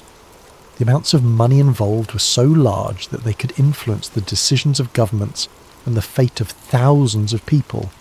In the world of early 20th century finance, where a handful of men controlled wealth comparable to entire national budgets, the lives of 1,500 passengers might have seemed like acceptable collateral damage in service of a larger financial strategy.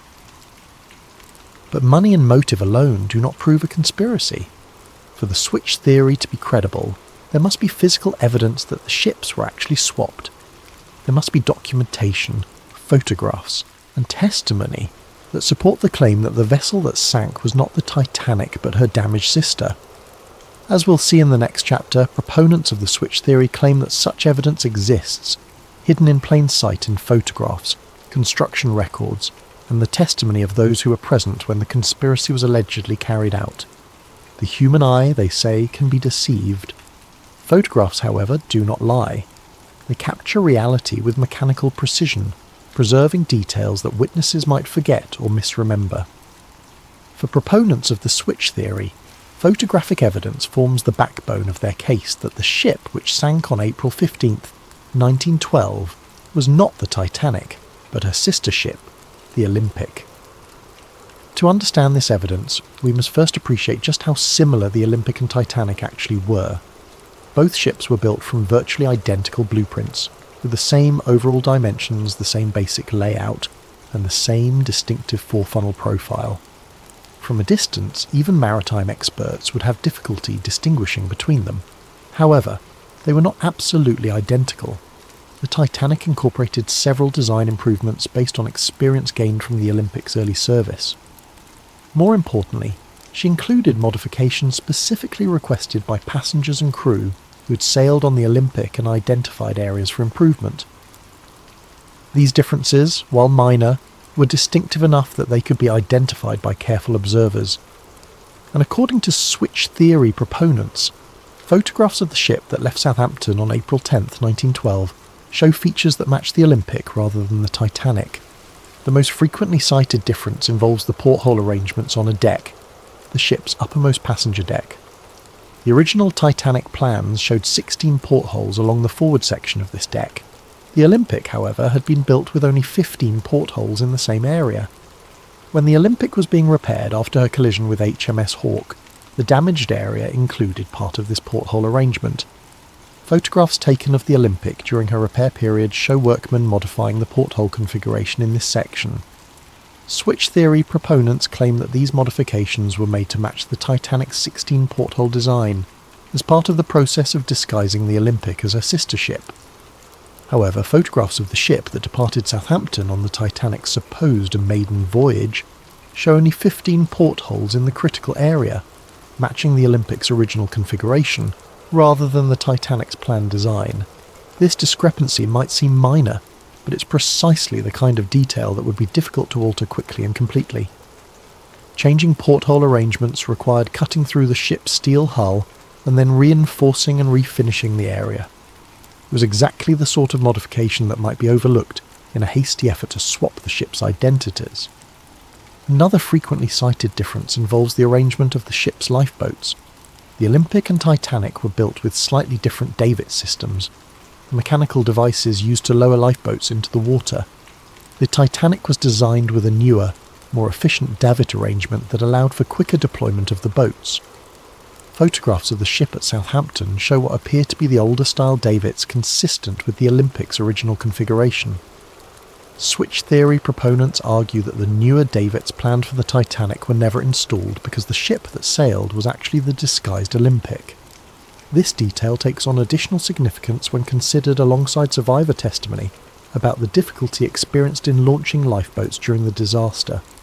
Several witnesses reported problems with the davit mechanisms, delays in getting boats into the water, and confusion about the operation of the launching equipment.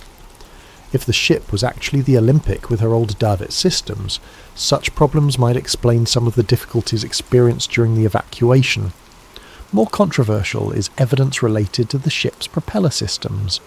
The Olympic suffered significant damage to her centre propeller shaft during the collision with HMS Hawke. Repairs to this system were complex and expensive, requiring removal and replacement of major components. Some switch theory proponents claim that rather than properly repairing the Olympic's propeller system, the damaged components were simply patched or temporarily fixed.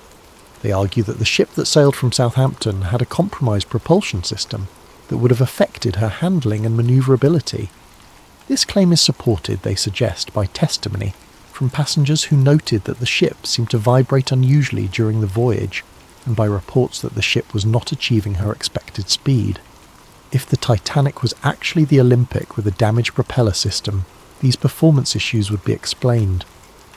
Perhaps more significant than these technical details are the human testimonies from those who worked on the ships. Several workers at Harland and Wolff reported unusual activity during the winter months when both ships were in the shipyard together. James Fenton, a painter who worked on both vessels, later claimed that he noticed significant work being done to modify the Olympic during what was supposedly a routine repair period. According to Fenton, workers were making changes that seemed to go far beyond fixing collision damage. They were altering features of the ship that had nothing to do with the areas damaged in the Hawke incident. Fenton specifically mentioned work being done on the Olympic's passenger accommodations, including modifications to cabin layouts and public room configurations. He claimed that these changes seemed designed to make the Olympic more closely resemble the Titanic's interior arrangements. Even more intriguingly, Fenton reported that workers were instructed to swap various brass fittings and fixtures between the two ships. Nameplates, cabin numbers, and other identifying features were removed from both vessels and apparently switched. When Fenton asked supervisors about this work, he was told it was part of standardising equipment between the sister ships. Another shipyard worker, Robert Hichens, reported seeing unusual activity in the area where the ships' names were painted on their hulls. According to Hichens, the name plates and hull markings on both ships were removed and replaced during the repair period. He assumed this was routine maintenance, but later wondered whether something more significant was happening. Perhaps most compelling is testimony from John Halpin, a shipfitter who worked on both vessels. Halpin claimed that he was specifically assigned to work on swapping interior fittings between the Olympic and the ship under construction that was supposedly the Titanic. He was told that this was being done to upgrade the Olympic with improvements developed for her sister ship. However, Halpin noticed that the work seemed to go both ways. Features from the Olympic were also being installed on the other ship.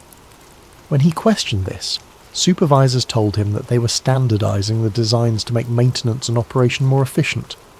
Only years later, after the disaster, did Halpin begin to suspect that the work he'd been assigned might have been part of a larger deception.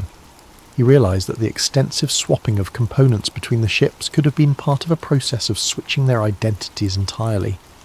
These worker testimonies are supported by documentary evidence from the shipyard.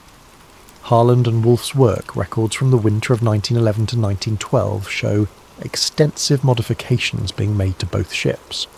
While much of this work was clearly related to repairing the Olympic's collision damage, some entries describe tasks that seem unrelated to the repairs.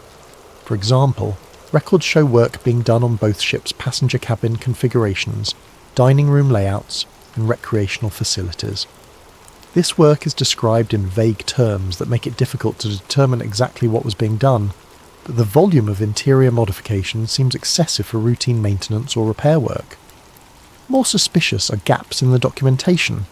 Several weeks' worth of work records are missing from the shipyard files, apparently lost or destroyed. The missing records cover precisely the period when the most extensive work was being done on both ships. Additionally, some surviving records contain unusual notations and corrections that suggest original entries were altered or replaced. Work orders that originally specified tasks for the Olympic appear to have been changed to specify the same work for the Titanic and vice versa. Switch theory proponents also point to photographic evidence from inside the ships. Comparison of interior photographs taken during construction with photographs taken aboard the ship that sailed from Southampton reveals several discrepancies. The most notable differences involve the first-class dining room and the grand staircase. The Olympic's dining room was originally designed with a specific pattern of decorative panels and light fixtures.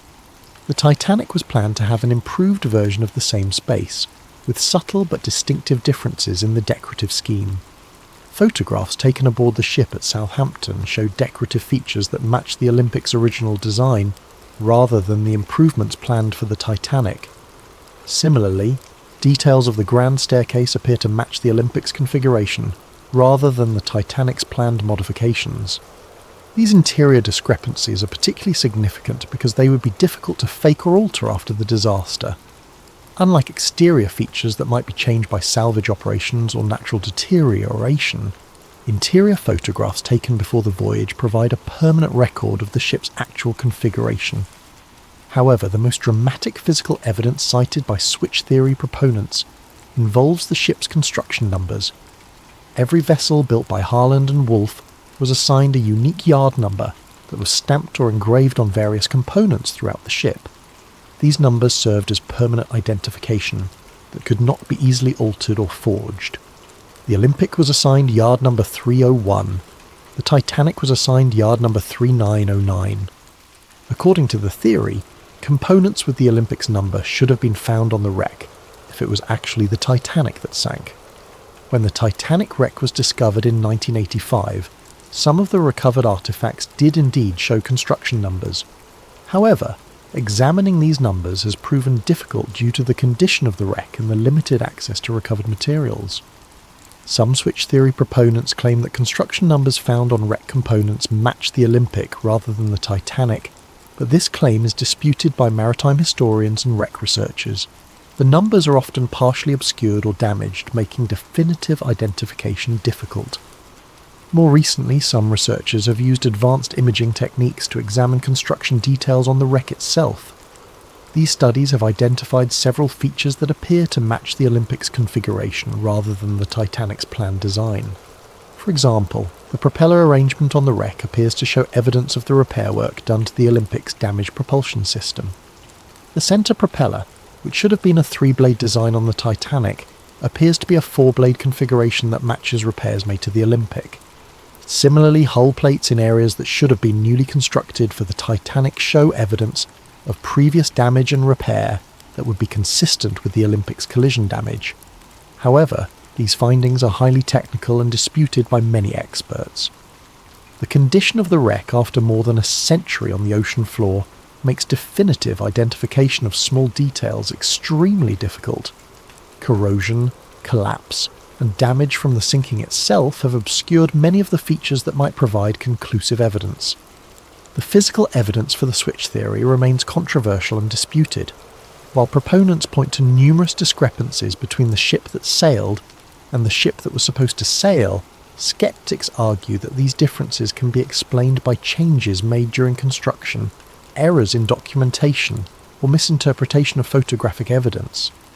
What is not disputed is that significant work was done on both ships during the winter of 1911 to 1912, that modifications were made that went beyond simple repair work, and that there are photographic and documentary discrepancies that have never been fully explained. Whether these discrepancies prove a conspiracy or simply reflect the normal complexities of building and modifying massive ships remains a matter of debate. But for switch theory proponents, the physical evidence forms a compelling case that something was not right about the ship that sailed from Southampton on that April morning in 1912. However, physical evidence is only part of the story. To truly understand the scope of the alleged conspiracy, we must examine not just what was done to the ships, but who was aboard them. The passenger list of the Titanic's final voyage contains names that would reshape the world of finance and politics, and according to the theory, this was no coincidence. Sometimes the most revealing evidence is not what happened, but who was present when it happened. In the case of the Titanic disaster, the passenger manifest reads like a who's who of early 20th century power and influence. But according to the switch theory, this prestigious passenger list was not assembled by chance. Instead, it was carefully curated to serve the purposes of a conspiracy that extended far beyond simple insurance fraud. To understand the significance of the Titanic's passengers, we must first understand the broader context of American politics and finance in 1912. The United States was on the verge of fundamental changes in how its financial system operated. The country had experienced several financial panics in recent decades, and there was growing pressure to create a more stable and centralized banking system. J.P. Morgan and his allies favored the creation of a central bank that would be controlled by major financial institutions. This system, which would eventually become the Federal Reserve, would give unprecedented power to a small group of bankers and financiers. They would control the nation's money supply, interest rates, and credit availability. However, this plan faced significant opposition from wealthy Americans who preferred the existing decentralized system. These opponents feared that a central bank controlled by Morgan and his associates would concentrate too much financial power in too few hands. They argued for maintaining a system where multiple independent banks could compete and where no single institution could dominate the nation's finances. The debate over banking reform was not merely academic. Billions of dollars in wealth and decades of political power hung in the balance. If Morgan's vision prevailed, he and his allies would control the financial destiny of the United States. If his opponents succeeded in blocking the plan, Morgan's influence would be significantly diminished. Into this high-stakes political battle sailed the Titanic, carrying some of the most influential participants in the banking debate. And remarkably, almost all of the Federal Reserve's most powerful opponents happened to be aboard, while Morgan and his supporters were conspicuously absent. The most prominent opponent aboard was Benjamin Guggenheim, heir to one of America's great mining fortunes. The Guggenheim family controlled vast mineral resources and had accumulated enormous wealth through copper, silver and gold mining operations around the world.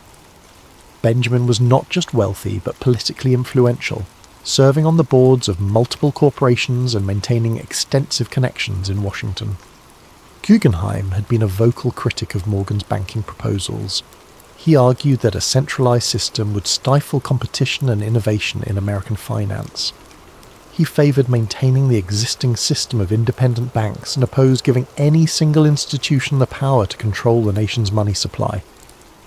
On the night of April 14th, as the Titanic began to sink, Benjamin Guggenheim reportedly dressed in his finest evening clothes and told fellow passengers, "We are prepared to go down like gentlemen."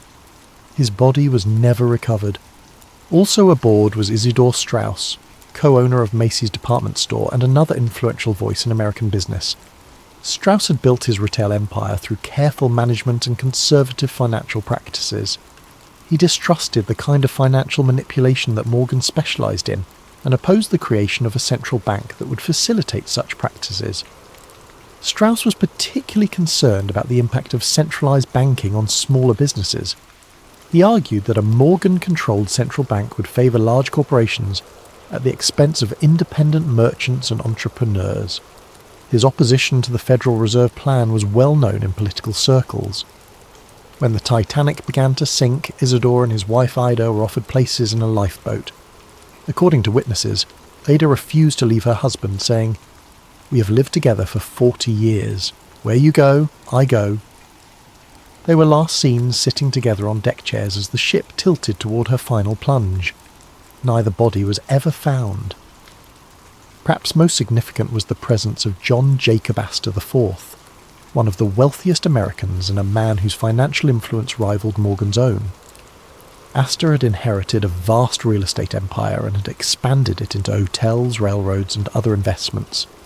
His personal fortune was estimated at over $87 million, roughly $2 billion in today's currency. Astor was not merely wealthy, but politically sophisticated. He understood the implications of Morgan's banking proposals and opposed them on both economic and political grounds. He argued that giving Morgan's group control over the nation's banking system would create a financial oligarchy that would undermine American democratic institutions. More than any other individual, Astor had the wealth and influence to effectively oppose Morgan's plans. His opposition carried weight in Congress and in the financial community. If anyone could have blocked the creation of the Federal Reserve, it was John Jacob Astor IV. Astor was travelling on the Titanic with his pregnant young wife, Madeline. When the ship began to sink, he helped her into a lifeboat but was refused passage himself under the Women and Children First protocol. His body was recovered days later, reportedly with his gold watch still in his pocket and over $2,000 in cash. His death eliminated one of the most powerful obstacles to Morgan's banking ambitions. These three men, Guggenheim, Straus and Astor, represented the core of wealthy American opposition to the Federal Reserve Plan. Their combined influence, both financial and political, posed a serious threat to Morgan's vision of centralized banking control. Their deaths removed major obstacles to the passage of Federal Reserve legislation. But the passenger list's significance extends beyond these three prominent figures. Several other Titanic passengers had connections to the banking debate or to Morgan's business interests. Some were allies who might have provided testimony or support that could have been problematic for the conspiracy. Others were neutral parties whose presence might have been seen as providing legitimacy to the voyage. The theory suggests that the passenger list was carefully managed to ensure that the right people were aboard and the wrong people were not. Key figures in the banking debate who opposed Morgan were encouraged or induced to sail, while those who might have interfered with the plan were kept away. This management allegedly extended to the crew assignments as well. Captain Edward Smith, who commanded the ship, was nearing retirement, and may have been chosen partly because his career was ending anyway. If he survived the disaster, he would soon be out of the shipping business and less likely to cause problems. If he didn't survive, his death would be seen as a heroic sacrifice rather than evidence of conspiracy. Other key crew members were reportedly chosen for their loyalty to the White Star Line or their lack of detailed knowledge about the ship's construction. Engineers and officers who might have been able to identify discrepancies between the Olympic and Titanic were either not assigned to the voyage or were placed in positions where they would be unlikely to survive if something went wrong. Perhaps most tellingly, J.P. Morgan himself had originally booked passage on the Titanic's maiden voyage. As the owner of the shipping line and the man whose vision the voyage was meant to showcase, Morgan's presence would have been expected and appropriate. His cabin had been reserved, his passage confirmed, and his attendance at various social events planned. But at the last minute, Morgan cancelled his trip, citing illness. He claimed to be suffering from a minor ailment that prevented him from travelling, and he remained in France where he had been vacationing. Remarkably, several of Morgan's close business associates also cancelled their bookings at the last minute, citing various personal and business reasons. The pattern of cancellations was so notable that it attracted attention even at the time. Several newspapers commented on the unusual number of prominent businessmen who had changed their travel plans. Some observers wondered whether there might have been advance warning of problems with the ship or the voyage. Morgan's cancellation is particularly suspicious because he was photographed in apparently good health at a French resort just days after the disaster. He showed no signs of the illness that had supposedly prevented him from travelling, and he resumed his normal activities immediately after learning of the Titanic's fate.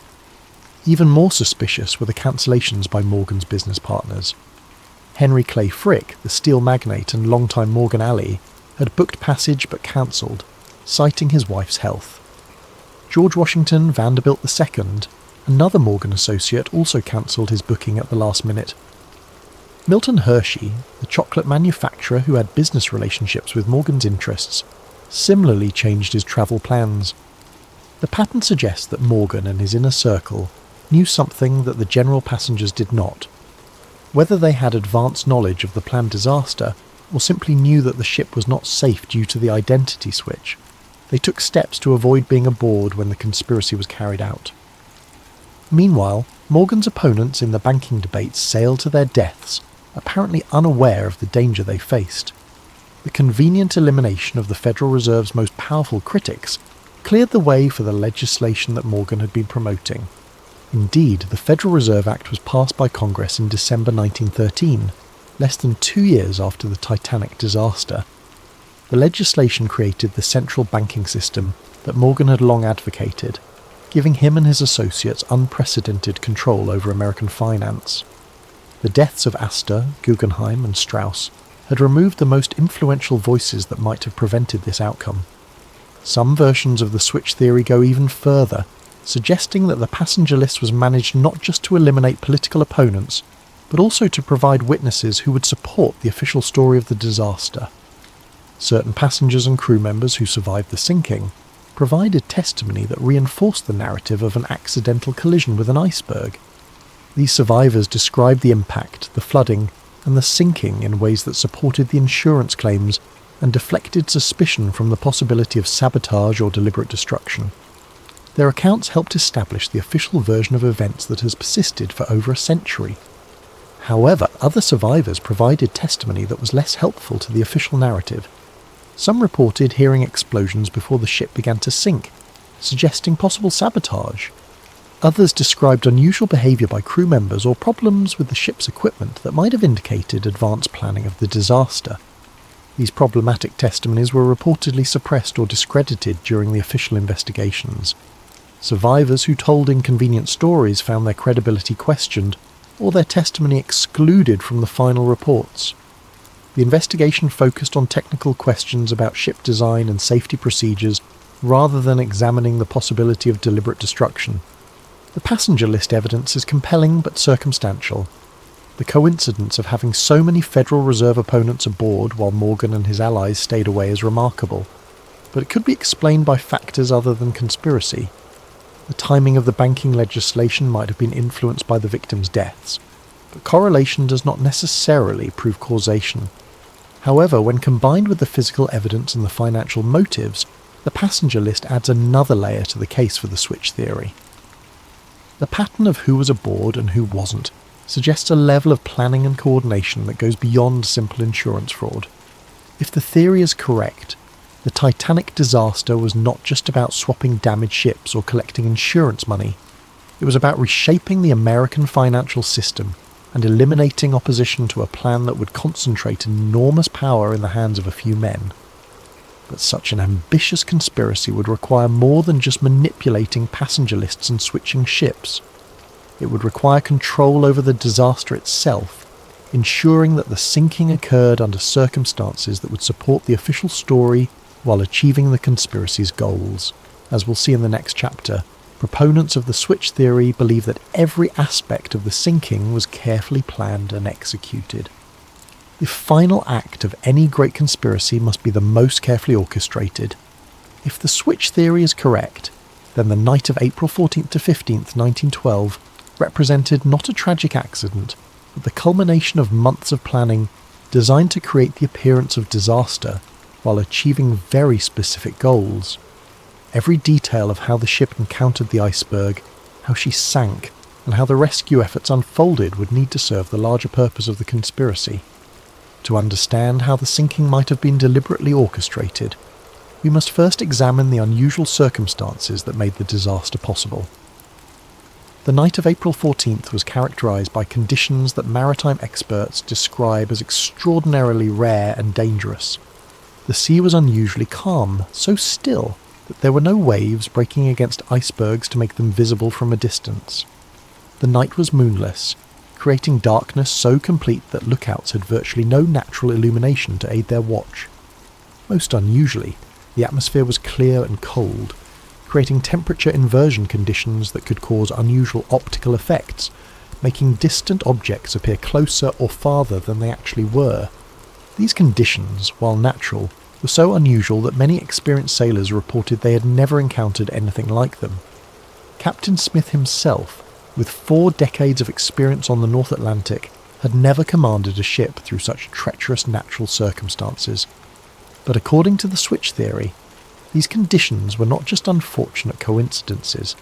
They were anticipated and exploited by conspirators who had carefully planned the ship's route and timing to take advantage of known dangerous conditions.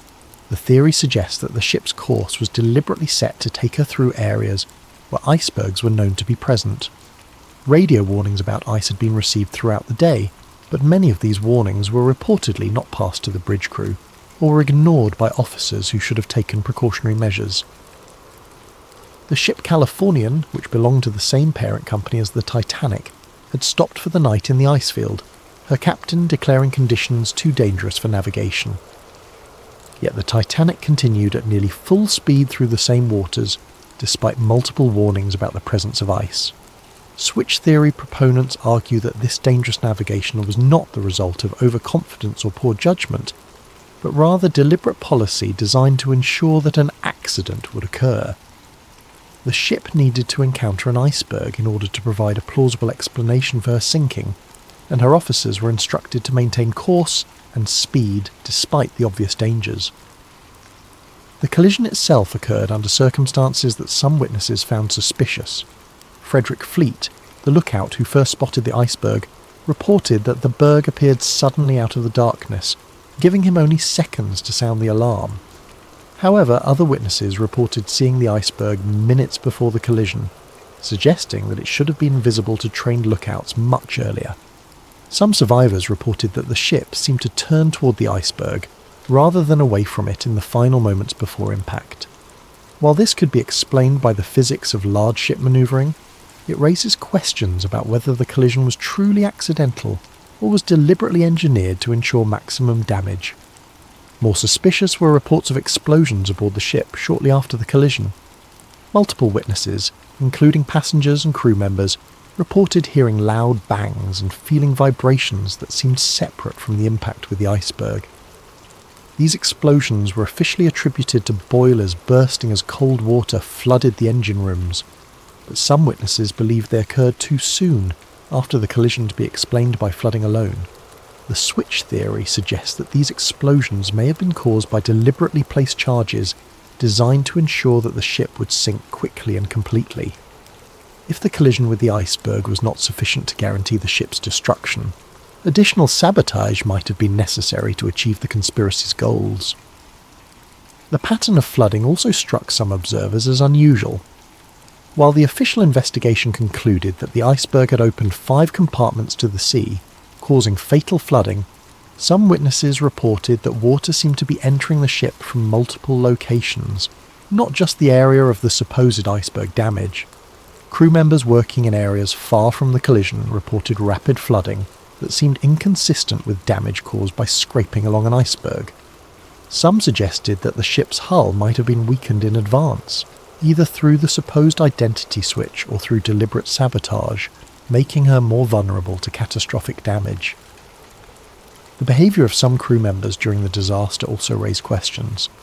While many officers and crew performed heroically, trying to save as many passengers as possible, others seemed strangely unprepared for the emergency or reluctant to take action that might have saved more lives. The ship's wireless operators continued sending routine commercial messages even after the collision, delaying distress calls that might have brought rescue ships more quickly. Some officers seemed confused about the severity of the damage or uncertain about proper emergency procedures, suggesting that they might not have been fully briefed on the ship's actual condition or capabilities. Most suspiciously, the ship's lifeboats were launched with far fewer passengers than their capacity allowed. While this was officially attributed to panic and poor training, some witnesses reported that crew members actively prevented passengers from entering boats that had space available. The switch theory suggests that this was not incompetence but deliberate policy designed to ensure that specific passengers would not survive. If the conspiracy's goal was to eliminate certain individuals while allowing others to live, controlling access to lifeboats would be an effective method of determining who lived and who died. The nearby ship Californian adds another layer of suspicion to the night's events. This vessel, owned by the same International Mercantile Marine Company that controlled the White Star Line, had stopped for the night approximately 20 miles from the Titanic's position. Her captain, Stanley Lord, claimed that conditions were too dangerous for navigation and that his ship would remain stationary until dawn. However, the Californian's crew reported seeing rockets and distress signals from the direction of the Titanic throughout the night. Despite these obvious signs of a ship in distress, Captain Lord chose not to investigate or offer assistance. He claimed that he believed the signals were routine communications or celebrations, not emergency distress calls. This explanation seems implausible given that the Californian's crew were experienced sailors who should have recognized distress rockets when they saw them. The switch theory suggests that the Californian was positioned deliberately to provide rescue services for the conspiracy's chosen survivors while maintaining plausible deniability about why she didn't help the others. According to this theory, the Californian was meant to arrive at the scene early enough to rescue specific passengers, but late enough to allow the ship to sink and eliminate the unwanted victims. However, a miscommunication or timing error prevented this plan from working properly, leaving the Californian too far away to effectively participate in the rescue. Instead, the rescue was carried out by the Carpathia, a ship belonging to a different company that responded to the Titanic's distress calls and arrived at the scene several hours after the sinking. The Carpathia's captain and crew were not part of the conspiracy and performed genuine rescue work, saving over 700 survivors. But the delay in rescue efforts, whether planned or accidental, ensured that the ship sank completely and that most of her passengers and crew died in the frigid waters. This served the conspiracy's purposes by eliminating witnesses who might have been able to identify discrepancies between the Olympic and Titanic, while also removing the political opponents whose deaths were part of the larger plan. The sinking itself was remarkably complete and thorough. Unlike many shipwrecks, which settle on the ocean floor largely intact, the Titanic broke apart as she sank, scattering debris over a wide area and making subsequent examination of the wreck extremely difficult. This destruction could have been the result of natural forces acting on a ship not designed to sink at such an angle, but it also served to obscure evidence that might have revealed the ship's true identity. The complete loss of the ship meant that investigators had to rely on survivor testimony and limited physical evidence to reconstruct what had happened. Since many of the most knowledgeable witnesses had died in the disaster, and since the survivors had been through a traumatic experience that might have affected their memories, establishing definitive facts about the sinking proved difficult. This uncertainty served the conspiracy's purposes by preventing too close an examination of the evidence. Questions about the ship's identity, the cause of the sinking, or the behaviour of the crew could be deflected by pointing to the lack of conclusive evidence and the confusion inherent in any major disaster. The official investigations that followed the disaster focused primarily on technical questions about ship design and safety procedures. While these investigations identified important problems with lifeboat capacity, crew training and emergency procedures, they did not seriously examine the possibility that the sinking had been deliberately caused. The British Board of Trade Inquiry and the US Senate investigation both concluded that the disaster was the result of excessive speed in dangerous conditions, combined with design flaws that made the ship vulnerable to the type of damage caused by the iceberg collision. These findings supported the official narrative of an accidental tragedy, while deflecting attention from possible evidence of conspiracy. However, some evidence presented to these investigations was inconsistent with the official conclusions. Witnesses testified about explosions, unusual flooding patterns, and crew behaviour that suggested advanced knowledge of the disaster. This testimony was generally dismissed or explained away, but it remained part of the official record for those who knew where to look for it. The investigations also revealed suspicious gaps in the documentary evidence. Ship logs, construction records, and other documents that might have provided definitive information about the vessel's identity or condition were missing or had been destroyed. While this was officially attributed to the chaos of the disaster, it prevented investigators from definitively establishing key facts about the ship and her voyage. Perhaps most tellingly, the investigations made no serious attempt to examine the financial aspects of the disaster. The insurance arrangements, the ownership structure of the shipping companies, and the business relationships between key figures were not considered relevant to understanding why the ship sank. This focus on technical rather than financial questions served the conspiracy's purposes by avoiding examination of the motives that might have driven such an elaborate deception. The investigations treated the disaster as a tragic accident rather than a possible crime, and their conclusions reinforced the official narrative that has persisted for over a century. But if the switch theory is correct, the sinking of the Titanic was not just a crime, but a nearly perfect crime. The destruction of evidence, the elimination of witnesses, and the misdirection of official investigations created a cover-up so complete that the truth has remained hidden for more than 100 years. As we'll see in the next chapter, maintaining this cover-up required ongoing efforts by powerful interests to suppress evidence, discredit investigators, and control the historical narrative of the disaster. In the aftermath of any major conspiracy, the cover-up often proves more challenging than the original crime. Evidence must be suppressed, witnesses must be silenced or discredited, and investigators must be misdirected away from uncomfortable truths. If the switch theory is correct, the years following the Titanic disaster saw one of the most comprehensive and successful cover-ups in modern history. The cover-up began almost immediately after news of the disaster reached shore. Within hours of the Carpathia's arrival in New York with the Titanic survivors, powerful interests were already working to control the narrative of what had happened and to prevent inconvenient questions from being asked. J.P. Morgan's representatives were among the first to arrive at the dock, not to provide comfort to survivors, but to begin the process of managing information. Survivors were reportedly approached by company officials and lawyers who offered assistance with travel arrangements, medical care and financial support. However, this assistance came with subtle but clear expectations about what survivors should and should not say about their experiences. Some survivors later reported being advised to focus their testimony on the heroism of the crew and the tragedy of insufficient lifeboats, while avoiding speculation about the cause of the disaster or unusual circumstances they might have observed. Those who had noticed discrepancies between the ship they boarded and the ship they expected to board were encouraged to attribute these differences to their own confusion or lack of technical knowledge. More direct pressure was reportedly applied to survivors whose testimony might have been particularly damaging to the official narrative.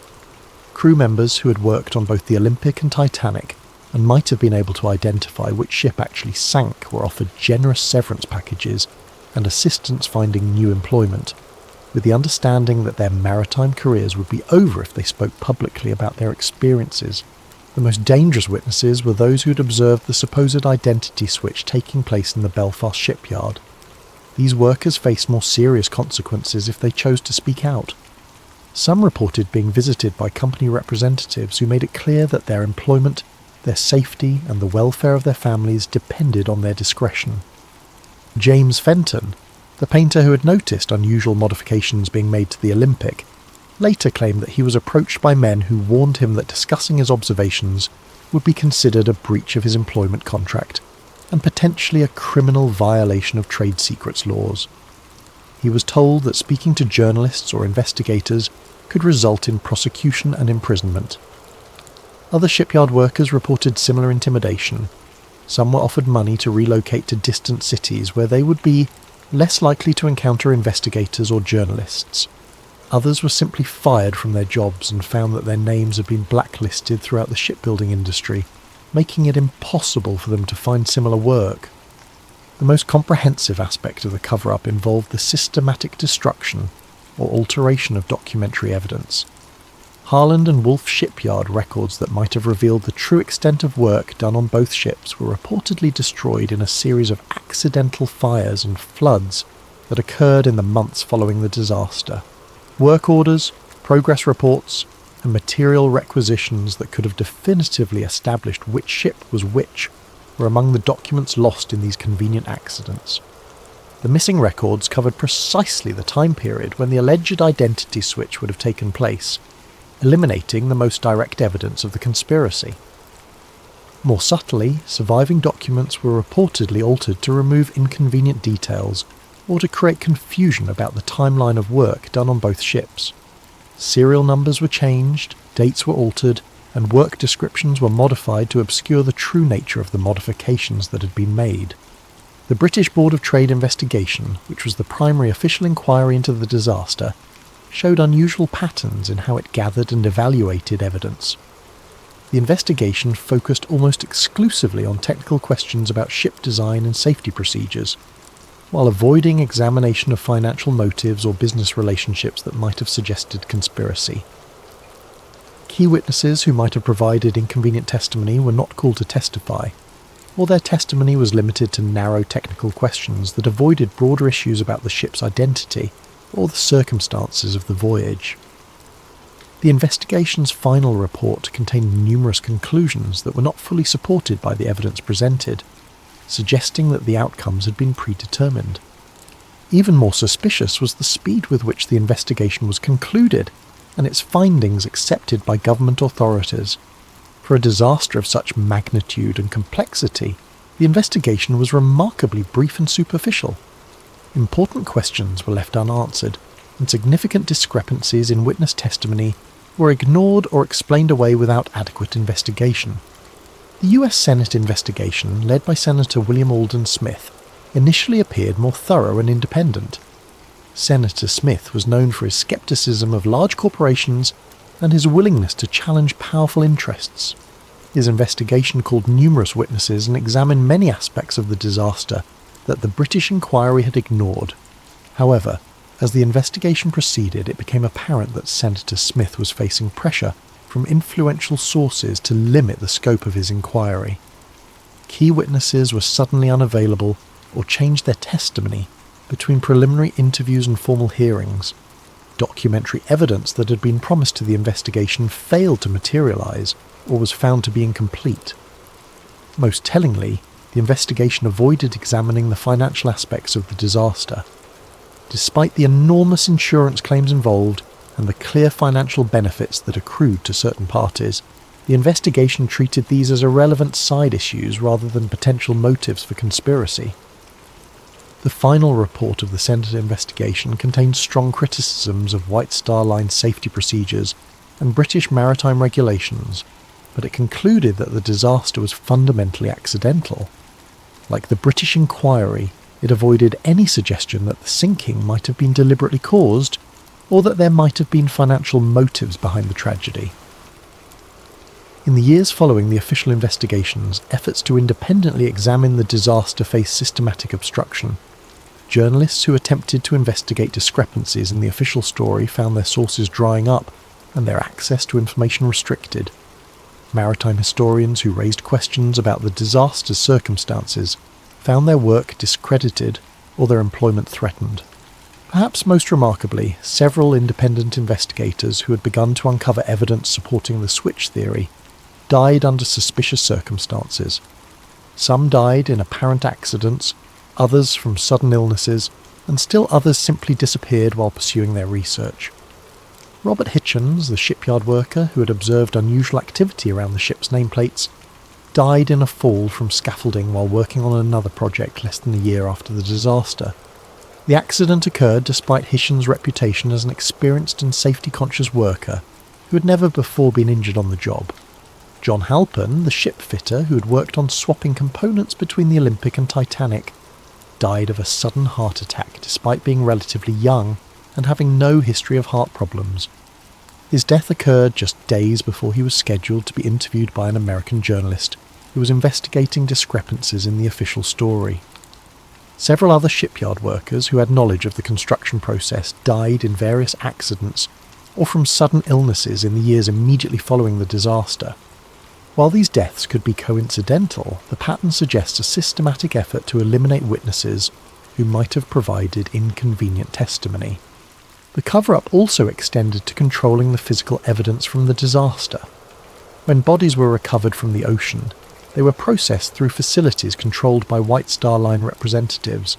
Personal effects were catalogued and returned to families, but items that might have provided clues about the ship's true identity were reportedly lost or misdirected.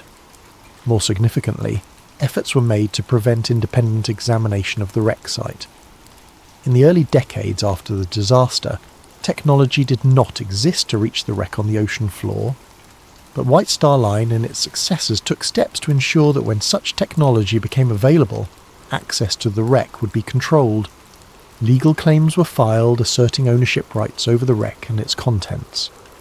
These claims were designed to prevent independent researchers from examining the evidence without permission from the companies that had controlled the ships. By controlling access to the wreck, these interests could ensure that any examination would be conducted under their supervision and that inconvenient findings could be suppressed. The most sophisticated aspect of the cover-up involved shaping the cultural memory of the disaster. Rather than simply suppressing evidence, the conspiracy's beneficiaries actively promoted a specific narrative about the Titanic that emphasized heroism, tragedy, and the lessons learned about maritime safety. Books, articles, and eventually films about the disaster focused on human interest stories, rather than technical questions about the ship's identity or the circumstances of the sinking. The narrative of the brave band playing hymns as the ship sank, of the noble sacrifice of men who gave their lives so that women and children could survive, and of the hubris of calling any ship unsinkable, became the dominant cultural memory of the disaster.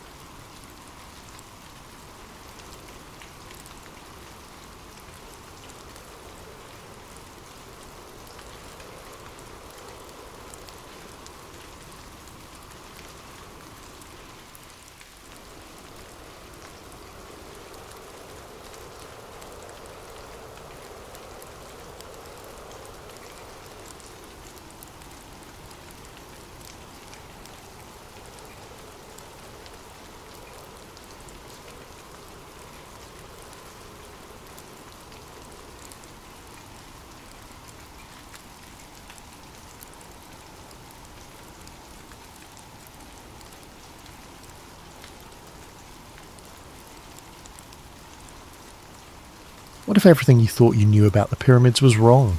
Imagine standing inside the Great Pyramid of Giza at midnight, alone, surrounded by 2.3 million stone blocks that have kept their secrets for over 4 millennia. The air is thick with mystery, and you can feel something humming beneath your feet, a vibration so subtle it might just be your imagination. Or might it be something far more extraordinary? Tonight joined Dr. Marcus Chen, a field researcher whose life's work straddles the boundary between archaeology and physics, as he uncovers evidence that will shake the very foundations of what we believe about ancient Egypt. This isn't just another story about pharaohs and burial chambers. This is about technology so advanced, so perfectly engineered, that modern science is only beginning to understand its true purpose. Are you ready to discover that the Great Pyramid wasn't built to house the dead, but to power the living? The desert wind carried more than sand that October evening. It carried the weight of 4,000 years of secrets, swirling around the massive limestone blocks that rose from the Giza plateau like ancient guardians against the darkening sky. Dr. Marcus Chen pulled his field jacket tighter as he approached the entrance to the Great Pyramid, his archaeological permit clutched in one hand and a case of sensitive instruments in the other. For 15 years, Marcus had studied these monuments from afar, poring over blueprints in university libraries, analysing satellite imagery, and debating theories with colleagues over late-night coffee. He'd written papers on the pyramid's mathematical precision, its astronomical alignments, and its construction techniques. But nothing, absolutely nothing, had prepared him for this moment. The entrance shaft yawned before him like the mouth of some primordial beast. His Egyptian guide, Hassan, gestured him forward with a weathered hand that had led countless tourists through these passages. But tonight was different. Tonight Marcus had special permission to remain inside after closing, to conduct his research in the profound silence that only comes when the tourist crowds fade away. "Dr. Chen," Hassan said, his English tinged with the accent of the Nile Delta. "You're sure you want to stay alone? The pyramid. She speaks differently at night." Marcus nodded, though he wasn't entirely sure what Hassan meant. "I need to take measurements without interference. The electromagnetic readings are too important to risk contamination from cameras and cell phones." As they ducked through the entrance and began their descent into the ancient passageway, Marcus felt something he hadn't expected. A subtle vibration through the soles of his boots. It was barely perceptible, like standing near a power plant or a subway station, but unmistakably present. The limestone blocks seemed to pulse with their own rhythm, as if the entire structure were somehow alive. "Hassan," he said, pausing to place his palm against the cool stone wall, "do you feel that?" The guide's eyes met his in the dim LED lighting they'd strung along the passage. "You feel it too?" Most visitors, they notice nothing, but some, the ones who know how to listen, they feel the heart of the pyramid beating.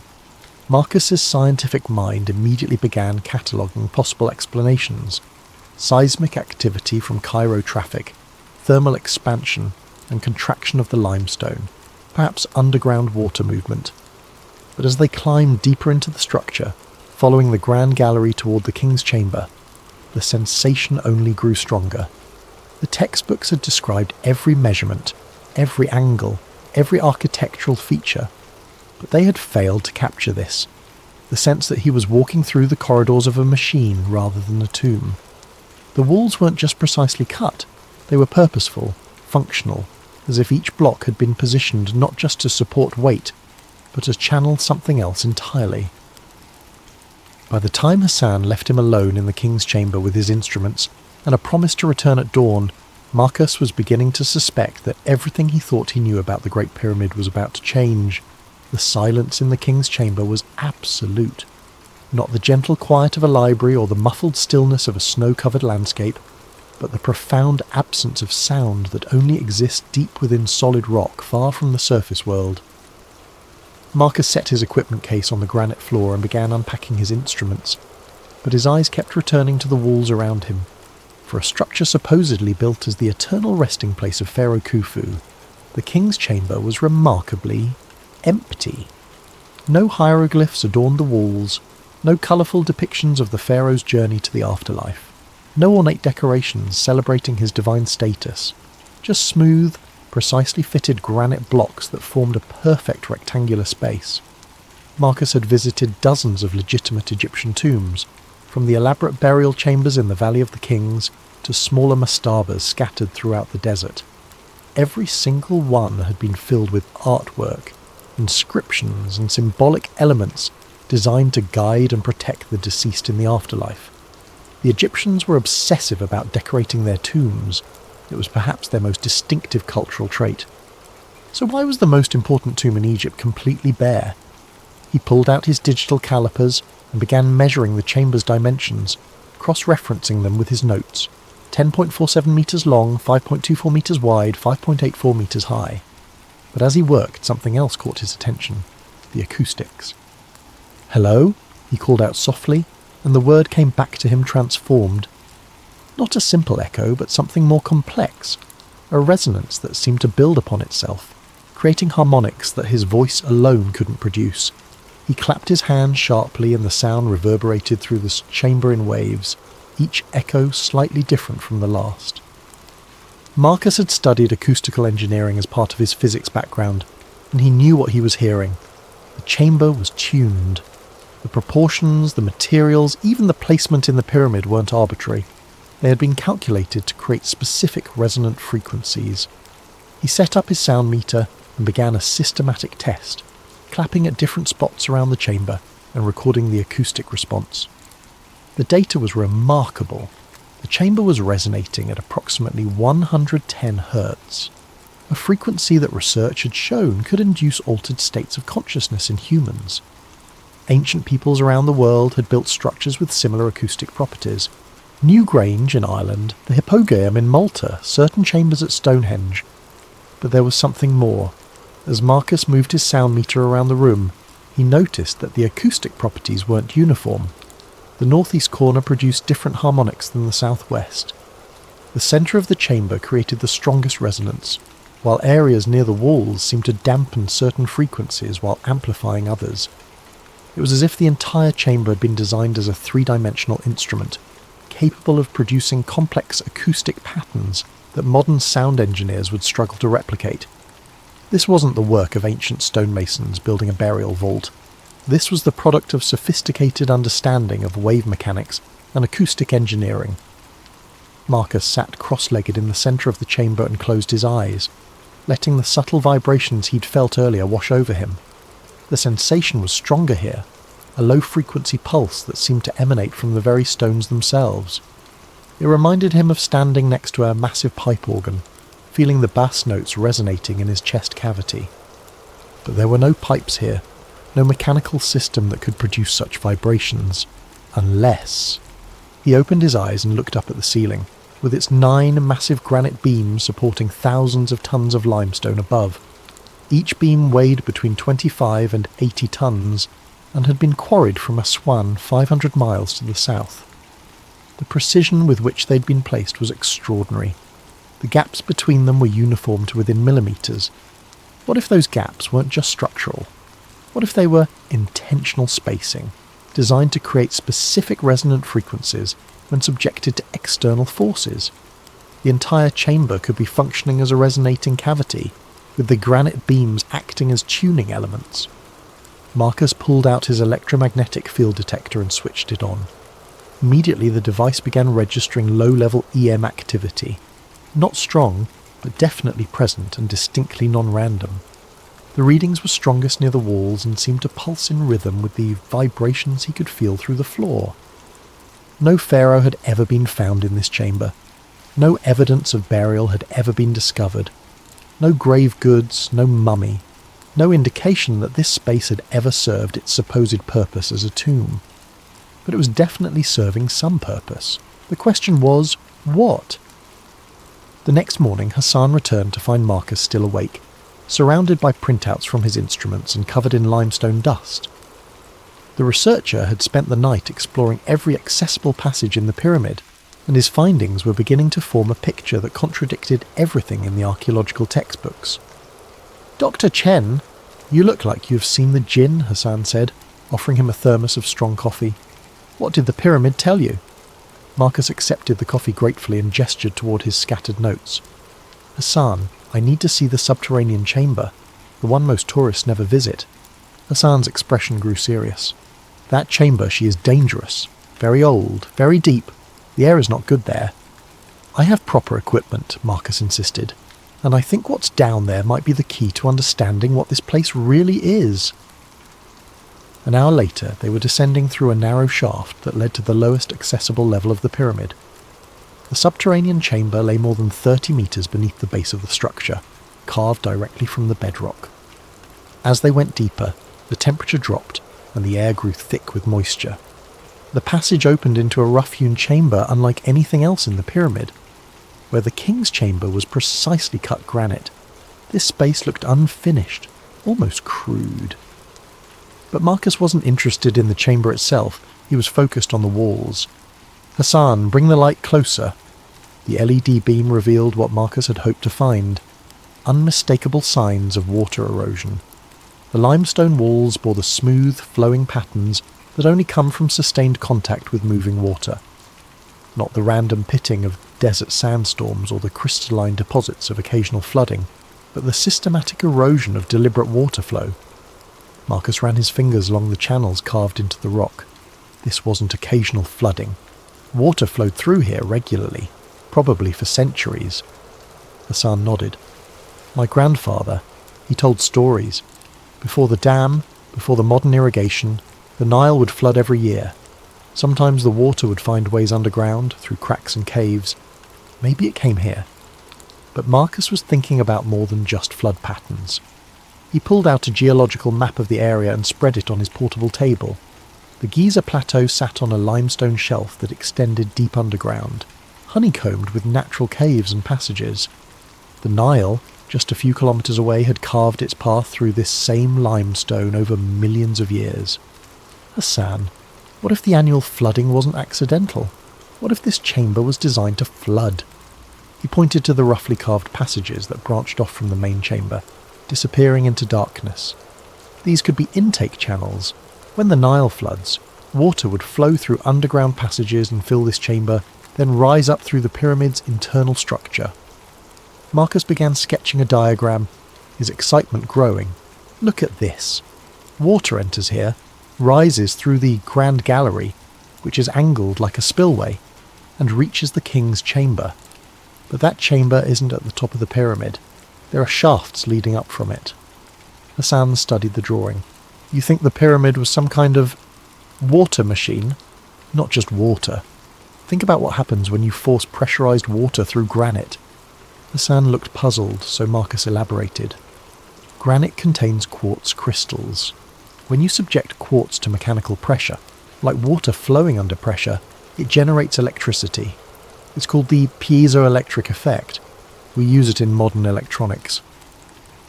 The implications were staggering. If Marcus was right, the Great Pyramid wasn't a tomb at all. It was a hydroelectric generator, using the annual Nile floods to create pressurized water flow through chambers lined with granite. The precise positioning of the granite blocks, the careful engineering of the internal passages, the acoustic tuning of the chambers, all of it could be explained as components of a massive power generation system. Marcus spent the next several hours taking measurements of the subterranean chamber, documenting the erosion patterns and mapping the passages. Every piece of evidence supported his growing hypothesis. The pyramid builders hadn't just been skilled stonemasons, they had been hydraulic engineers, working with an understanding of electricity that wouldn't be rediscovered until the 18th century. But that raised an even more disturbing question. If the ancient Egyptians possessed this level of technological sophistication, what else had they known that modern archaeology had missed? And why had this knowledge been lost? As they climbed back toward the surface, Marcus couldn't shake the feeling that he was walking through the ruins of a civilization far more advanced than anyone had imagined. The desert wind that greeted them at the pyramid's entrance seemed to carry whispers of forgotten science, lost wisdom, and secrets that someone had gone to great lengths to hide. The next day found Marcus standing on the Giza Plateau at dawn, his GPS equipment spread out on a folding table, as the first rays of sunlight painted the ancient stones in shades of gold and amber. Hassan had brought along his cousin Karim, a modern engineer who worked for the Egyptian Ministry of Tourism and had access to more sophisticated surveying equipment than Marcus could carry. "Dr. Chen, you said you wanted to verify the pyramid's alignment," Karim asked, adjusting the precision GPS receiver. "I must tell you, this has been measured many times. The accuracy is well documented."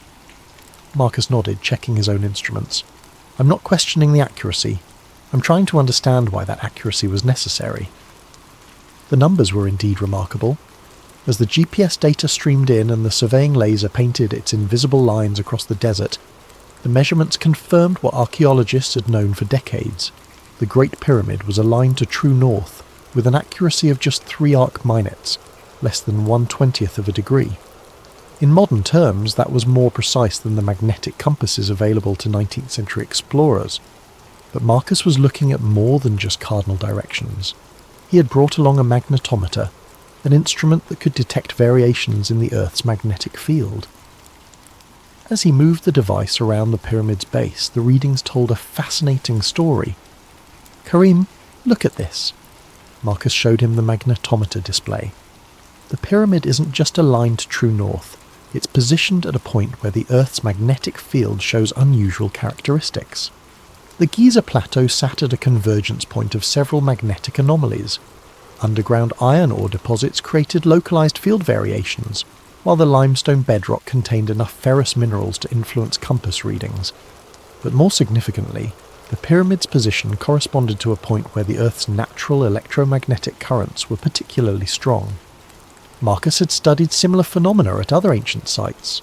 Stonehenge sat on a complex intersection of underground streams and geological fault lines that created measurable electromagnetic effects. Newgrange in Ireland was positioned where 2 underground rivers converged, creating conditions that produced natural electrical fields. Machu Picchu was built on a granite peak that generated piezoelectric charges during seismic activity. The pattern was consistent. Ancient builders had chosen locations where the Earth's natural electromagnetic properties were enhanced. They hadn't just been looking for stable ground or religious significance. They had been searching for specific energetic conditions. "Hassan," Marcus called to his guide, who was photographing the sunrise from the pyramid's eastern face, "your grandfather's stories. Did any of them mention lights?" Hassan walked over, his expression thoughtful. "Lights? You mean like the tourist illumination?" "No, I mean lights that might have been seen historically, strange lights, unexplained phenomena." Hassan's eyes widened slightly. "Ah, yes. The old people, they would speak of the lights that danced around the pyramid during certain seasons, usually during the flood time, when the Nile was high. They called them the souls of the pharaohs, but my grandfather, he was educated man. He thought maybe they were something else." Marcus felt his pulse quicken. What kind of something else? He worked for British archaeologists in the 1920s. They had instruments, cameras. One night during flood season, they saw lights moving around the pyramid's apex. Blue-white lights, like electricity. The photographs they took showed, what do you call them? Discharge patterns. Electromagnetic discharge. Marcus had seen similar phenomena at other ancient sites during periods of high atmospheric electricity. If the pyramid was designed to interact with the Earth's electromagnetic field, then during certain conditions, perhaps when underground water levels were high and atmospheric electrical activity was increased, it might actually generate visible electrical discharges. Marcus spent the morning taking detailed measurements of the electromagnetic conditions around the pyramid. The data revealed a complex pattern of electrical activity that varied with the time of day, the season, and the underground water levels. The pyramid wasn't just passively sitting in an electromagnetically active location. It appeared to be designed to harness and focus that activity. The internal structure suddenly made more sense. The king's chamber, with its precise granite construction, would act as a focal point for electromagnetic energy generated by the pressure of water on quartz crystals. The shaft systems leading from the chamber would serve as waveguides, directing the electrical energy toward the pyramid's apex. The entire structure was essentially a massive electromagnetic antenna, designed to capture, generate and transmit electrical energy using natural forces. But transmit it where? And for what purpose? As Marcus packed his equipment, he realized he was no longer looking at an ancient tomb or even an advanced power plant. He He was looking at a piece of technology so sophisticated that modern science was only beginning to understand its principles. The builders of the Great Pyramid hadn't just mastered hydraulic engineering and electromagnetic theory. They had created a machine that interfaced directly with the planet's own energy systems.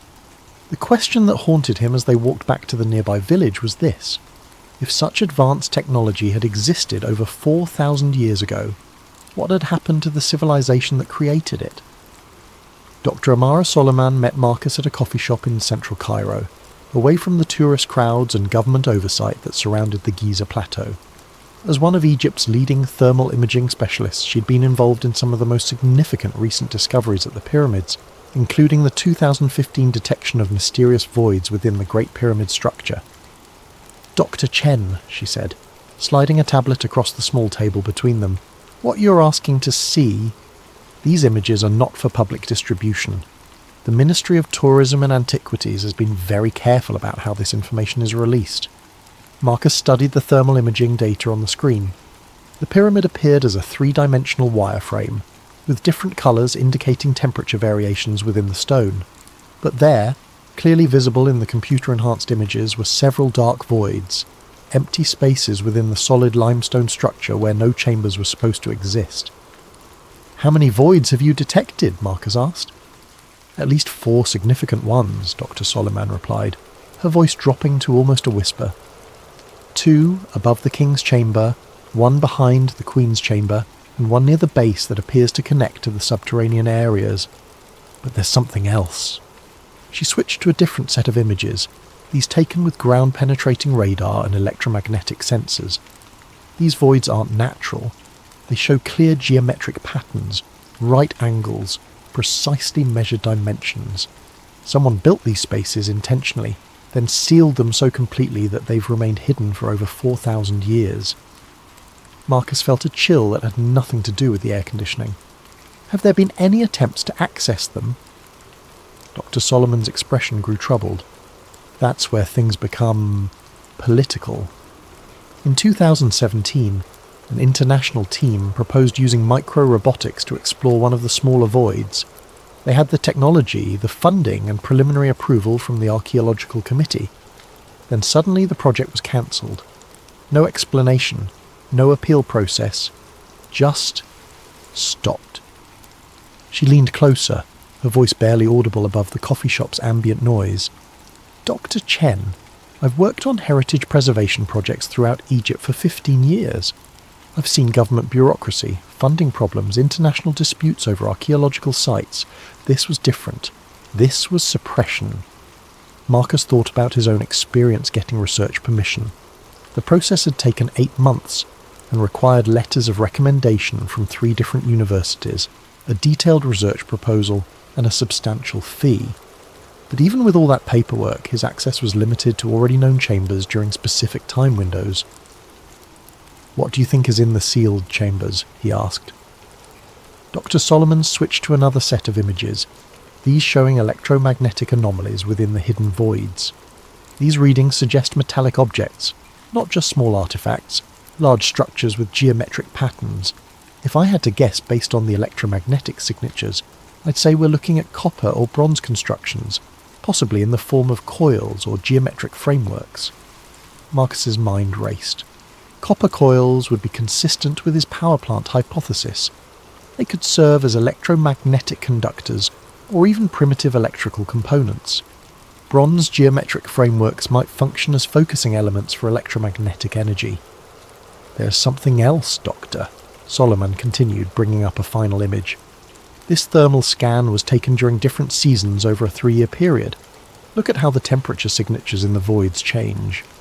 The hidden chambers appeared to respond to external conditions, cooling during dry seasons and warming during periods of high humidity.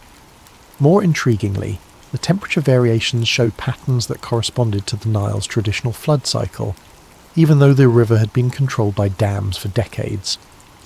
It's as if these chambers are still responding to environmental changes," Dr. Solomon said, "as if whatever system they're part of is still partially functional." Marcus studied the data for several minutes, his theory crystallizing into something approaching certainty. The Great Pyramid wasn't just an ancient power plant. It was a machine with components that were still sealed inside, still responding to the same environmental triggers that had activated it thousands of years ago. Dr. Solomon, hypothetically, if someone wanted to access these chambers using modern technology, how would they do it? She looked around the coffee shop nervously. Hypothetically, millimeter wave radar could map the internal structure precisely. Microbore drilling could create access holes small enough to insert fibre optic cameras. With the right equipment, you could explore these spaces without causing significant structural damage to the pyramid. Marcus nodded, already calculating what such an expedition would cost and how it might be organised. But Dr. Solomon wasn't finished. Dr. Chen, there's something you should know. I'm not the first person to detect these chambers, and I won't be the last. But every researcher who has tried to investigate them seriously has found their access restricted, their funding cut, or their careers redirected. The Egyptian government isn't trying to preserve the pyramid from damage. They're trying to preserve its secrets from discovery.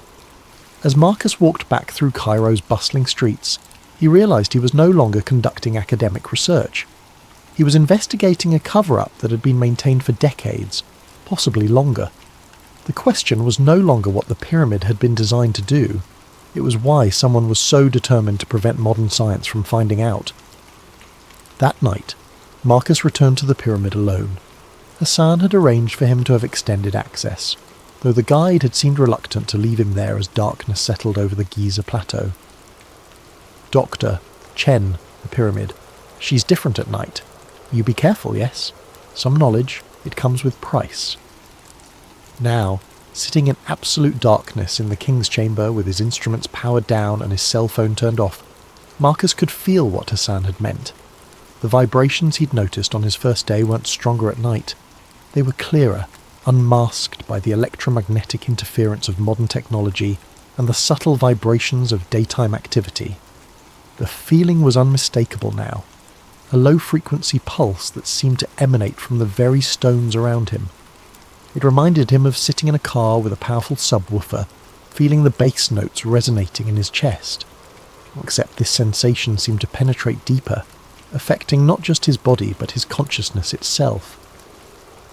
Marcus had brought along a new piece of equipment, a sensitive electromagnetic field detector borrowed from Dr. Solomon's laboratory. In the complete darkness and electrical silence of the chamber, the device could register even the faintest electromagnetic activity. He switched it on and watched the display with growing amazement. The pyramid was generating electricity. Not much. The readings were measured in millivolts and microamps, but the output was consistent, rhythmic, and definitely real. The electromagnetic field strength varied in cycles that corresponded to the acoustic resonance he'd measured earlier. The entire structure was functioning as a low-level electrical generator, powered by forces he was only beginning to understand. Marcus activated his night vision camera and began recording, speaking in whispers to avoid disturbing whatever delicate processes he was observing. The electromagnetic readings are strongest near the northeast corner of the chamber, consistent with the acoustic anomalies I documented earlier. The field strength appears to correlate with lunar cycles. Tonight's readings are approximately 20% higher than last week's, coinciding with the new moon. He moved the detector around the chamber, mapping the electromagnetic field as he had mapped the acoustics. The patterns were complex but consistent, forming a three-dimensional matrix of electrical activity that encompassed the entire chamber. At the centre of the room, where the pharaoh's sarcophagus should have been, the electromagnetic field reached its peak intensity. But there was something else.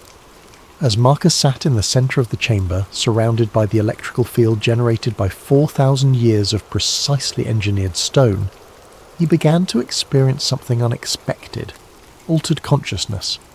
It started as a subtle shift in perception, similar to the disorientation he'd felt at high altitude or during meditation.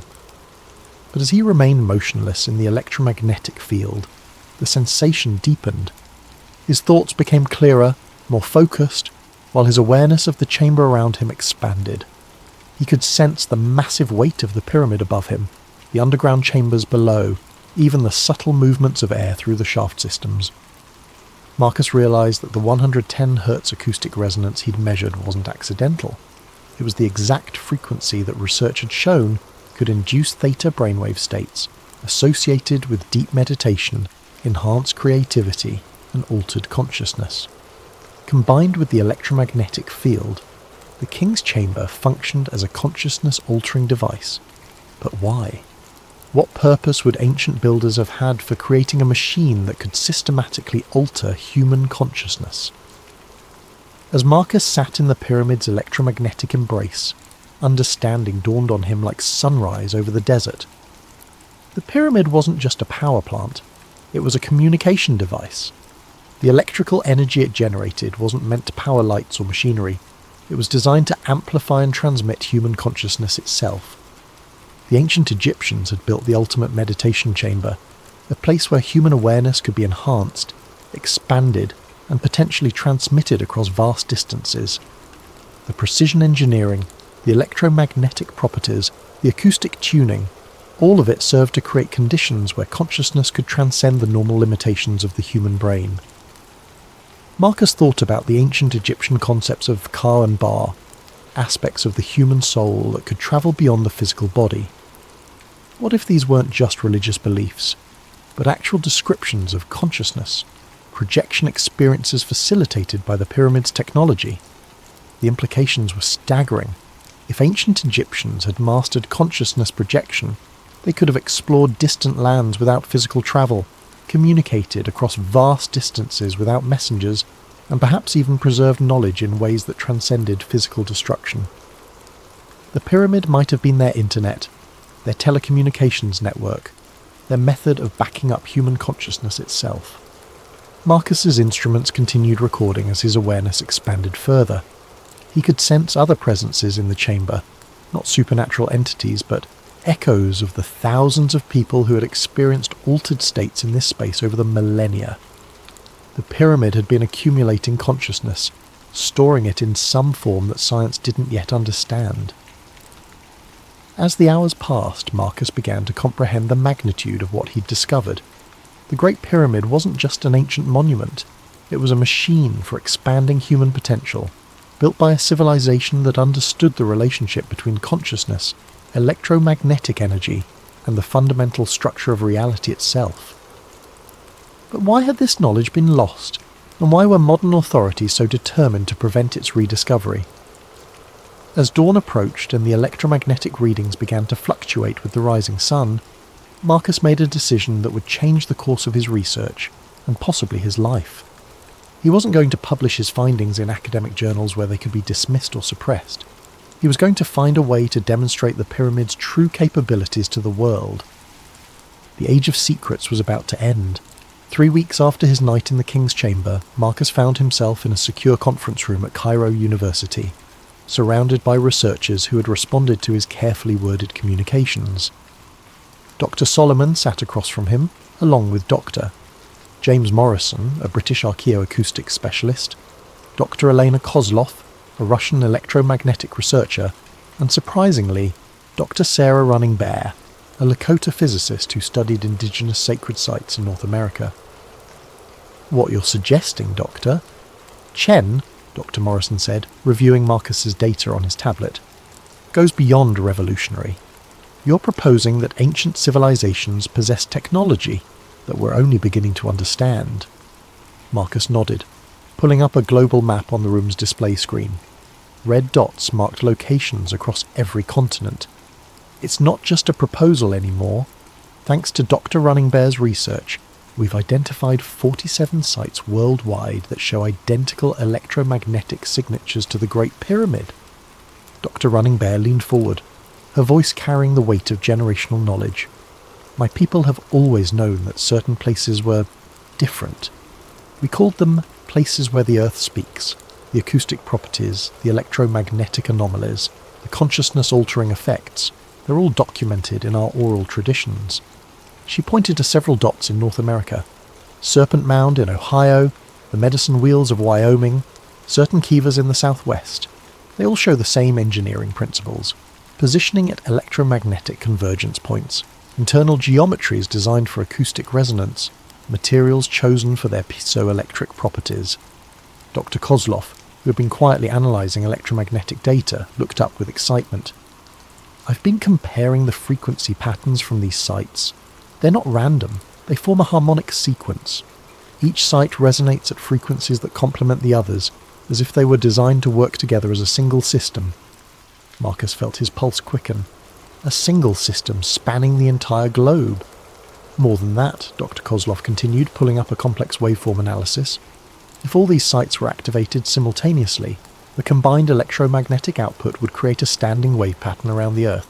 The planet itself would become a resonating chamber. The implications hung heavy in the room. Marcus thought back to his experience in the King's Chamber, the sense of connecting not just to the pyramid, but to something vast and worldwide. Had he been tapping into a dormant global network that once linked human consciousness across continents? Dr. Morrison cleared his throat. "There's something else we need to consider. I've been analysing historical records of these sites, looking for patterns of suppression. It's remarkable how consistently ancient knowledge about these places has been discouraged." He brought up a timeline on his laptop. The Library of Alexandria burned multiple times, always targeting texts about natural philosophy and sacred geometry.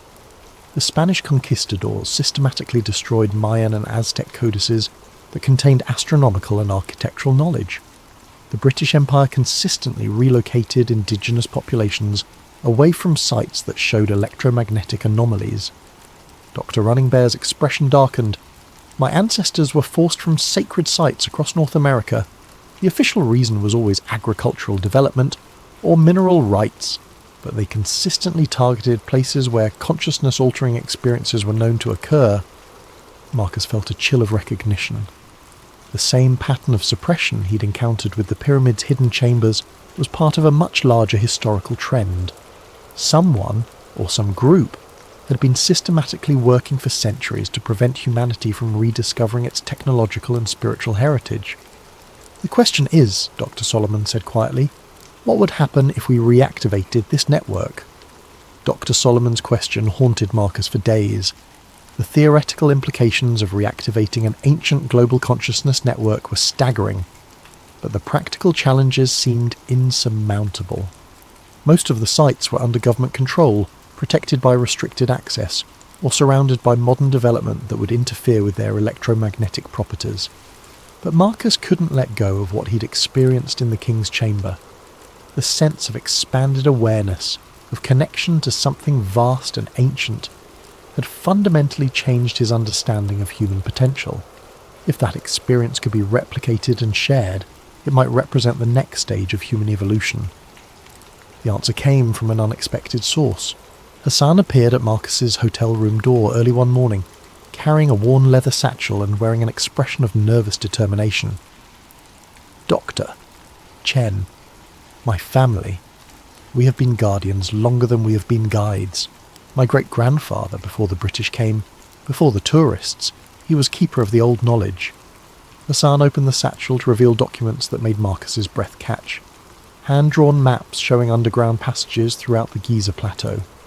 Detailed diagrams of the pyramid's internal structure, including chambers that weren't on any official archaeological survey, and most remarkably technical drawings that showed how the pyramid systems could be manually activated.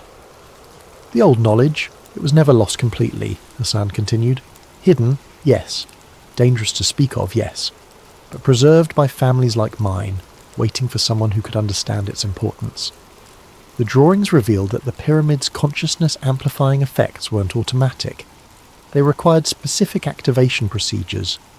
Water had to be introduced into the subterranean chambers at precise volumes and timing. Certain crystals needed to be placed in the sealed chambers to focus the electromagnetic fields. And most crucially, multiple people had to participate simultaneously, their consciousness working together to achieve resonance with the global network. "Hassan, this is incredible, but how could we possibly implement it? We'd need access to the sealed chambers, permission for extended stays in the pyramid, and coordination with researchers at sites around the world." Hassan smiled, the expression of a man who had been preparing for this moment his entire life. "Dr. Chen, who do you think has been maintaining the pyramid systems all these years? The tourist guides, The security staff, the maintenance workers, many of us are descendants of the original Guardians. We have been waiting for someone like you, someone who could understand what we have been protecting. Over the next few hours, Hassan revealed the existence of a network of Guardians at ancient sites worldwide. Families who had maintained the old knowledge for generations, keeping the sites minimally functional while waiting for the time when they could be fully reactivated. The suppression Marcus had encountered wasn't just from modern governments. It was part of an ancient conflict between those who sought to preserve transformative knowledge and those who feared its implications for existing power structures. But now, Hassan said, his eyes bright with possibility, the time of hiding is ending. The world is ready for the old wisdom to return. Marcus spent the next week in secret meetings with Hassan's network. They showed him hidden passages that connected the pyramids at Giza to underground chambers extending for kilometers beneath the desert. They revealed caches of ancient crystals and metallic components that could be used to restore the pyramid's full functionality. Most remarkably, they demonstrated that they had been maintaining contact with Guardian networks at other sites around the world, using methods that seemed to blend ancient wisdom with modern technology. The plan they developed was audacious beyond anything Marcus had imagined. On the night of the next new moon, when electromagnetic conditions would be optimal, Guardian networks at 12 major sites would simultaneously activate their monuments' consciousness-amplifying systems. The Great Pyramid would serve as the primary node, with Marcus and the research team providing scientific documentation of the process. If successful, the experiment would create the first coordinated activation of the global consciousness network in over 3,000 years. The effects, according to the Guardian's preserved knowledge, would be felt worldwide. A sudden expansion of human awareness that could fundamentally alter the course of civilization. But there were risks. The ancient texts spoke of individuals who had been unprepared for the experience, whose consciousness had been overwhelmed by the sudden expansion of awareness. There were warnings about the network attracting the attention of forces that had opposed its use in the past, and there was the very real possibility that modern governments would respond to the activation with force, viewing it as a threat to established order. As Marcus stood in the king's chamber 1 week before the planned activation, surrounded by crystals and metallic components that Hassan's people had been safeguarding for millennia, he realized that he was about to participate in either the most important experiment in human history or the most dangerous. The pyramid hummed around him with renewed energy, its systems responding to the presence of the missing components. Through his consciousness, he could sense the other sites coming online around the world, their guardians preparing for an event that would either herald humanity's next evolutionary leap or mark the end of the age of secrets forever. The night of the new moon arrived with unprecedented atmospheric conditions. Aurora activity extended far beyond the polar regions, creating shimmering curtains of light visible even in Egypt's desert sky. Electromagnetic storms disrupted satellite communications worldwide, while seismic monitoring stations detected subtle but synchronized vibrations from ancient sites across the globe. Marcus stood in the king's chamber surrounded by Hassan's Guardian network and the international research team. The chamber had been transformed. Crystalline structures now occupied the corners, their faceted surfaces catching and redirecting the subtle light from their instruments. Copper coils, fashioned according to ancient diagrams, had been positioned to enhance the room's natural electromagnetic properties. Most remarkably, water from the Nile's ancient flood channels had been carefully directed into the subterranean chambers, creating the hydraulic pressure needed to activate the pyramid's piezoelectric systems. Dr. Running Bear checked her communication device one final time. Serpent Mound is reporting full activation. The electromagnetic readings are unlike anything we've ever recorded. Dr. Morrison, monitoring from Newgrange and Ireland, transmitted similar reports. The acoustic resonance here is building beyond our measurement capabilities. The entire mound is vibrating in harmony with frequencies we didn't know existed. Around the world, Guardian networks at sites from Machu Picchu to Angkor Wat were reporting the same phenomenon. Ancient monuments that had been dormant for millennia were awakening. their consciousness-amplifying systems responding to coordinated activation for the first time in recorded history. In the King's Chamber, Marcus felt the familiar sensation of expanded awareness beginning to build, but this time it was different, stronger, more focused, and connected to something vast beyond individual consciousness. Through the electromagnetic field generated by the activated pyramid, he could sense the presence of people at the other sites, their awareness merging into a collective experience that transcended physical distance. Dr. Kozlov, monitoring the electromagnetic readings, whispered in amazement, "The standing wave pattern is forming exactly as predicted.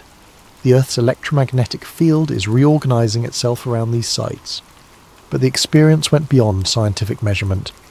As the network reached full activation, Marcus found his consciousness expanding not just across space but across time. He could sense the pyramid builders themselves, not as historical figures but as present awareness, as if their consciousness had been preserved within the structure itself, waiting for this moment of reactivation. The ancient Egyptians hadn't just built a machine for amplifying consciousness, they had created a means of preserving it across millennia. The pyramid was a library of human awareness, containing the accumulated wisdom of a civilization that had achieved levels of understanding that modern science was only beginning to approach. Through the network, Marcus experienced visions of the ancient world as it had truly been. Not the primitive civilization described in history textbooks, but a global culture connected by consciousness-amplifying technology, capable of feats that seemed magical only because the principles had been forgotten. He saw the construction of the monuments not as slave labour directed by megalomaniacal pharaohs, but as collaborative projects undertaken by people who understood their role in maintaining humanity's connection to higher levels of awareness. Most remarkably, he experienced the reason why the network had been deactivated. As human civilizations became more hierarchical and centralized, the egalitarian consciousness expansion technology had been seen as a threat to emerging power structures.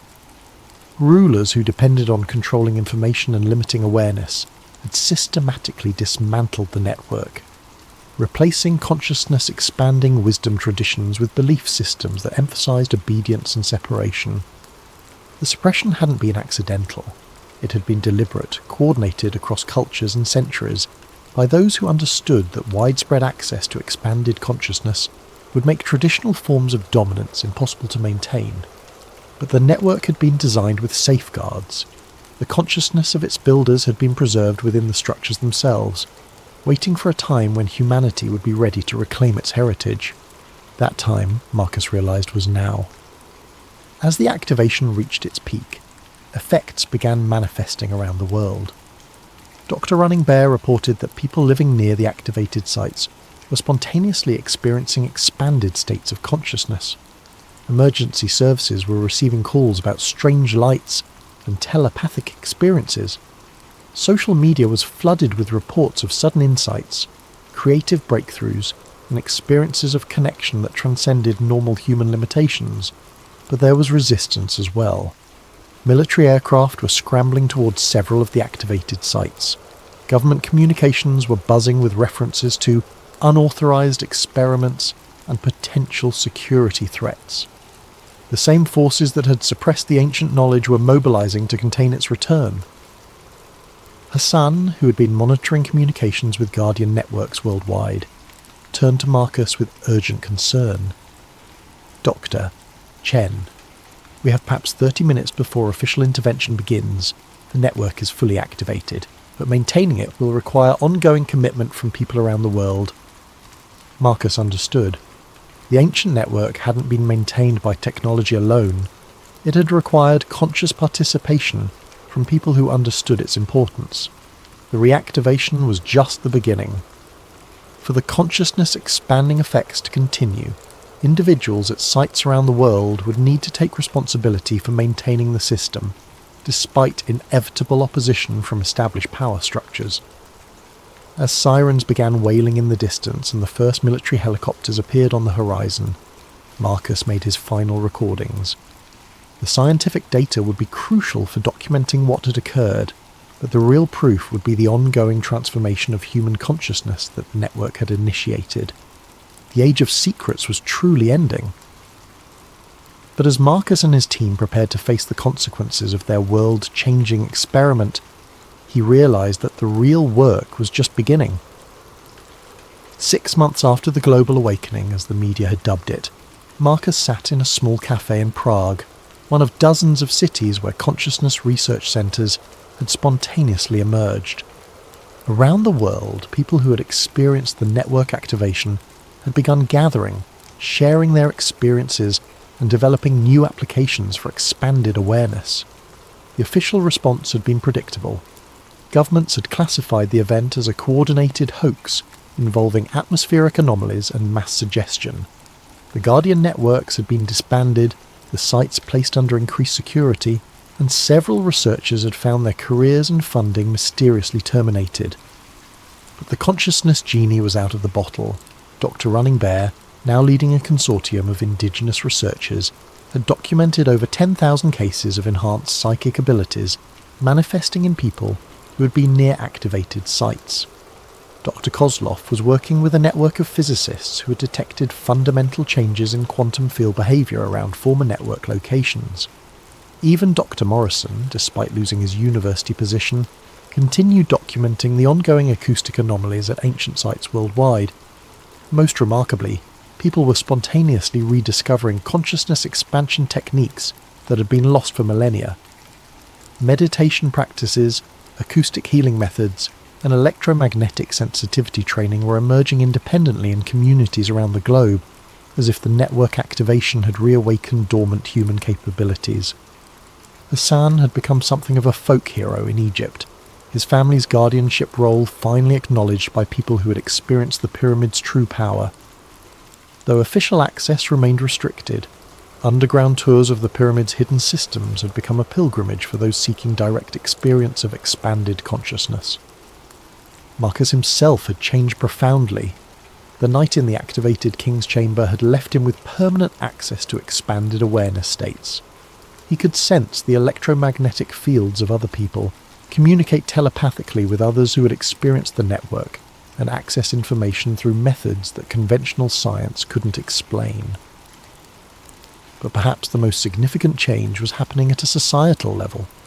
The consciousness expansion experienced by millions of people worldwide had created a generation less susceptible to manipulation, more capable of independent thinking, and naturally inclined toward cooperation rather than competition. Political movements based on fear and division were finding it increasingly difficult to gain traction. Economic systems that depended on artificial scarcity and manufactured desire were being replaced by resource-sharing networks organised through enhanced human communication abilities. The ancient pyramid builders' greatest achievement wasn't the monuments themselves, it was the civilization they had made possible. A society where expanded consciousness was the norm rather than the exception, where human potential was fully realised, and where technology served to enhance rather than replace natural human capabilities. As Marcus finished his coffee and prepared for another day of documenting the ongoing transformation, he reflected on the pyramid's true message. The structure itself had been important, but it was ultimately just a tool. The real power had always been within human consciousness itself, the capacity for awareness to expand, connect, and transcend the limitations that seemed so absolute.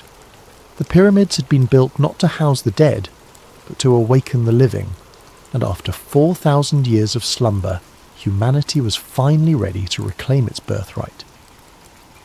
Standing in the Prague sunlight, Marcus could sense the presence of others around the world who had experienced the awakening. Through the invisible network that still connected activated sites, he felt their determination to ensure that the consciousness-expanding knowledge would never again be lost or suppressed. They told us the pyramids were tombs, but standing here, I know that's a lie. This wasn't built to bury the dead. It was built to keep the world alive, to preserve and transmit the highest potentials of human consciousness across the millennia, waiting for a time when humanity would be ready to reclaim its forgotten heritage. That time had finally come. The age of expanded consciousness had begun, and no force on earth could put the awakened human spirit back to sleep. The network hummed silently across the globe, connecting minds and hearts in ways that transcended physical distance. The ancient guardian's work was complete. The future of human consciousness stretched ahead like dawn breaking over the desert, infinite with possibility. Marcus smiled, feeling the pyramid's eternal presence in his consciousness, and stepped forward into humanity's transformed tomorrow.